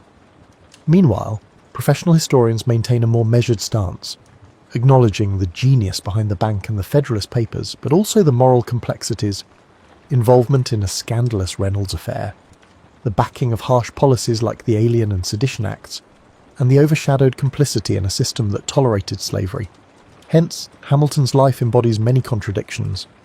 Hamilton was a brilliant champion of American finance, an immigrant success story, and a defender of robust national institutions, yet he was also entangled in political vendettas, personal heartbreak, and moral ambiguities.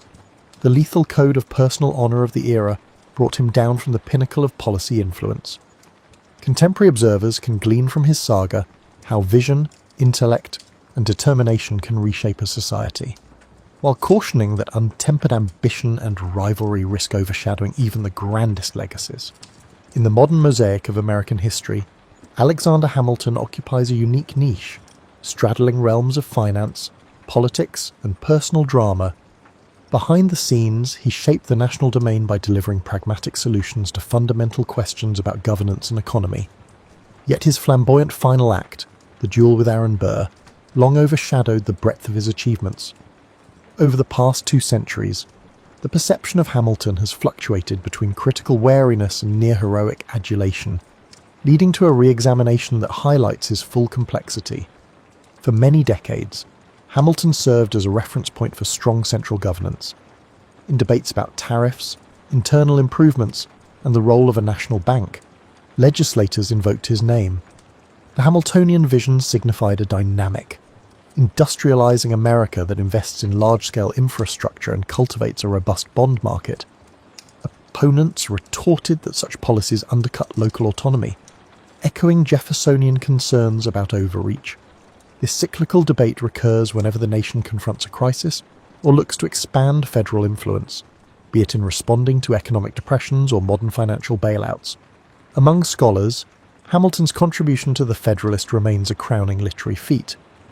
Essays like Federalist No. 78 shape the judiciary's conceptual role, championing judicial independence and the power of constitutional review.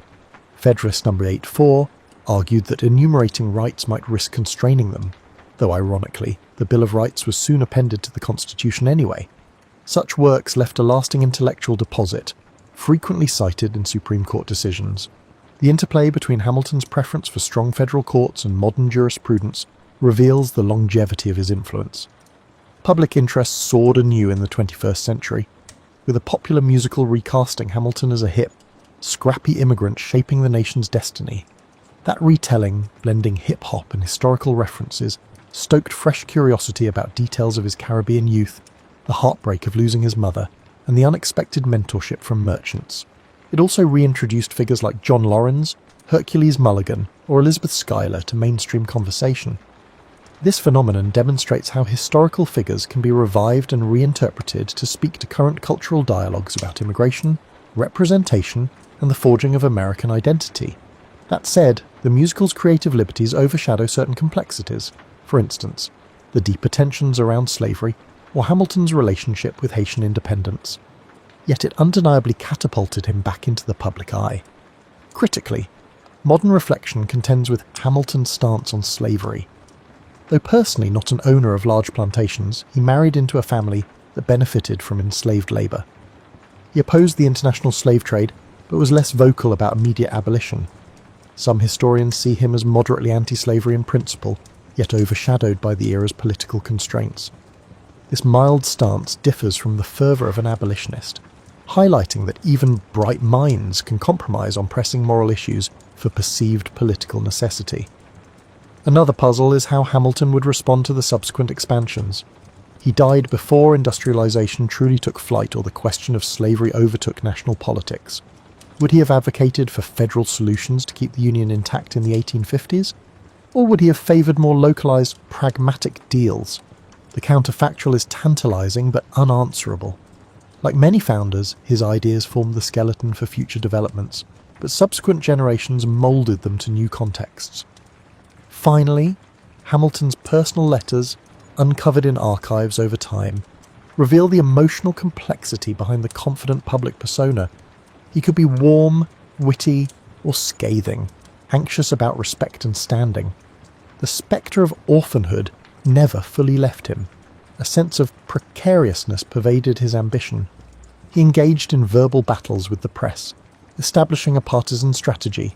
The Reynolds affair, in which he admitted to an extramarital relationship, tarnished his moral standing yet underscored his willingness to publicly confess in a swirl of political blackmail. All these episodes illustrate a founder who was no pristine statue, but a flawed participant in the messy birth of a republic. In sum, Alexander Hamilton's Odyssey stands as an emblem of America's early audacity, someone forging national frameworks with unstoppable fervour, bridging personal adversity and political upheaval. He hammered out financial machinery that stabilised a precarious union, wrote constitutional commentaries that guided centuries of legal thought, and valiantly served in war, only to be undone by personal vendetta in a misguided duel. This story resonates with the universal themes of ambition, principle, rivalry, and the subtle interplay of personal and public realms. Hamilton's imprint endures in the institutions he shaped, the arguments he advanced, and the persistent puzzle of how a brilliant mind can fall victim to a bullet summoned by the code of honour with confusing reasoning.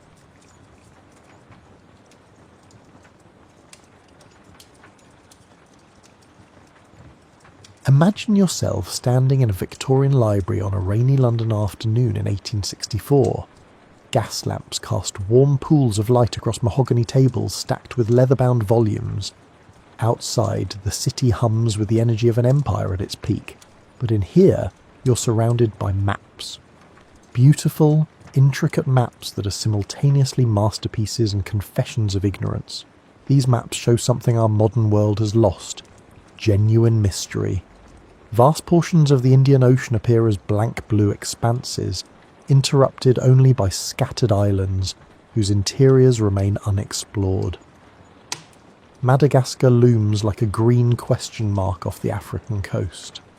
The islands of Indonesia and Melanesia scatter across the sea like puzzle pieces from different boxes, their relationships to each other unclear and tantalising. You're living in an era when a gentleman naturalist could still discover entirely new species on a weekend collecting trip, when expeditions regularly returned with creatures that seemed to belong in mythology rather than natural history museums. Charles Darwin has recently published his revolutionary theory, and the world of science is reeling from the implications. If species could change over time, if life itself was not fixed but fluid, then what else might be possible? The Victorian era possessed a particular genius for combining rigorous scientific inquiry with unbridled romantic speculation. These were people who would spend decades cataloguing beetle specimens, while simultaneously believing that fairies might inhabit their gardens. This combination of careful observation and wild imagination created the perfect conditions for myths to take root in scientific soil. The maps you're studying show something puzzling. Certain plants and animals appear in places they have no business being. Lemurs, those wide-eyed primates with their haunting calls and ghostly movements, live in Madagascar. Yet their closest relatives aren't in nearby Africa, but thousands of miles away in India and Southeast Asia. It's as if someone had scattered them across the ocean deliberately, like seeds from a cosmic hand. Fossils present even stranger mysteries. The Glossopteris fern, which anyone can recognise from its distinctive tongue-shaped leaves, appears in rocks across South America, Africa, India, and Australia. It's the botanical equivalent of finding your house key simultaneously in London, Cairo, Mumbai, and Sydney. Something doesn't add up, and Victorian scientists knew it. The standard explanation that these species had somehow walked or swum across thousands of miles of open ocean seemed absurd even to 19th century minds. Lemurs are decent climbers but notoriously poor swimmers. The Glossopterus fern produces seeds far too heavy to blow across oceans on the wind. Yet there they were, separated by impossible distances, clearly related but impossibly divided. This was the scientific puzzle that would give birth to Lemuria. But to understand how that happened, you need to appreciate the Victorian mindset that saw patterns in everything, and believed that every mystery had a solution, even if that solution required imagining entire continents into existence. The 19th century was also a time when the Earth itself seemed younger and more malleable. Geologists were just beginning to understand the planet's true age, which was considerably older than the biblical calculations that had previously dominated Western thought. But they still imagined the Earth as a cooling sphere, contracting like a drying apple, with its surface wrinkling into mountains and valleys as it shrank. This contraction theory suggested that the planet's geography might have been very different in the past. Perhaps land bridges had connected continents that now stood separate. Perhaps entire land masses had sunk beneath the waves as the Earth contracted, taking their flora and fauna with them. The idea wasn't just speculation. It seemed to follow logically from the best understanding of planetary formation available at the time. Into this atmosphere of scientific inquiry and creative theorising stepped a British zoologist named Philip Sclater, who was about to name something that didn't exist and, in doing so, create a legend that would outlive his actual scientific contributions. Philip Sclater was, by all accounts, a thoroughly respectable Victorian scientist. He wasn't a wild-eyed mystic or a romantic dreamer. He was a Fellow of the Royal Society, a serious zoologist with impeccable credentials, and a particular interest in the geographical distribution of species, the kind of man who wore proper suits to dinner and catalogued specimens with meticulous care. In 1864, Sclater published a paper with the rather dry title The Mammals of Madagascar, which addressed the lemur problem we discussed earlier. His solution was elegantly simple. What if Madagascar and India had once been connected by a land bridge, or, better yet, were fragments of a larger landmass that had since subsided into the ocean? This hypothetical continent needed a name, and Sclater chose Lemuria after the lemurs whose distribution had inspired the theory. It was meant to be a strictly scientific term, describing a purely geological hypothesis. Sclater imagined Lemuria as a long-vanished connection between continents, a bridge that had allowed species to spread and then disappeared, leaving only scattered populations on isolated lands. The beauty of Sclater's theory was that it explained so much with a single hypothesis. The distribution of lemurs, the presence of similar rock formations across distant lands, and the fossil record that suggested tropical forests in places now divided by ocean, all of it made sense if you accepted that the Indian Ocean had once contained substantial land masses. Other scientists quickly embraced and expanded Sclater's idea. Ernst Haeckel, a German biologist and passionate advocate of Darwin's evolutionary theory, incorporated Lemuria into his understanding of human origins. If Lemuria had existed, Haeckel reasoned, it might have been the birthplace of humanity, the Garden of Eden rendered in geological terms. Haeckel's version of Lemuria grew considerably larger than Sclater's modest land bridge. In Haeckel's imagination, it became a vast continent stretching across much of the Indian Ocean, a lost paradise where the first humans had evolved before spreading to other continents. His beautifully detailed maps showed Lemuria as a substantial landmass, complete with mountain ranges and river systems that existed only in scientific speculation. The scientific community didn't immediately reject these ideas because they addressed real puzzles with what seemed like reasonable solutions. Continental subsidence wasn't considered impossible. After all, earthquakes and volcanic eruptions constantly demonstrated that the Earth's surface was changeable. If mountains could rise and valleys form, why couldn't entire continents sink? For a few decades, Lemuria occupied a strange position. It was a scientific hypothesis with no direct evidence, but it explained patterns that otherwise seemed inexplicable. Scientists discussed it in academic journals, while acknowledging that proving its existence would be difficult. It was a placeholder solution, waiting for better explanations to come along. But something interesting happened as Lemuria moved from scientific journals into popular consciousness. The hypothesis began to transform, gathering romantic associations and mystical overtones like a snowball rolling downhill, accumulates mass. What started as a dry geological theory about lemur distribution was about to become something far more enchanting and considerably less scientific. The Victorian public had an insatiable appetite for lost worlds and vanished civilizations. Atlantis had captured imaginations for centuries, but Atlantis was ancient history, a philosophical allegory recorded by Plato. Lemuria was different. It was being discussed by actual scientists in actual academic journals. It had the glamour of mystery combined with the authority of science, a combination that proved utterly irresistible. Popular magazines began publishing articles about Lemuria, each iteration adding new details and expanding the story. What if Lemuria hadn't just been a land bridge but a genuine continent with its own ecology, its own landscapes, and perhaps even its own civilizations? The scientific hypothesis was becoming a myth in real time, and you could almost watch it transform if you track the publications chronologically. By the 1870s, Lemuria had escaped the confines of zoological journals entirely. It was appearing in spiritualist literature, in speculative histories, and in romantic poetry. The lost continent was taking on a life of its own, and that life would prove far more durable than its scientific origins. Picture yourself now in a Victorian drawing room, this time in the evening, with heavy curtains drawn against the London fog.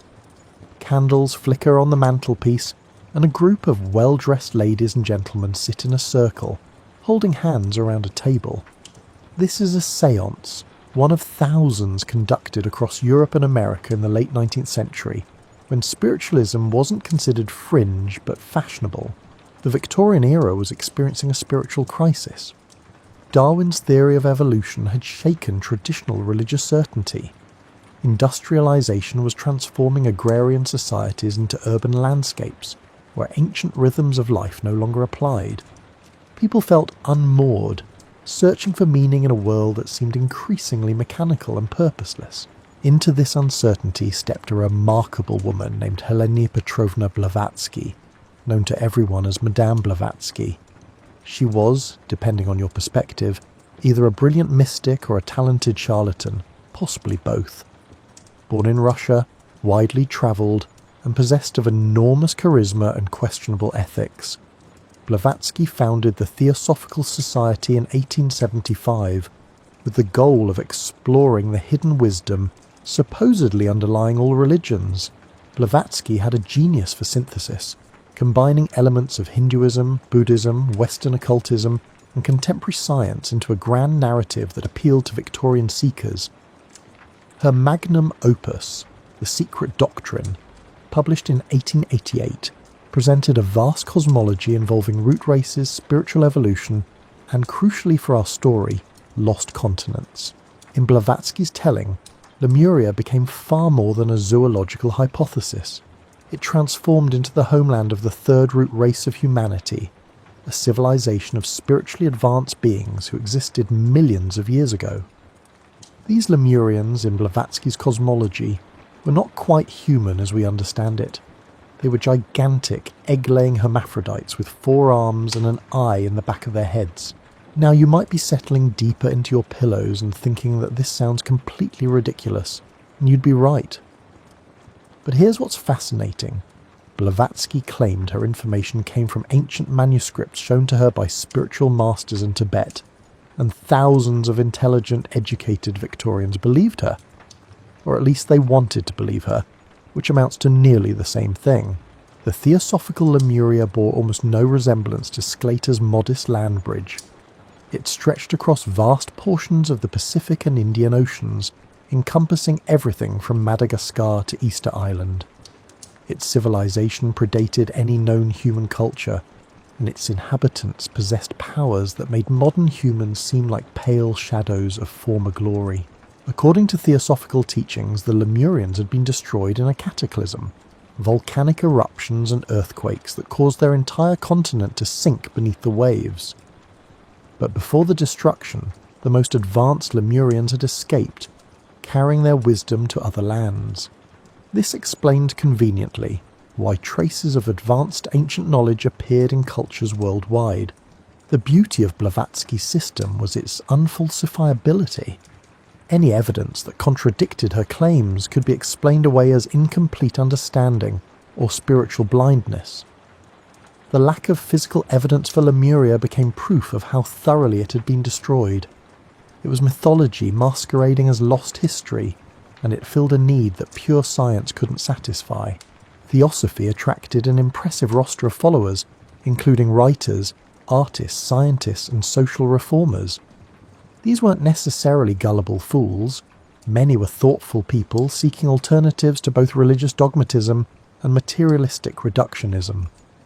Theosophy offered a middle path, spiritual meaning clothed in pseudo-scientific language. The theosophical Lemuria also served another Victorian preoccupation, race theory. The concept of root races, each supposedly more evolved than the last, appealed to a society deeply invested in hierarchical thinking. While Blavatsky's system was less overtly racist than some Victorian race theories, it still embedded troubling assumptions about human development that reflected the prejudices of her era. Other writers and mystics eagerly expanded on Blavatsky's framework. James Churchward, in the early 20th century, wrote extensively about Mu, which he claimed was Lemuria's Pacific counterpart, another lost continent supposedly proven by ancient tablets that conveniently disappeared before anyone else could examine them. Each iteration added new layers to the myth, building an elaborate structure on foundations that had never existed. What's remarkable is how quickly Lemuria moved from scientific hypothesis to mystical certainty. Within a few decades, you could find multiple versions of Lemurian history, each contradicting the others, but all claiming ancient authority.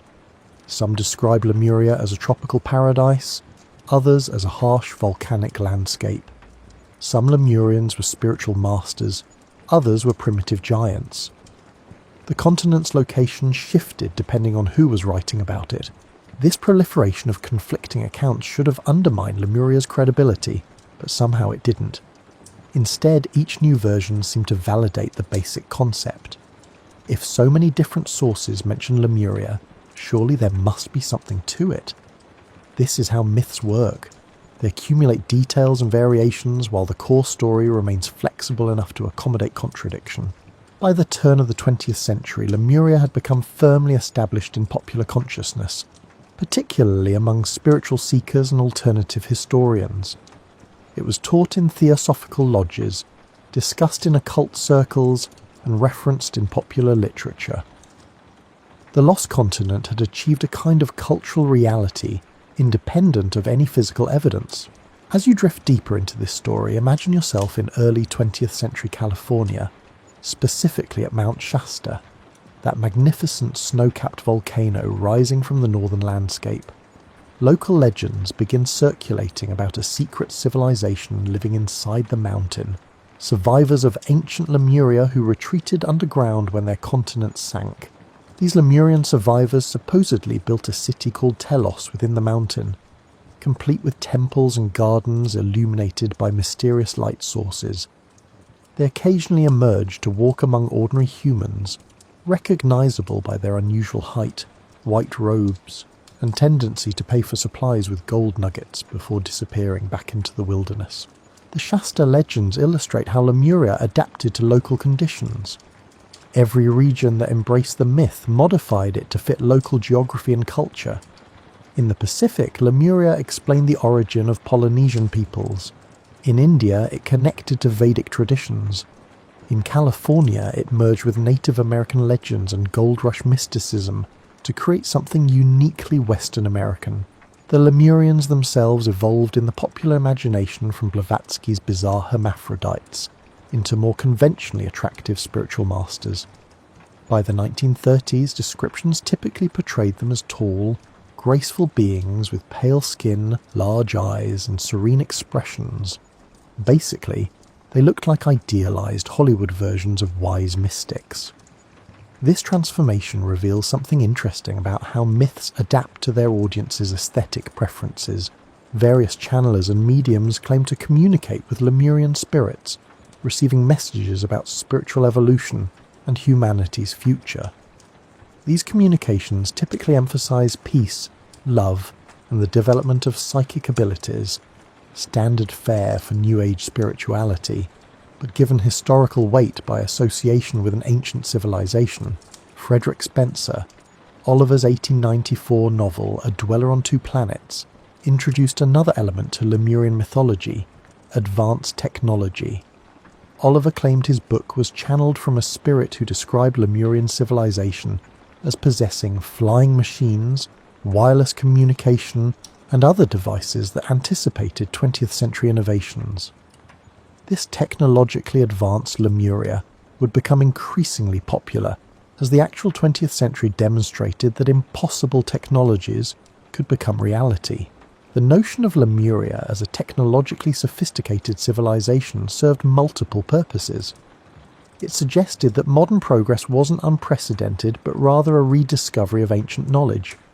It implied that human potential was greater than contemporary limitations suggested, and it provided comfort that even advanced civilizations could be destroyed, making the catastrophic potential of 20th century warfare feel like part of a larger pattern, rather than a unique modern horror.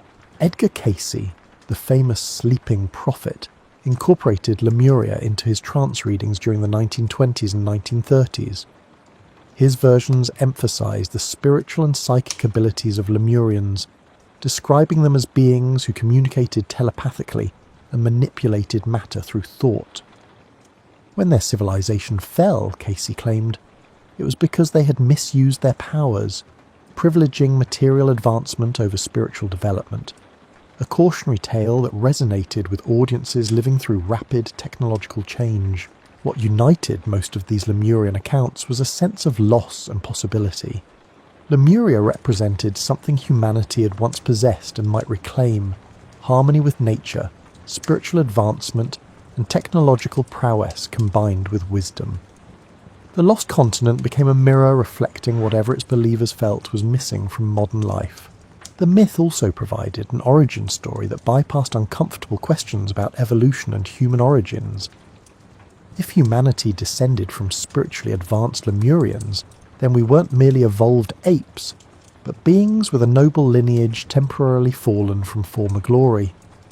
This narrative appealed to people who couldn't accept evolutionary theory, but recognised that biblical literalism was increasingly untenable. Indigenous peoples' reactions to Lemurian theories were complicated.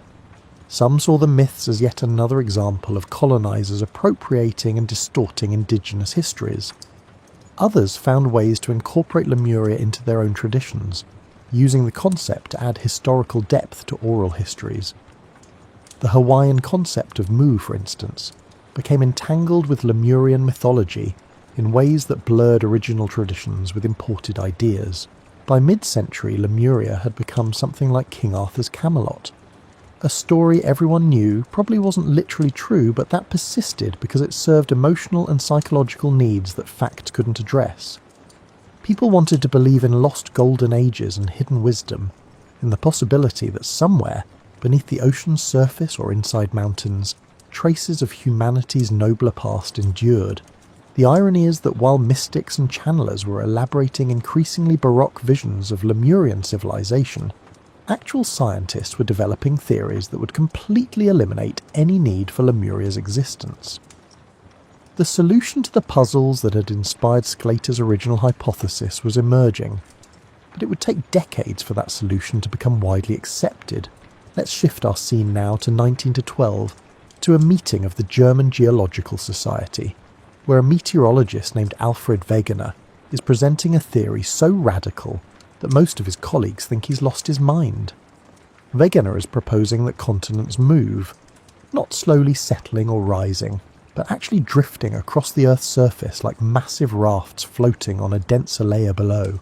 Wegener has noticed the same puzzles that inspired Lemuria: matching fossils on different continents, similar rock formations separated by oceans and coastlines that fit together like jigsaw pieces. But instead of imagining vanished land bridges, he's proposing something far more revolutionary.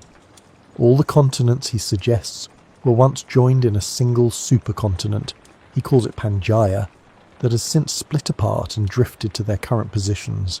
The reaction from the geological establishment is swift and brutal.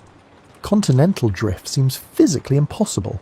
What force could move entire continents? How could solid rock flow like liquid? Wegener can't answer these questions satisfactorily, and his theory is largely dismissed as imaginative speculation unsupported by mechanism.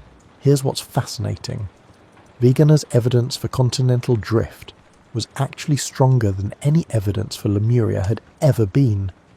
He could show matching rock layers, identical fossils, and even glacial patterns that made sense, only if continents had once been connected differently.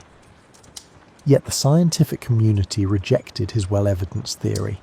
While some of those same scientists had previously entertained the essentially evidence-free notion of sunken continents. This reveals something important about how scientific acceptance works. It's not just about evidence, but about whether a theory fits within acceptable frameworks. Land bridges and subsiding continents fit Victorian assumptions about how the Earth worked. Moving continents didn't. So despite better evidence, continental drift languished in scientific purgatory for decades. But Wegener's theory had planted a seed. Other researchers began finding supporting evidence. Paleomagnetic studies, examining the magnetic orientation of ancient rocks, showed that continents must have moved relative to the magnetic poles. Mapping the ocean floor revealed mid-ocean ridges and deep trenches that suggested active geological processes. The real breakthrough came in the 1960s with the development of plate tectonics theory. Scientists realised that the Earth's surface consists of massive rigid plates floating on a partially molten layer beneath. These plates move, driven by convection currents in the Earth's mantle. Where plates separate, new crust forms.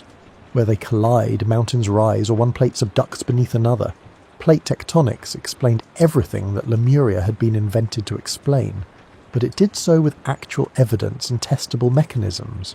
The matching fossils on different continents. They weren't separated by a sunken land bridge, but by continents that had split apart. The distribution of lemurs. Madagascar had separated from India millions of years ago, when Africa and the Indian subcontinent were parts of Gondwana, a southern supercontinent. Suddenly, Lemuria became scientifically unnecessary. The puzzles that had inspired Sclater's original hypothesis now had a better explanation, one supported by evidence from ocean floor mapping, earthquake patterns, volcanic activity, and the continuing movement of continents that could be measured with precision instruments.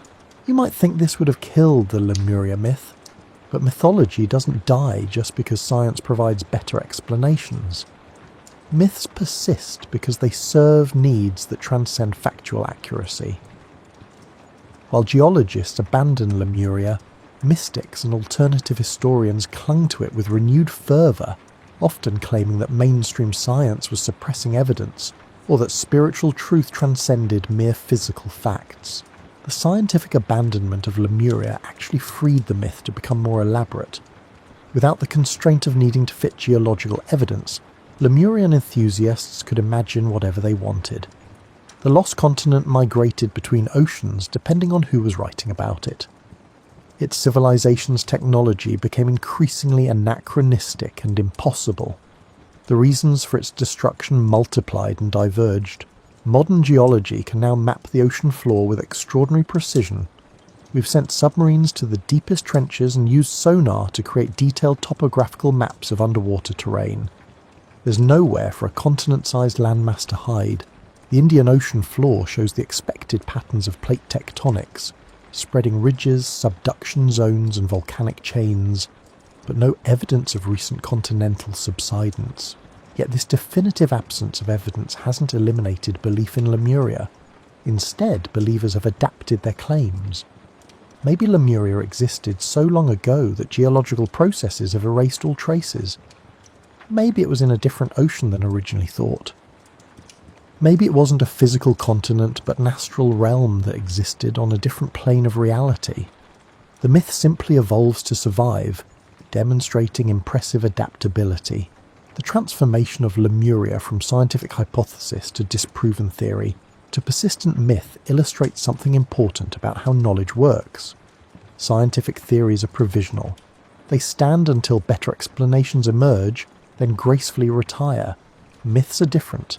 They're not about explaining physical reality, but about meeting psychological and emotional needs.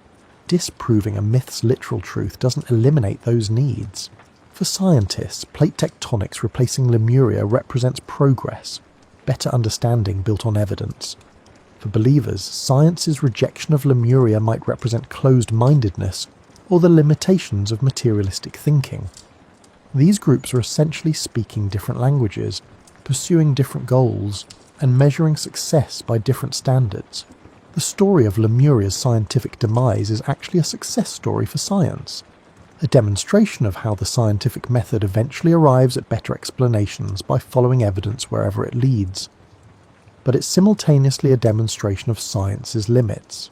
Science can explain physical processes, but it can't necessarily satisfy human yearning for lost golden ages or connections to ancient wisdom. As you settle more comfortably into your blankets, let's explore how Lemuria escaped the confines of both scientific journals and occult societies to become a presence in art galleries, bookstores, and eventually movie theatres. The Lost Continent proved irresistible to artists and writers because it offered something precious, a blank canvas. Unlike actual historical civilizations that come burdened with inconvenient facts, Lemuria could be whatever an artist needed it to be. It was Eden without biblical constraints, Atlantis without Plato's philosophical baggage, a lost world limited only by imagination. Science fiction writers were particularly drawn to Lemurian themes. Abraham Merritt's 1919 novel The Moon Pool featured hidden Lemurian ruins in Micronesia, complete with ancient technology and otherworldly beings. His lush, dreamlike prose transformed Lemuria from an abstract concept into a visceral experience.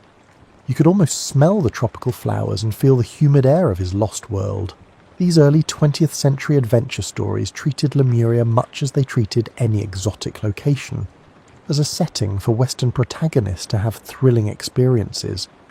The actual Lemurians often appeared as wise mentors, mysterious guides, or occasionally obstacles to be overcome.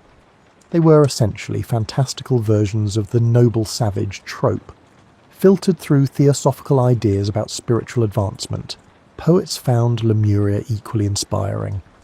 The Lost Continent became a metaphor for vanished innocence, for knowledge lost to time, for the price of hubris. In these poetic treatments, Lemuria wasn't necessarily literal.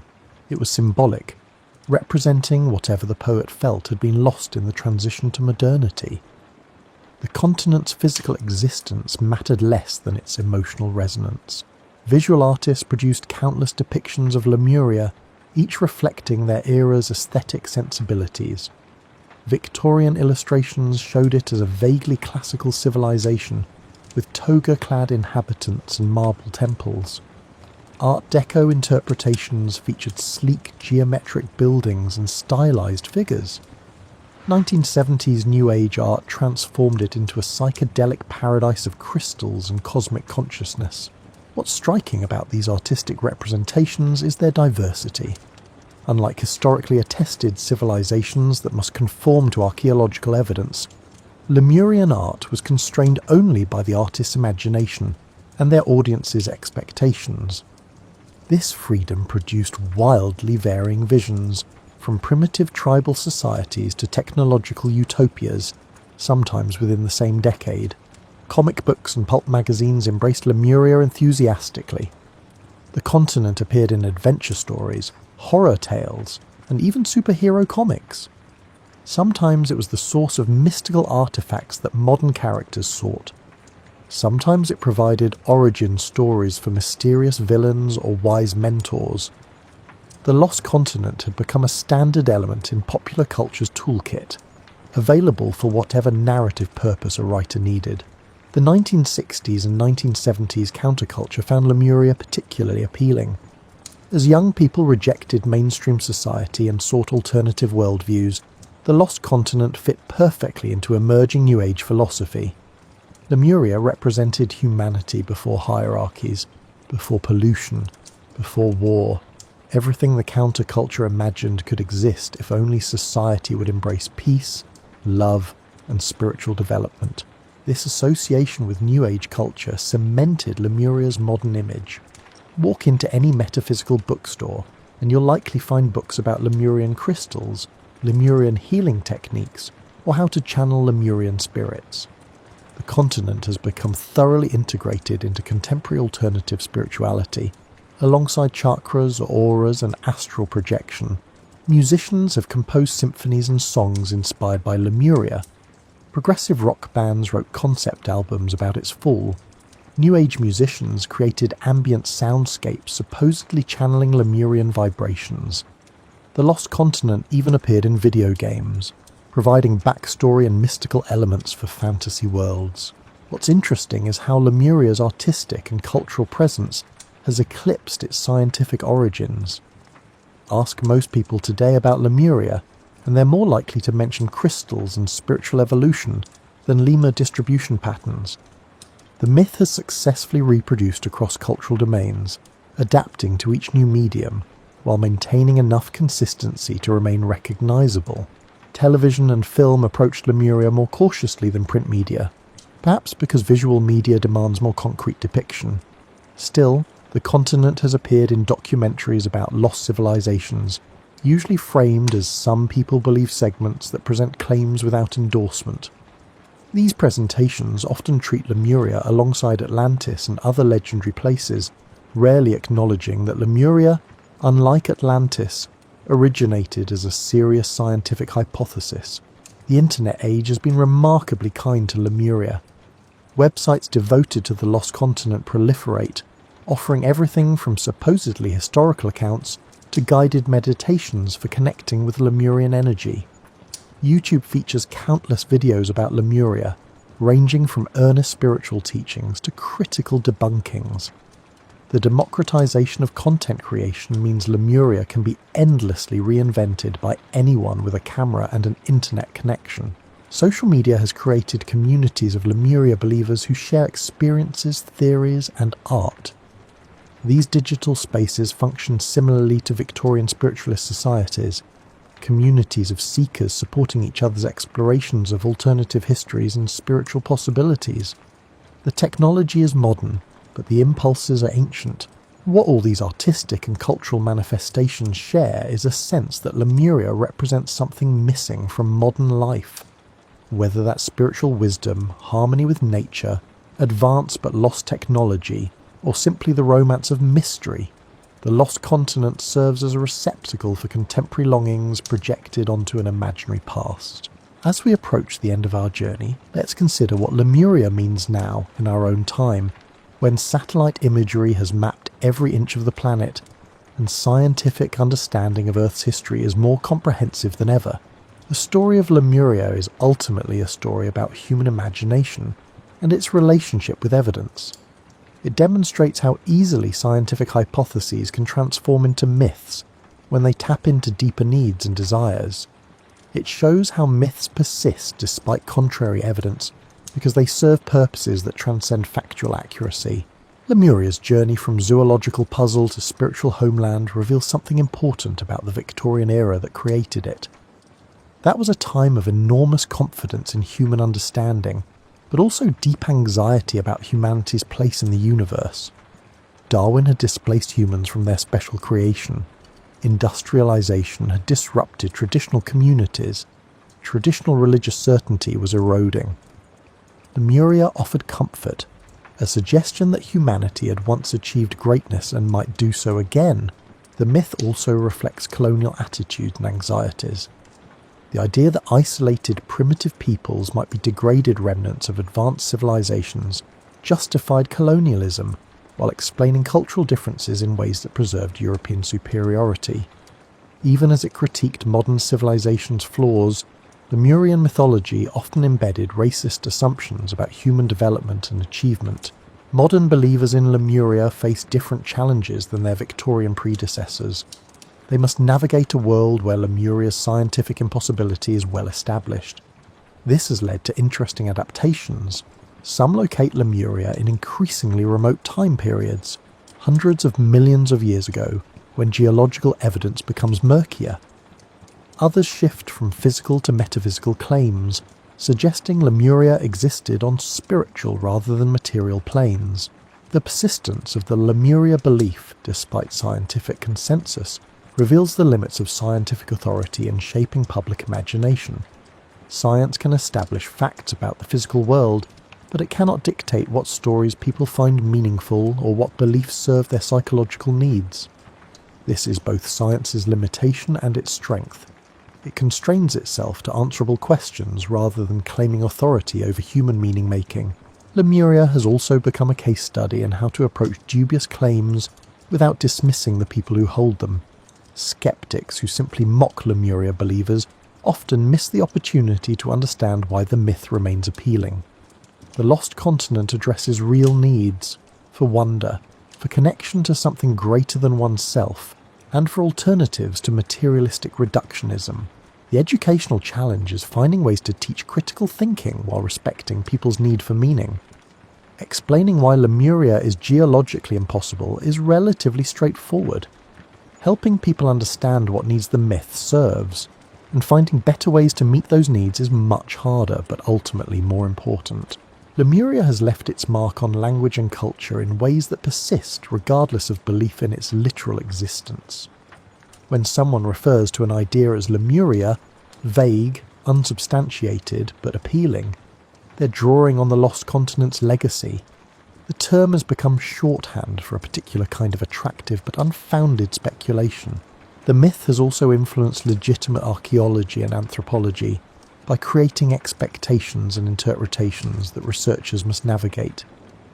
When unusual artifacts or structures are discovered, someone inevitably suggests Lemurian origins.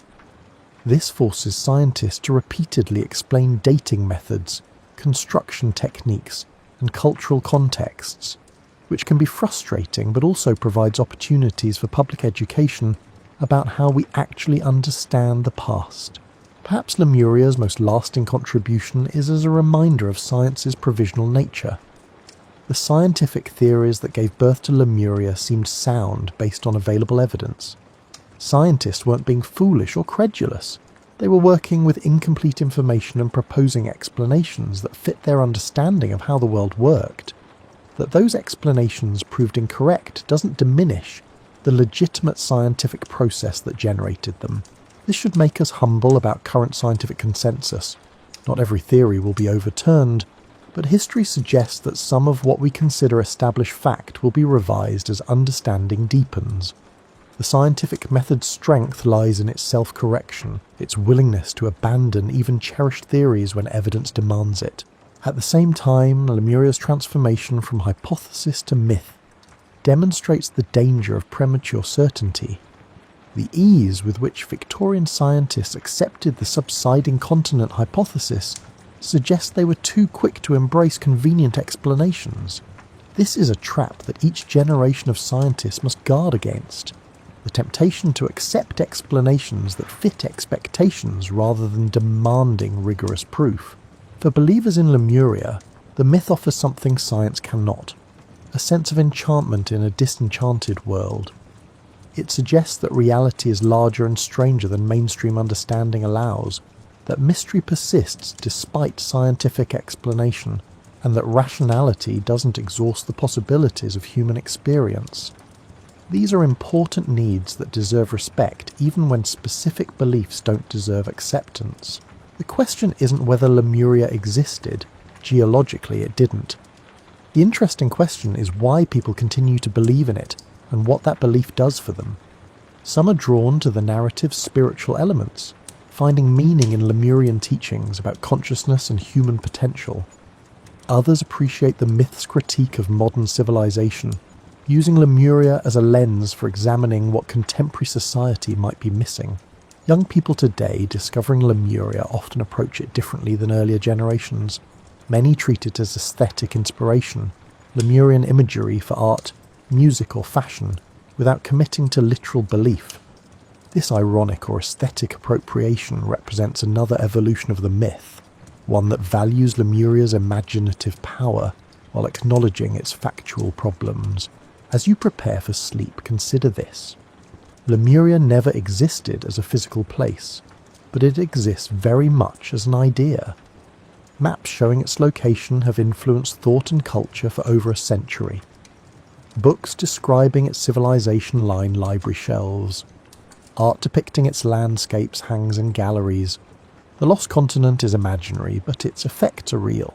This paradox, that fictional places can have genuine consequences, tells us something profound about human nature. We are storytelling creatures who create meaning through narrative. Facts matter, but stories matter too, and sometimes they matter in different ways. The blank spaces on those Victorian maps weren't really blank. They were full of possibility. When explorers finally mapped those spaces and found only water, coral reefs and volcanic islands, they eliminated geographical mystery but couldn't eliminate the human need for wonder. Lemuria filled that need, and when physical geography could no longer accommodate it, the myth simply migrated to other territories, the distant past, alternative dimensions, spiritual realms. Your own life probably contains equivalent blank spaces, periods you don't fully remember, possibilities not pursued, futures that might have been. Like Victorian cartographers filling unknown oceans with speculative continents, you've probably populated your blank spaces with imagined what-ifs and might-have-beens. This isn't foolishness, it's imagination, and imagination is as fundamental to human nature as reason. The story of Lemuria teaches us to hold our certainties lightly. The Victorian scientists who proposed sunken continents weren't stupid. They were working with incomplete information and doing their best to explain genuine mysteries. The mystics who elaborated the myth weren't all frauds. Many genuinely sought meaning in a world that seemed increasingly meaningless. Even modern believers in Lemuria aren't necessarily credulous. They're often thoughtful people who've decided that spiritual truth and scientific fact operate in different domains. This doesn't mean all beliefs are equally valid, or that we should abandon critical thinking. Scientific evidence clearly demonstrates that no continent-sized landmass has subsided in the Indian or Pacific Ocean within the time frame relevant to human evolution. Plate tectonics explains the distribution of species and geological formations without requiring lost continents.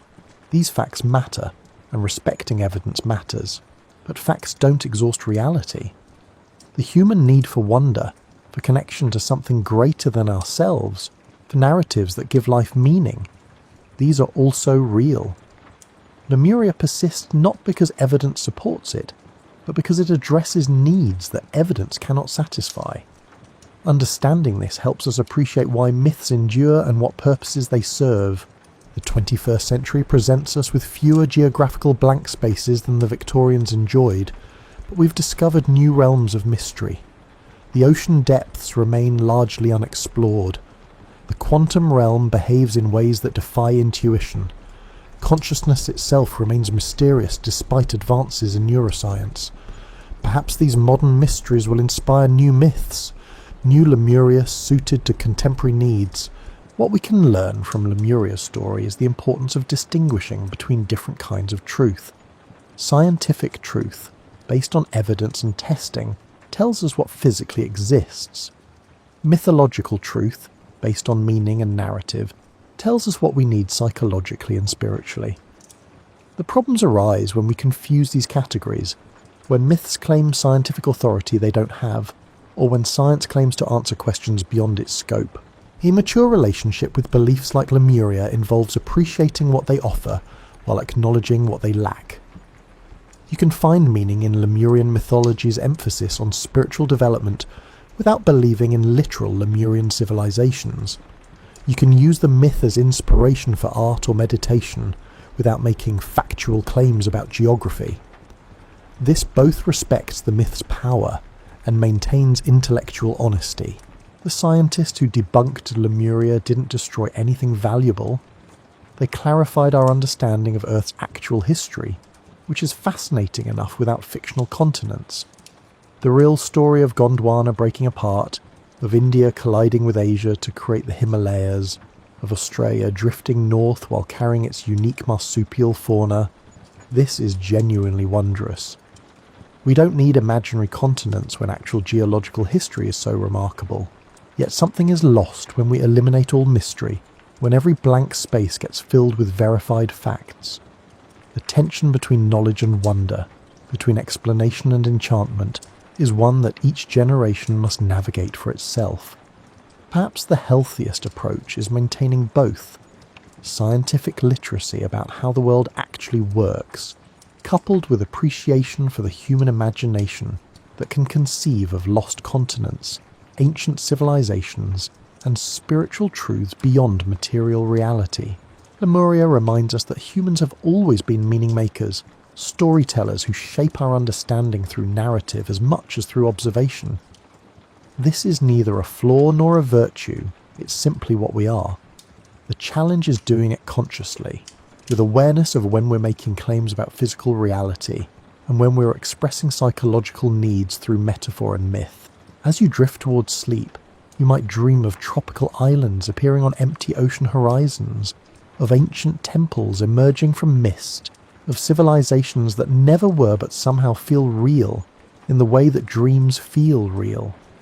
These dreams connect you to everyone who has ever wondered about what lies beyond the known, who has populated blank spaces with possibility, and who has found meaning in stories that transcend fact. The Victorians who imagined Lemuria were trying to solve real puzzles with the tools they had available. When better tools revealed better answers, the scientific hypothesis correctly faded away. But the myth persists because it serves different needs. Needs for wonder, for alternative possibilities, for narratives that suggest human existence is larger and more meaningful than materialistic reduction allows. Tomorrow, when you wake, you'll inhabit a thoroughly mapped world. Satellites have photographed every square mile of land and sea. We know where continents are, how they've moved, and why lemurs live where they do. This is progress. Genuine, valuable progress that expands human understanding and capability.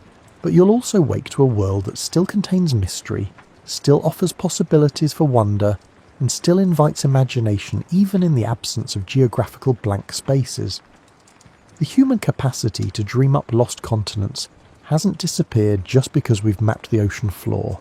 It's simply found new outlets, new frontiers, and new blank spaces to populate with possibility. Lemuria was born from lemurs and scientific puzzles, transformed by spiritual seekers and romantic dreamers, elaborated by artists and writers, and survives today as an idea that means different things to different people. It's a testament to human imagination, a cautionary tale about premature certainty, and a reminder that the stories we tell ourselves are as much a part of human reality as the facts we discover.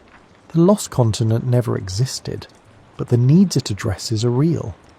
The civilizations described by mystics never flourished, but the yearning for golden ages and spiritual wisdom is genuine.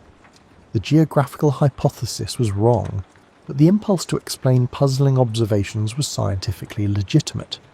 Lemuria is false, but not meaningless. As sleep approaches, let Lemuria remind you that the boundary between fact and fiction, between knowledge and imagination, and between science and myth is more permeable than we often acknowledge. We need rigorous thinking to understand how the world works, but we also need imagination to envision how it might be different. We need evidence to guide our beliefs, but we also need narratives to give our lives meaning. The story of Lemuria is ultimately hopeful. It shows that humans have always looked at mystery and tried to understand it, have always faced the unknown and tried to map it, and have always encountered limits and tried to transcend them. Sometimes our answers are wrong, but the questions reveal what matters to us: connection, meaning, wonder, and the eternal human impulse to explore beyond the known. So sleep well, knowing you're part of a species that can imagine entire continents into existence. And then, with equal creativity, use the scientific method to discover what actually exists. Both capabilities, imagination and investigation, make us human. Neither is complete without the other. The blank spaces on Victorian maps are filled now, but new blank spaces always emerge. The questions that inspired Lemuria are answered, but new questions constantly arise. The lost continent has been found in myth, in art, in culture, and in the persistent human need for stories that transcend the merely factual. Lemuria reminds us that we are fundamentally explorers, not just of physical geography but of possibility, of meaning, of the territories where fact and imagination intertwine. We map what we find, but we also dream of what might be. We correct our mistakes, but we never stop creating new visions. And perhaps that's the truest legacy of Lemuria. Not as a cautionary tale about scientific error or an example of gullibility, but as a testament to the indomitable human spirit that looks at an empty ocean and imagines continents, at scattered species and envisions bridges, at apparent limitations and dreams of transcendence. The lost continent is found, not where maps suggested, not where mystics claimed, but in the persistent human capacity to populate blank spaces with wonder, to create meaning from mystery, and to keep exploring long after the maps are complete. Dream well of continents that never were but somehow remain more real than many things that are. Dream of the blank spaces where possibility lives, of the questions that inspire both science and story, and of the eternal human journey between what we know and what we imagine. For in the end, Lemuria teaches us this: the maps we make of the world matter, but so do the maps we make of meaning. Physical geography constrains where continents can be, but imagination has no such limits. Reality defines what is, but humans have always been more interested in what could be, what might have been, and what stories we tell ourselves about both. So rest now in this thoroughly mapped world that still contains infinite mystery, this evidence-based reality that still accommodates wonder, this scientific age that still needs myth. Lemuria is gone, or rather never was, but its legacy endures in every human who looks at the unknown and dares to imagine. Sweet dreams of lost worlds and found wisdom, of blank spaces filled with possibility, of the eternal dance between knowledge and wonder that makes us human. The continent may be lost, but the capacity to dream it into being, and then to seek truth about what actually is, remains our most distinctly human inheritance.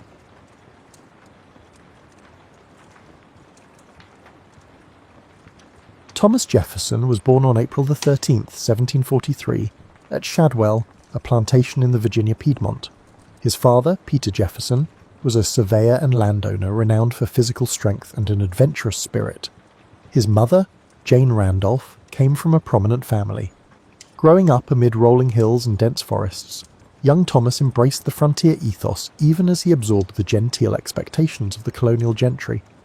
He delighted in full horseback rides, the hush of mountain trails, and the hum of intellectual debate courtesy of visiting tutors.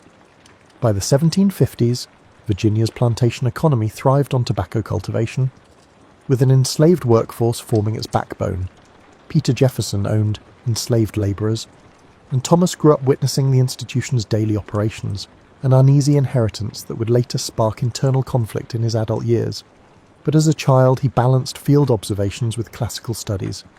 His father died when Thomas was 14, leaving him a sizable estate, but also the burden of paternal absence. This responsibility shaped him, instilling a drive for self-reliance and scholarly achievement. Around age 17, Jefferson enrolled at the College of William and Mary in Williamsburg. He immersed himself in philosophy, mathematics, and the law, studying under influential mentors like George Wythe. Late-night reading sessions at the Royal Governor's Palace Library fostered his fascination with Enlightenment thinkers, John Locke, Montesquieu, and others. Their calls for reason over tradition resonated with Jefferson, who scoured texts on government, science, and ethics. He also cultivated his violin skills, joining small music gatherings that balanced his rigorous academic schedule. After concluding his college years, Jefferson read law with Wythe, forging a bond that melded legal rigour with ethical inquiry. This training hammered into him the notion that laws must be grounded in rational principles, not arbitrary decrees. Meanwhile, he kept track of tensions brewing between the colonies and Britain, attending assemblies where taxation and representation roiled the gentry. Even then, Jefferson's reflective nature showed he was not the most boisterous voice, but his private letters revealed a keen sense of injustice at Parliament's intrusions. By 1767, he began practicing law. After being admitted to the bar, he frequently represented small landholders in property disputes or merchants caught up in customs enforcement. Observers noted his calm demeanour, meticulous arguments, and persuasive writing. He built a reputation as a reliable advocate who valued clarity over theatrics. That skill set would soon extend to political life, as colonial unrest over the Stamp Act and Townshend duties escalated. Parallel to his legal career, Jefferson oversaw the expansion of Monticello, his future architectural masterpiece perched on a hill near Shadwell. He had begun designing the house in his early 20s, referencing Palladian styles gleaned from books. The property's vantage offered sweeping views, symbolising for Jefferson both intellectual curiosity and the potential of the new world. He adored the notion of designing living spaces with geometric harmony, installing hidden staircases, symmetrical wings, and carefully proportioned rooms. Monticello was not just a home, but a living laboratory for architecture, horticulture, and personal reflection. In 1769, he won a seat in the Virginia House of Burgesses, marking his formal entry into public affairs. He arrived in a tense climate. Radical voices called for boycotts of British goods. Jefferson, though quietly spoken, sided with the emerging patriots. He penned resolutions decrying British overreach. Though initially mild in tone, over time his pen would sharpen as London doubled down on the colonial authority. Around this era he courted Martha Wells Skelton, a young widow famed for musical talent and a gentle spirit. They married on New Year's Day at 1772, forging a partnership that would shape Jefferson's personal life. She joined him at Monticello. Though her health was fragile, they spent tranquil moments reading or playing duets, Jefferson on violin, Martha on harpsichord. Their bond was tender, yet overshadowed by the mortality rates of the period. Over their decade together, Martha bore children, but only 2 daughters survived to adulthood. Her eventual passing left Jefferson in deep mourning and likely influenced his future emotional reserve. Early in the 17th century, Jefferson found himself on the brink of a more significant colonial crisis. The Boston Tea Party erupted, the British closed the port of Boston, and the call for intercolonial unity grew louder. Jefferson's pen, influenced by his legal background and Enlightenment convictions, would soon craft arguments that soared beyond local assemblies. Fate was guiding him toward the epicenter of revolutionary debate, where he had become a pivotal voice championing independence and articulating a new model of governance.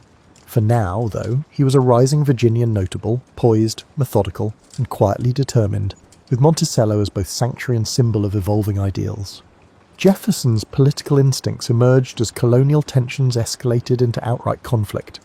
In 1774 he drafted A Summary View of the Rights of British America, a pamphlet addressing colonial grievances. Though less famous than later texts, it signalled a decisive shift, arguing that Parliament had no authority to govern the colonies without their consent. This stance, radical for its time, circulated widely. Some older patriots found it brash, but for Jefferson, it was a matter of logical extension. If reason and natural rights were universal, British claims to dominion flouted moral law. Virginia recognised Jefferson's talents, sending him in 1774 to the Second Continental Congress in Philadelphia. The environment crackled with possibility. Delegates from 13 colonies debated whether to petition the Crown or brace for independence. Jefferson's stoic presence, overshadowed by the fiery rhetoric of John Adams or the gravitas of Benjamin Franklin, masked his deep convictions. He served on committees, drafting formal statements. As skirmishes around Lexington and Concord flared into the Revolutionary War, the push for full independence intensified. In June 1776, the Congress appointed a 5-man committee to draft a declaration asserting the colony's break from Britain. Despite his relative youth, Jefferson was chosen, with Adams and Franklin among the others. They recognised his gift for articulate prose, honed by years of reading Enlightenment treatises. Holed up in a second-floor apartment, Jefferson wrote feverishly for 2 weeks. He produced a text that merged Lockean philosophy with a distinctly American context, championing life, liberty, and the pursuit of happiness. The phrase soared beyond local grievances to a universal principle of individual rights. Adams and Franklin made slight edits, and the Congress, after heated debate, adopted a final version on July 4, 1776. Thus Jefferson's words became the bedrock statement of a nascent nation, although the final text moderated some of his vehement attacks on slavery. Speaking of slavery, Jefferson's contradictory stance glimmered even then. He condemned the slave trade in an early draft of the Declaration, but that passage was cut under pressure from Southern delegates. He personally owned enslaved individuals at Monticello. Over time, he penned theoretical critiques of slavery as morally corrosive, yet he never comprehensively freed his own. This paradox, rarely resolved, would haunt his legacy. Despite disclaiming the system as an abominable crime, his economic reliance on it ran deep. Following the Declaration's adoption, Jefferson returned to Virginia to help craft the state's new constitution and overhaul its legal codes. He championed disestablishment of the Anglican Church, arguing religious freedom was a cornerstone of liberty. He also sought to reform inheritance laws that concentrated wealth in certain families. Such measures, including the Statute for Religious Freedom, would become pillars of Jefferson's vision of a Republican society, a place where personal conscience reigned and inherited privilege dwindled. Yet implementing them stirred resistance from tradition-bound legislators. During the war, Jefferson served as Virginia's governor from 1779 to 1781, a tenure overshadowed by British invasions. The conflict tested him in ways that writing never had. He faced logistical chaos, troop shortages, meagre supplies, and loyalist uprisings. British forces under Benedict Arnold raided Richmond, nearly capturing Jefferson at Monticello. Critiques of his governorship circulated, branding him ineffective or hesitant under pressure. This damaged his reputation, but the war's chaos left no easy solutions for any leader. In 1781, after stepping down, Jefferson retreated to Monticello, battered in spirit. The personal realm also dealt him blows. Heartbreak at the death of his wife Martha in 1782, she had endured multiple difficult pregnancies, and her final days saw Jefferson nearly inconsolable. Her deathbed request that he not remarry bound him in sorrow for weeks. He burned their correspondence, an act reflecting deep grief and a desire for privacy. The father of 2 surviving daughters, he turned inward, focusing on writing notes on the state of Virginia, a comprehensive look at his region's geography, economy, and mores sprinkled with philosophical musings. That text, published years later, revealed both his intellectual scope and the racial theories that many modern readers find troubling. By war's end in 1783, Jefferson felt the weight of personal loss and the uncertainties of the new Confederation. He took a seat in the Continental Congress, forging ahead with legislative tasks. The faint outlines of a more stable federal government were forming, and so we see Jefferson, father of the Declaration, parted from his wife, uncertain about the new nation's trajectory, but steadfast in pursuit of reason-based governance. His next chapter beckoned, a diplomatic role in Europe, giving him a vantage on global politics that would shape his future as Secretary of State and, eventually, President. For now, though, he was a man in flux, bridging heartbreak, revolutionary ideals, and the complexities of forging a stable republic from scratch.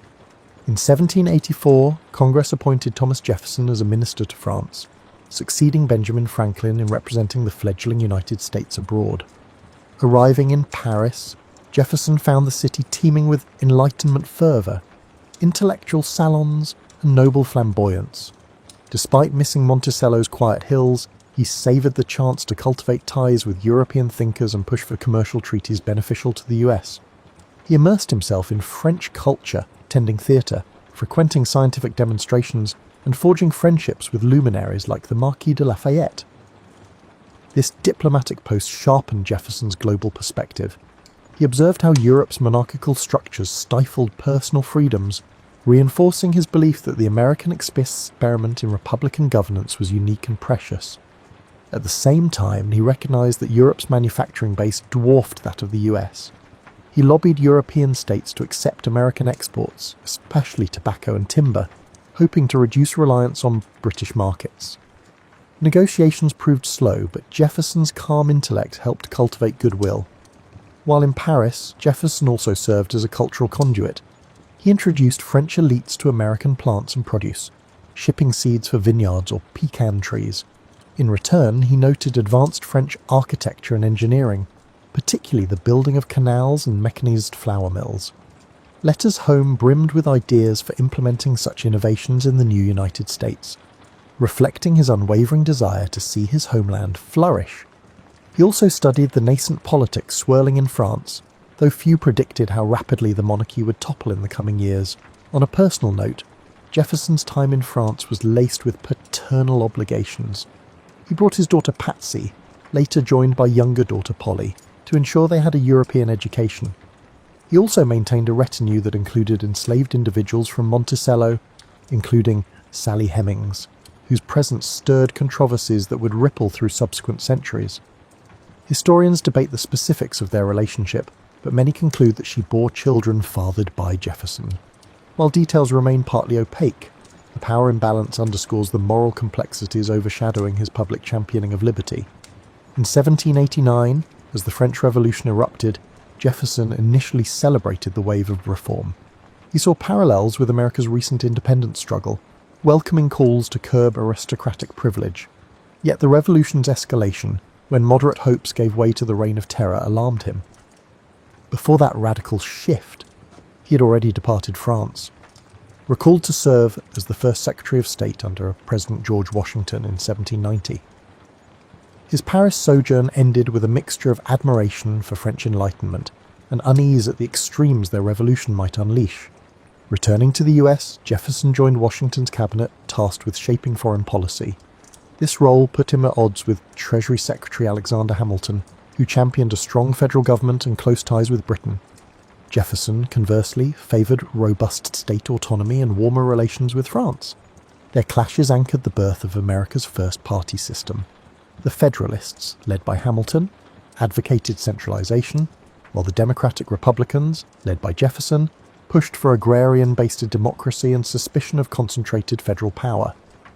During this cabinet period, Jefferson navigated multiple crises, tensions with Britain over frontier forts, uncertain alliances with post-revolutionary France, and domestic strife like the Whiskey Rebellion. He championed free trade and a minimal navy, resisting Hamilton's push for a standing army. Deep philosophical differences turned personal, prompting Jefferson to leave the cabinet in 1793. Soon he built a political network, harnessing sympathetic newspapers to shape public opinion. This dynamic signalled the future of American politics, where partisan alignments would drive policy discourse. By 1796, the schism was public. Jefferson found himself running for president against John Adams, though somewhat reluctantly. He lost narrowly and became Adams's vice president, a job lacking much real power. From the Senate's vantage, Jefferson observed Adams's presidency enacting laws like the Alien and Sedition Acts, which Jefferson deemed tyrannical. Furious, he covertly authored the Kentucky Resolutions, suggesting states could nullify unconstitutional federal statutes. The move introduced a heated debate over federal-state relations. Critics labelled it subversive, but Jefferson saw it as safeguarding the spirit of '76. Thus, by the cusp of the 1800 election, Jefferson embodied a Republican champion for agrarian liberties, suspicious of Federalist centralization. Yet he also carried personal baggage from his enslaver background and the complexities of his private life. The stage was set for a pivotal showdown in US politics, with the country's future direction at stake. In a swirl of partisan editorials and backroom deals, the election would test whether the fledgling republic could survive a peaceful transition of power or devolve into rancor. Jefferson's calm but determined approach once again pressed him into a central role, bridging Enlightenment ideals and the gritty realities of partisan brawls. The election of 1800 brought turmoil. John Adams sought re-election, Hamilton's Federalists loomed, and Jefferson's Democratic Republicans consolidated around him. The campaign was vitriolic, filled with accusations. Federalists called Jefferson an atheist radical. Republicans branded Adams a monarchist. In an era before direct popular ballots, electors cast votes for president and vice president in a complicated procedure. A tie emerged between Jefferson and his running mate, Aaron Burr, each receiving the same number of electoral votes. The House of Representatives, controlled by Federalists, had to break the tie. Days of tense balloting ensued. Ultimately, with Hamilton's reluctant nod, Jefferson triumphed. The ordeal spurred the 12th Amendment, ensuring future presidential and vice presidential candidates had distinct ballots. The pursuit. Thus, Jefferson assumed the presidency in 1801. His inaugural address famously extolled unity. "We are all Republicans, we are all Federalists," signifying a desire to heal partisan wounds. He scaled back certain Federalist measures, cutting the army budget, abolishing some taxes, and releasing those imprisoned under the Sedition Act. He aimed for a wise and frugal government, believing the US should remain primarily agrarian, suspicious of large cities and banks. This pastoral vision resonated with many frontier settlers who saw the new president as their champion. One early success was the Louisiana Purchase in 1803. Napoleon, embroiled in European wars, unexpectedly offered to sell France's vast North American holdings. Jefferson hesitated, aware the Constitution provided no explicit power for land deals of this magnitude. Yet the chance to double the nation's territory overshadowed strict constitutional scruples. For $15 million, the US acquired a domain stretching from the Mississippi River to the Rocky Mountains. This bold stroke ensured control of the Mississippi's crucial port of New Orleans and opened a frontier for expansion. Westerners rejoiced, but Federalists balked, claiming it diluted the eastern states' political power. Still, Jefferson proceeded, blending principle with pragmatic advantage. To explore these new lands, Jefferson commissioned the Lewis and Clark expedition. Meriwether Lewis, his former secretary, and William Clark led a team from the Missouri River to the Pacific coast. Their 1804 to 1806 journey mapped routes, documented flora and fauna, and engaged with indigenous nations. Jefferson eagerly awaited their findings, seeing it as a scientific quest paralleling his Enlightenment ideals. The expedition's success fueled national pride and curiosity about the continent's vast potential. Yet it also signified new tensions with tribal communities as more settlers pressed westward. Domestically, Jefferson faced controversies. He disliked the existence of the Bank of the United States but tolerated it when expedient. He slashed federal budgets, forcing some in the Navy to protest that the nation's sea defences weakened. Furthermore, the issue of slavery persisted. Jefferson's personal writings described it as a moral and political hazard, yet he neither freed most of his own enslaved individuals nor championed federal abolition. Indeed, the 1807 law banning the importation of enslaved Africans was a partial measure. Some historians argue Jefferson missed a critical chance to push for more sweeping reforms. Foreign affairs proved trickier. Britain and France waged relentless war in Europe, ignoring US neutrality, seizing American merchant ships, and impressing US sailors into their navies. Incensed, Jefferson tried economic warfare, championing the Embargo Act of 1807, halting nearly all US exports. He reasoned Britain and France needed American goods. Instead, the measure devastated US ports, invited smuggling, and turned public opinion against him. The fiasco illustrated the limits of peaceable coercion. Eventually, the unpopular embargo was repealed, tarnishing Jefferson's last year in office. In 1809, he handed the presidency to his close ally, James Madison, quietly retiring to Monticello. His 2 terms shaped the US, expanded territory, a stable political identity, but also heightened regional tensions. His approach, a mix of lofty Republican ideals and occasional pragmatic contradictions, left a complex imprint. People revered him as a philosophical statesman, but criticized his moral inconsistencies. He parted from Washington, D.C., warned from the tribulations of governance, yet proud he had preserved a measure of individual liberty, and doubled the nation's size without large-scale war. Back at Monticello, the next chapter in Jefferson's life would revolve around the pursuit of knowledge, founding a university, and hosting endless visitors intrigued by the sage of the Revolution. Yet deeper fissures over slavery and states' rights would soon overshadow the era, complicating his cherished vision of a harmonious agrarian democracy. For now, though, he retreated to the place he loved, surrounded by inventions, fields of crops, and the quiet pursuit of reason, staying active in public discourse through letters that carried enormous influence in the young republic's intellectual circles. Retirement for Thomas Jefferson did not equate to seclusion. Back at Monticello after 1809, he embraced the role of Sage of Monticello, receiving statesmen, foreign visitors, and curious travellers. He corresponded widely, shaping discourse on American identity and preserving his Revolution-era repute. The estate itself reflected his restless creativity, expansions to the house, pavilions, and a labyrinth of gardens for experimental horticulture. Visitors often found him in his library or tinkering with mechanical gadgets like a polygraph machine that duplicated his handwriting. His thirst for innovation remained undimmed. However, Monticello's finances were precarious.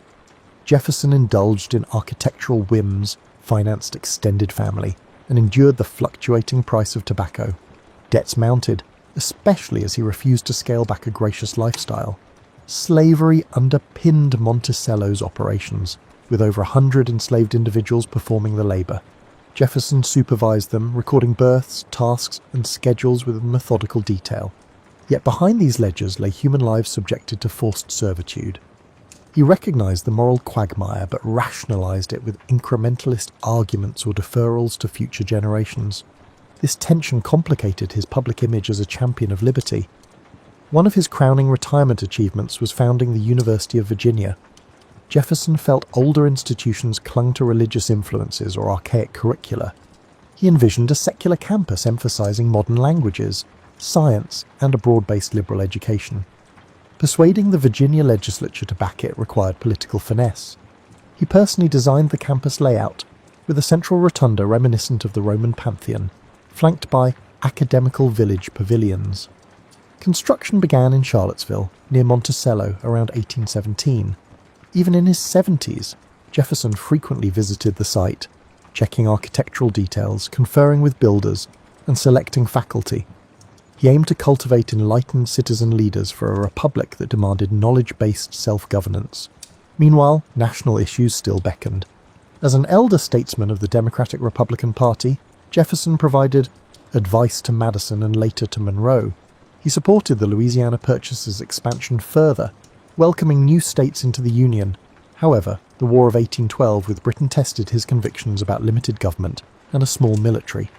He lamented that some Federalist enclaves seemed willing to undermine national unity, especially in the Northeast. Letters show him torn between localism and the emergent sense of a broader national identity. As the US overcame that conflict, Jefferson expressed relief that Europe's meddling was lessening. A parallel development was his rekindled friendship with John Adams. The two had been friends turned adversaries turned icy correspondents for years. But in retirement, both recognized a mutual bond shaped by the Revolution's intensity. Through letters, they revisited old debates, monarchy versus republic, the role of religion, the fragility of democracy. Their exchange soared with philosophical reflection, spiced with humour about advanced age. The revival of their friendship stands as a testament to the capacity for bridging old political rifts. In these letters, Jefferson revealed his abiding optimism that the American experiment, though imperfect, would endure if guided by reason and virtuous leadership. Yet personal sorrow recurred. Jefferson outlived several of his children, enduring repeated heartbreak. The Monticello household was no quiet domain. Grandchildren ran about. Extended relatives sought financial aid, and guests arrived unannounced to glean a moment with the iconic founder. He wore the mask of a benevolent patriarch, but diaries hint at bouts of melancholy. The precarious economy pressed him to mortgage properties, and he relied on lines of credit that threatened to upend the estate. The image of Monticello as a microcosm of Republican enlightenment concealed a precarious ledger balancing. As Jefferson neared 80, he took pride in the University of Virginia's nearing completion. He personally selected some library materials, established faculty guidelines, and wrote about its potential to transform the American education. In 1825, the university opened to its first class of students. Jefferson's dream had become real, a secular institution dedicated to free inquiry, unencumbered by rigid religious dogma or stale tradition. He believed it would foster the next generation of leaders to safeguard the Republic's ideals. By 1826, Jefferson felt time slipping. Freed from daily policy fights, he dedicated his final energy to ensuring the university's stability.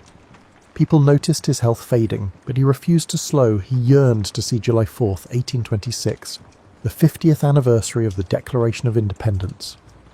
That day arrived. In a poetic twist, John Adams and Jefferson both passed away on that date, with Jefferson dying in the early afternoon. The synergy of these two revolutionaries departing on the nation's half-century mark cemented a legend.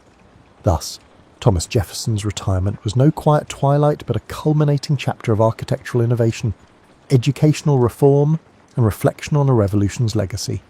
He left behind a complicated estate weighed by debt, a family overshadowed by the institution of slavery, yet also a shining new university and a trove of letters that would shape America's self-perception for generations. In him, old illusions of an agrarian utopia mingled with the unstoppable push of a modernizing republic, capturing the contradictions that still define the American ethos. In the immediate wake of Jefferson's death, admirers and critics clashed over his legacy.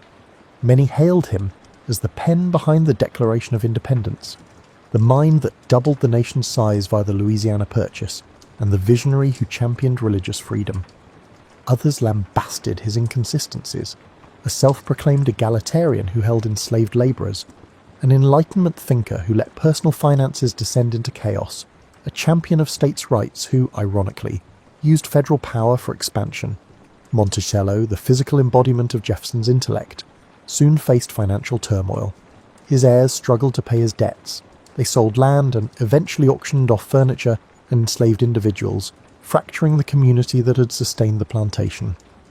Monticello changed hands multiple times, deteriorating until the early 20th century, when the Thomas Jefferson Foundation acquired and restored it, symbolically reassembling his architectural dream as an American heritage site. This restoration also reignited debates about the everyday realities of enslaved families who once toiled there, culminating in renewed emphasis on their stories, a dimension historically muted in the veneration of Jefferson. Meanwhile, the broader American public constructed a mythic image of Jefferson. In the 19th century, as political parties shifted, references to Jeffersonian democracy emerged, praising his emphasis on small government, minimal taxes, and the righteousness of rural life. Andrew Jackson's supporters invoked Jefferson as a figure who'd champion the common man. But historians recognize that Jefferson's own approach to governance was more nuanced than populist idealists claimed. He recognized the necessity of compromise and occasionally invoked strong federal measures, especially in foreign affairs. The early 20th century saw the progressive era adopt a different aspect of Jefferson, the intellectual founder who believed in educated citizenry. Debates around the founder's intentions soared, with Jefferson's letters cited by all sides. Archival releases of his personal correspondence lent more profound insight into his moral grappling with slavery and his dynamic shift from localist to expansionist. The public began to appreciate that the founders were not monolithically consistent paragons, but flawed statesmen shaped by urgent demands. In scholarship, the 1970s and beyond propelled a fresh wave of inquiry, focusing on Jefferson's relationship with Sally Hemings. DNA evidence in the late 1990s pointed strongly to him fathering Hemings's children. This revelation forced a national re-evaluation of the so-called Sage of Monticello. Some were scandalized, others found it wholly unsurprising.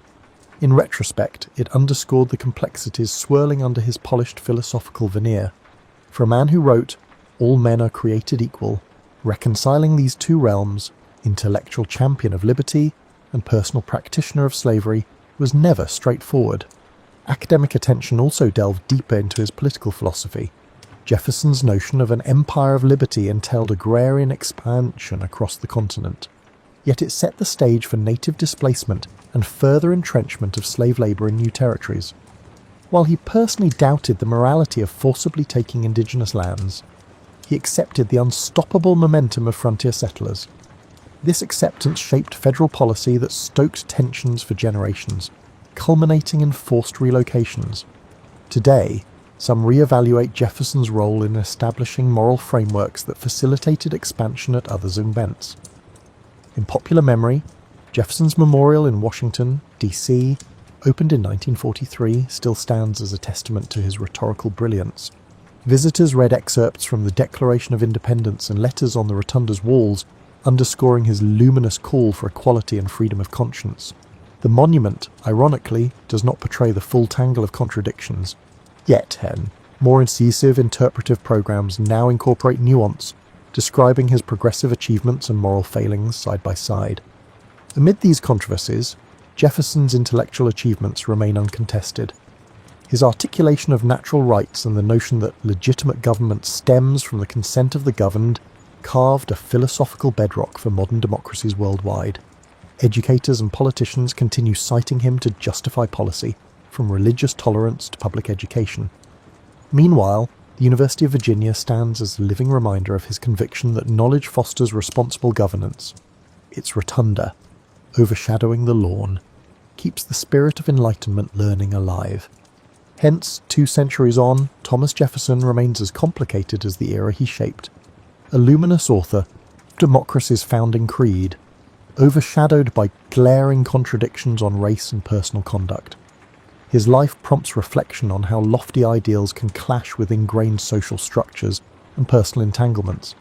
For many Americans and observers abroad, grappling with Jefferson is akin to grappling with the nation's own layered identity, built on noble declarations, yet intimately entangled in unresolved injustices. The conversation he started continues, bridging history and contemporary debates on liberty, equality, and the messy realities in between. Thomas Jefferson's life invites reflections on how visionary ideals intersect with the flawed scope of practical living. He exemplifies the possibility that one can be intellectually gifted, deeply principled, yet remain entangled in personal contradictions. Observing his journey reveals lessons on leadership, creativity, compromise, and moral blind spots, each a facet that resonates in modern times, where we juggle personal convictions with structural constraints. At Monticello, his architectural flourishes highlight how creativity can transform personal space into a canvas of experimentation. Secret passages, rotating bookstands, and advanced ventilation remind us that even domestic life can become a playground of innovation. We can learn that invention can change any environment, including home and office. But Monticello also underscores how comfort can rely on unseen labour. The estate's grandeur hinged on enslaved men and women, forced to cater to Jefferson's designs. This reality cautions that technological or aesthetic progress can coexist with ethical failings. Jefferson's public service, from drafting the Declaration to guiding foreign policy, underscores the power of well-crafted language. He harnessed rhetorical precision to unify disparate colonies under ideals that, centuries later, remain a moral yardstick. Even if we lament his hypocrisy, we cannot dismiss how effectively words shape collective identity. In an age of digital media, Jefferson's example affirms that carefully chosen language can galvanize or fractiously divide. His success in bridging disputes among the founders suggests the value of measured compromise. At the same time, the ordeal of the 1800 election warns us that partisanship can nearly fracture a young democracy. One cannot ignore the deeper moral debate, how a man proclaiming universal rights upheld the structure of slavery. Modern readers might view that as an irredeemable contradiction. Alternatively, one might interpret it as a historical caution that even well-intentioned reformers can remain captive to entrenched economic and social norms. Jefferson's story prominently highlights the difference between personal moral clarity and institutional inertia. It compels us to question our complicities in modern systems that might conflict with our professed values. Additionally, Jefferson's championing of religious freedom stands out. He insisted that each person's beliefs lay beyond governmental reach, a stance that shaped not just American but global norms on religious liberty. The Statute for Religious Freedom in Virginia, though overshadowed by the Declaration's fame, seeded the principle that government cannot coerce spiritual conviction. Today, as debates on religious expression swirl worldwide, his early push for disestablishment remains relevant. Another subtle dimension is Jefferson's approach to educational frameworks. Founding the University of Virginia mirrored his conviction that an informed populace anchors a stable republic. He favoured broad curricula, from ancient languages to modern sciences, rejecting church oversight. That model resonates in ongoing dialogues about academic freedom, the role of public universities, and how to equip citizens for complex global realities. His notion that education fosters self-rule might be more pertinent than ever. In his final years, weighed down by debts, Jefferson exemplified how personal miscalculations can overshadow public triumphs. The man who shaped a nation wrestled with monetary woes, culminating in Monticello's partial liquidation after his death. The story underscores that bright minds can still falter in everyday management. For modern professionals approaching midlife, the caution is clear. Brilliance in some arenas does not inoculate against practical pitfalls. Jefferson's demise, coinciding with John Adams's on July 4th, 1826, lent a mythic close to their entwined sagas. Observers then marvelled at Providence's timing, interpreting it as a sign of national destiny. The solemn passing of two revolutionary architects on the Republic's half-century mark remains a striking historical coincidence. Yet behind that dramatic symbolism lies the more tangible truth. They were aging patriots who parted with an America still in flux, fragile, expanding, and grappling with unsolved tensions. The rhetorical arcs they set forth would guide and haunt subsequent generations in deciding how, or whether, to embody the pure ideals of 1776. Thus, Thomas Jefferson endures as a mosaic, liberation's poet, contradictory slave owner, visionary statesman, flawed caretaker of finances, and father of an institution championing reason. His life story holds up a mirror to the interplay of aspiration and compromise, the swirl of high-minded principle amid pragmatic gambles. For many, that reflection remains instructive, inviting us to measure our convictions against the structures we inhabit. In confronting Jefferson's complexities, we do not just revisit a founding father, we confront the universal tensions of forging a just society in an imperfect world, and that conversation, spurred by the man from Monticello, remains as vital as ever.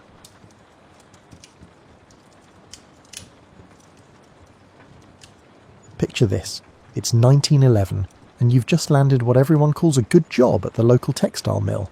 Your family's practically throwing a party because, hey, steady work is steady work, right? Little do you know, you have just committed to what feels like a very long, very loud and very dusty adventure, filled with creative ways to dislike your life. Your first day starts at 5:30 a.m, which wouldn't be a problem if you were, say, a rooster. But you're not. You're a human being who needs sleep, and the mill whistle doesn't care about your beauty rest. That whistle becomes your new alarm clock, your lunch bell, and your freedom song all rolled into one ear-splitting package. It's like having a very punctual, furious metal bird living in your neighbourhood. Walking into the mill for the first time is like stepping into another world, if that world were designed by someone who really, really hated comfort. The noise hits you first. Imagine 1,000 typewriters having an argument with a brass band while someone runs a cheese grater over a chalkboard. That's your new soundtrack, 12 hours a day, 6 days a week. The air inside feels thick enough to chew. Cotton dust floats everywhere like the world's most annoying snow, except this snow makes you cough and never melts. You'll spend your first week thinking you're coming down with something, until you realise that scratchy throat and those sneezing fits aren't temporary visitors, they're your new roommates. Your supervisor, a man whose smile disappeared sometime around 1897, explains your job with the enthusiasm of someone reading a grocery list. You'll be tending machines that look like they were built by someone who thought, you know what this device needs? More ways to catch fingers. These mechanical beasts consume cotton and expel thread, and their temperament is akin to that of a cat during a thunderstorm. The learning curve is steep, which is a polite way of saying you'll spend your first month feeling like you're trying to juggle while riding a unicycle in an earthquake. Every machine has its personality, and most of them have bad attitudes. There's the one that jams if you look at it wrong, the one that makes a weird clicking sound that means either everything's fine or run for your life, and the one that seems to wait until you're distracted to break something expensive. Your fellow workers welcome you with the kind of tired solidarity that comes from shared suffering. They will teach you important information, such as which water fountain actually works, where to hide when the floor supervisor is in a bad mood, and how to eat lunch in exactly 12 minutes, since that is all the time you're given. These people become your mill family, bonded together by cotton dust, and the mutual understanding that everyone's just trying to make it through another day without losing a finger. The pay sounds decent when they tell you about it, until you realise that decent is relative. Sure, you're making more than the guy who sweeps streets, but you're also working twice as hard and breathing air that's more cotton than oxygen. Your wages might cover rent, food, and maybe a small luxury like soap, but forget about those fancy things like saving money or buying clothes that don't smell permanently of machine oil. By the end of your first week, you've acquired what everyone refers to as a mill cough, a charming little ailment that will accompany you constantly. Your hands are already showing the signs of your new profession: small cuts from handling rough materials, calluses from gripping tools, and a general toughness that comes from shaking hands with machinery all day. Your mother would cry if she saw your hands, but then again, your mother isn't trying to feed a family on mill wages. The worst part, you're just getting started. Your typical day begins before the sun recalls its task. The mill whistle doesn't care if you went to bed late, if you're feeling under the weather, or if you'd rather spend the morning doing literally anything else. It screams at 5:30 a.m. sharp, and you'd better be screaming back, or at least stumbling toward the mill gates. Breakfast is whatever you can grab and stuff in your mouth while walking. Typically, breakfast consists of bread, perhaps accompanied by a smidgen of butter if you're indulging in luxury. Coffee is a luxury most days, which means you're facing 12 hours of machinery maintenance on whatever enthusiasm you can muster from stale bread and the fear of unemployment. The walk to work becomes a parade of the perpetually exhausted. You join a stream of fellow workers, all moving with the same determined shuffle of people who'd rather be anywhere else but know they can't afford to be. Everyone's carrying their lunch pail, a tin box that contains what optimists call a meal, and realists call food-shaped objects that might keep you alive until quitting time. Clocking in is an art form. You have to be there exactly on time, not early enough to seem eager, not late enough to get docked pay. The time clock doesn't forgive, and neither does your supervisor. Being 2 minutes late means losing half an hour's wages, which might not sound like much until you realise that half an hour's wages could mean the difference between having meat for dinner or making friends with potatoes again. Once you're officially on the clock, the machines demand your complete attention. They're like mechanical toddlers.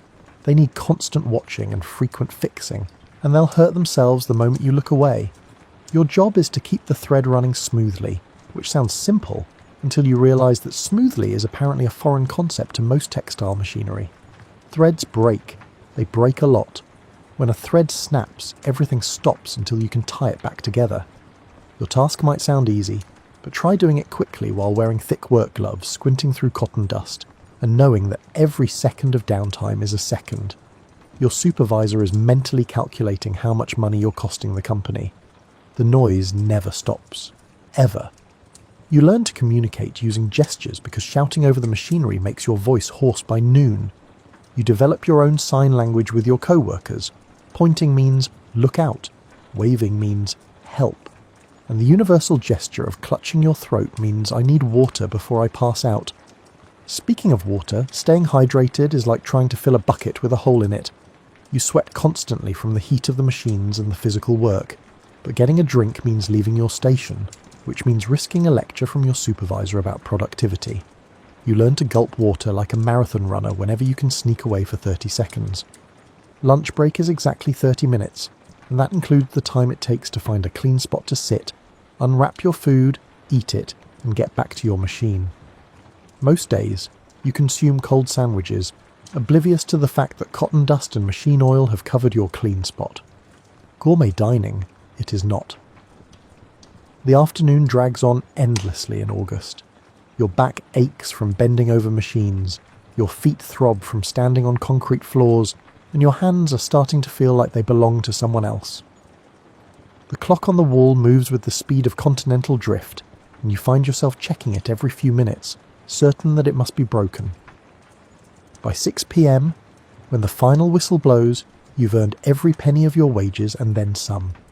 Walking home is an excruciating experience, and the prospect of repeating the entire process tomorrow fills you with dread.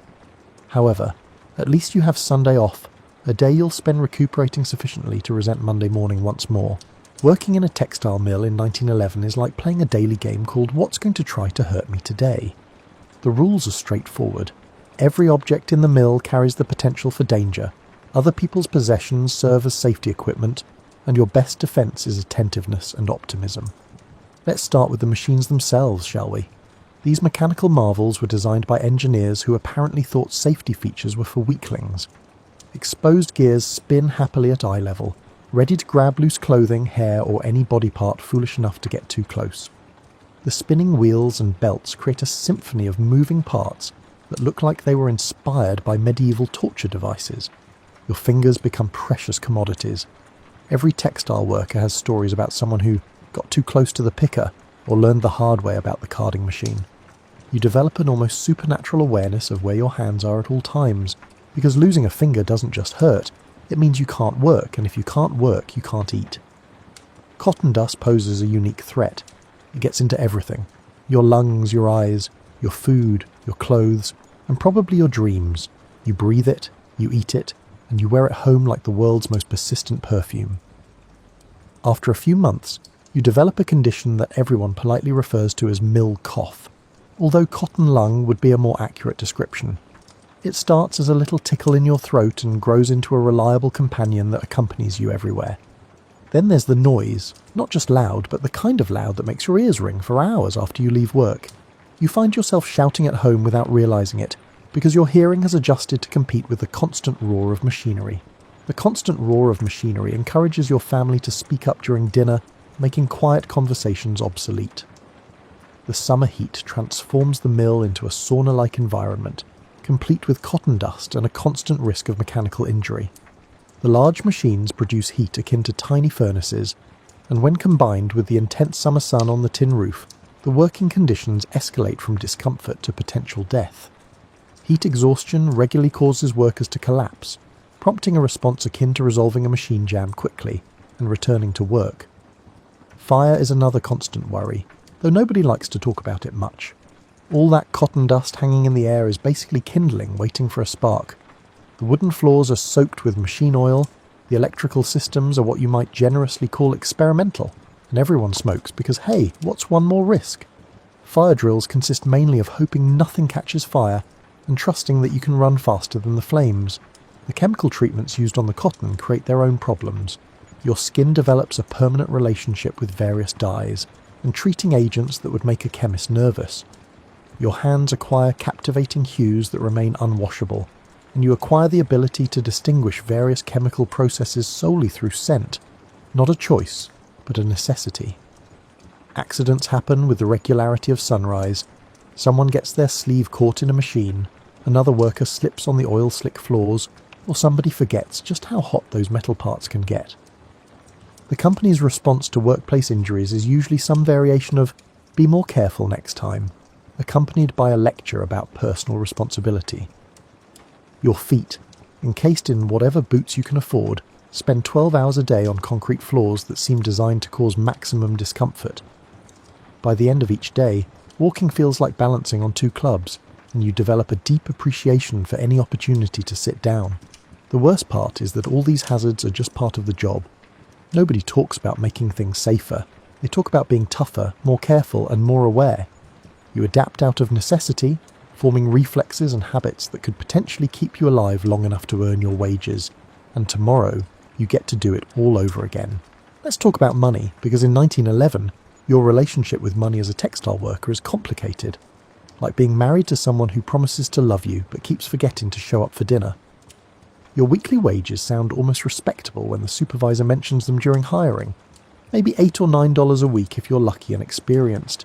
That's real money. At least it's real money until you start trying to spend it on real things like food, rent, and the occasional luxury of soap that doesn't smell like lye. Here's where things get interesting in that not actually interesting, more like depressing way. The company has mastered the art of giving generously while simultaneously taking advantage of you. Sure, they pay you weekly wages, but they've also created a beautiful system of fines, deductions, and company policies that ensure most of your money never actually makes it to your pocket. If you arrive late at work, you will incur penalties. That'll cost you. Does the machine break down because of normal wear and tear? Somehow that's your fault too, and it'll cost you. Need to buy work supplies? Conveniently, the company store is conveniently located, ready to sell you everything at prices that would make a highway robber blush. Your thread, your needles, even your machine oil, all come out of your wages at rates that make you wonder if the children of the company store owner are planning to attend Harvard.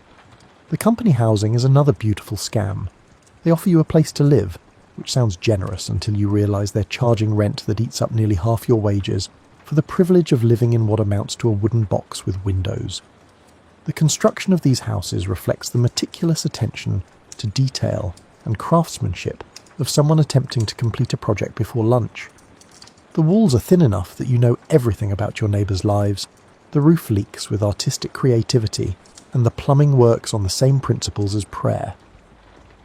Food becomes a daily exercise in creative mathematics. You learn to make meals out of ingredients that cost almost nothing and fill you up just enough to keep working. Potatoes become your best friend, beans become your steady companion, and meat becomes that exciting acquaintance you see maybe once a week if you're lucky. You develop cooking skills that would impress a frontier pioneer. How to make filling soup out of bones and vegetables that other people might throw away, how to stretch a small piece of meat across 3 days of meals, and how to make bread last longer by eating less of it. Your work clothes are another expense that nobody mentions during hiring. The machines are hard on fabric, the dust and chemicals stain everything permanently, and you need at least 2 sets of work clothes so you can wash one while wearing the other. Buying new clothes means going without something else, so you learn to patch, mend and wear things, until they're more patched than the original fabric. Saving money is like trying to hold water in your hands, technically possible, but requiring perfect conditions and a lot of luck. Most weeks you're doing well if you break even. A good week means you have a few coins left over for something special, like better food or maybe a newspaper. A bad week means choosing between paying rent on time or eating properly. The really frustrating part is watching the mill owners drive past in their fancy carriages, wearing clothes that cost more than you make in a year, living in houses that could fit your entire neighbourhood. They talk about the dignity of work and the value of honest labour while paying wages that make dignity feel like an expensive luxury you can't afford. Medical expenses are particularly cruel. Get sick or injured, and you lose wages for the days you can't work. Need to see a doctor? That costs money you don't have for treatment you can't afford. The company's solution is usually some variation of work through it. Or, maybe you should have been more careful. Your financial planning consists mainly of hoping nothing unexpected happens, because unexpected things cost money you don't have. A broken shoe, a sick child, or a winter that's colder than usual, any of these can turn a tight budget into a financial disaster. But hey, at least you have steady work, right? That's what everyone keeps telling you anyway. Social life as a textile worker in 1911 is like trying to have a party in a library during an earthquake. Technically possible, but you're working with some serious limitations. Your social circle consists mainly of other people who understand why you smell permanently of cotton dust and machine oil. These are folks who don't judge you for falling asleep mid-conversation, or for having hands that look like you've been wrestling with mechanical equipment all day, because they've got the same problems. You bond over shared misery in a way that's both heartwarming and deeply depressing. The mill becomes its own little community, complete with all the drama, gossip and petty feuds you'd expect when you stick a bunch of tired, underpaid people together for 12 hours a day. You learn everyone's business whether you want to or not. Who's behind on rent, whose husband drinks too much, who's been sneaking extra breaks, and who's been getting cozy with the floor supervisor in hopes of easier assignments. Romance in the mill is complicated. Potential partners surround you, understanding your life because they share it. On the other hand, everyone's exhausted, stressed about money and covered in cotton dust, which doesn't exactly create ideal conditions for romantic relationships. Mill courtships tend to be practical affairs, finding someone who can help you survive rather than someone who makes your heart flutter. Your work schedule makes having a social life about as simple as juggling while blindfolded. You work 6 days a week, 12 hours a day, which leaves you Sunday to recover, do laundry, buy groceries, and maybe, if you're very lucky, have something resembling fun. Sunday becomes sacred, the one day when you can remember what it feels like to be a human being instead of a machine tender. The company-town social hierarchy is fascinating in its own twisted way. At the top you've got the mill owners and managers, living in their fancy houses on the hill, hosting garden parties, and complaining about the difficulty of finding good help. Below them are the skilled workers and supervisors, who get to look down on the regular mill hands while still being looked down on by management. At the bottom, you've got the newest workers, the ones who haven't figured out the system yet and still think things might get better. Entertainment options are limited but creative. There's usually a company store that doubles as a gathering place, where you can buy overpriced goods and catch up on gossip. Sometimes there's a church, which serves as both spiritual comfort and social club. The really exciting social events might include a company picnic once a year, where management makes speeches about the mill family while serving food that costs less per person than most workers make in an hour. Drinking is popular, which probably won't surprise anyone who's spent 12 hours a day tending temperamental machinery for wages that barely cover rent. The local taverns understand their clientele, working people who need to forget their problems for a few hours and don't have much money to spend doing it. These establishments serve drinks strong enough to cut through cotton dust and cheap enough that you can afford to buy a round for your fellow sufferers. Your reputation in the community is directly linked to your work performance and your ability to remain silent about working conditions. Complain too much, and you're labelled a troublemaker. If you make infrequent complaints, people may perceive you as being unresponsive to management. There's a narrow path between being considered a good worker and being considered someone who's given up on life entirely. Letters from family members who don't work in mills become precious treasures, offering glimpses into a world where people have time for things like hobbies, where Sunday is actually a day of rest, and where conversations aren't conducted through gestures over the roar of machinery. These letters remind you that there's life beyond the mill walls, even if that life feels increasingly distant. The social pressure to appear grateful for your job is constant. Anyone who suggests that working conditions could be better is quickly reminded that jobs are scarce, and there are plenty of people who would love to have your position. This phenomenon creates a community of people who are simultaneously miserable and afraid to admit it, which makes for some very interesting social dynamics. However, it's comforting to share your misery with others. By now, your body has become a living testament to the joys of industrial labour. If bodies were books, yours would be titled, "Everything That Can Go Wrong in a Textile Mill, A Personal Journey." Your hands deserve their chapter in this sad story. They've transformed from whatever they used to be into something resembling leather gloves that have been through a war. The calluses have calluses, and your fingers have developed their own independent relationship with pain. You can identify different types of thread by feel alone, not because you're particularly skilled, but because your nerve endings have been educated by thousands of hours of handling rough materials. The constant vibration from the machines has given your hands a permanent slight tremor, like you're always cold or nervous. This condition makes simple tasks at home surprisingly difficult. Eating soup becomes an adventure, writing a letter turns into an exercise in patience, and trying to thread a needle for personal sewing projects is like performing surgery while riding a horse. Your hearing is being subjected to an intensity that would make a prizefighter sympathetic. The constant roar of machinery has left you with a permanent ringing in your ears that sounds like a very small, very persistent bell that never stops chiming. You find yourself asking people to repeat things, not because you're not paying attention, but because normal conversation has become surprisingly quiet compared to your workplace soundtrack. Your lungs have developed their own cotton processing facility. The mild cough that started as an occasional tickle has evolved into a reliable companion that wakes up with you every morning and stays with you throughout the day. You produce more cotton-coloured phlegm than any human should, and you've learned to time your coughing fits so they don't interfere with machine operation. Your back has aged about 20 years in the first few months of mill work. All that bending over machines, lifting materials and standing on concrete floors has given your spine the personality of an angry old man. You awaken with stiffness, endure escalating pain and retire to bed with a sense of resentment. Your feet have their complaints to file. 12 hours a day on concrete floors in whatever boots you can afford has given you an intimate relationship with foot pain. Your arches have fallen, your heels ache, and your toes have developed their own survival strategies. Each day, you walk home with the gait of someone who has hiked uphill in uncomfortable shoes, a situation that is not far from reality. The heat and humidity of the mill have done strange things to your skin.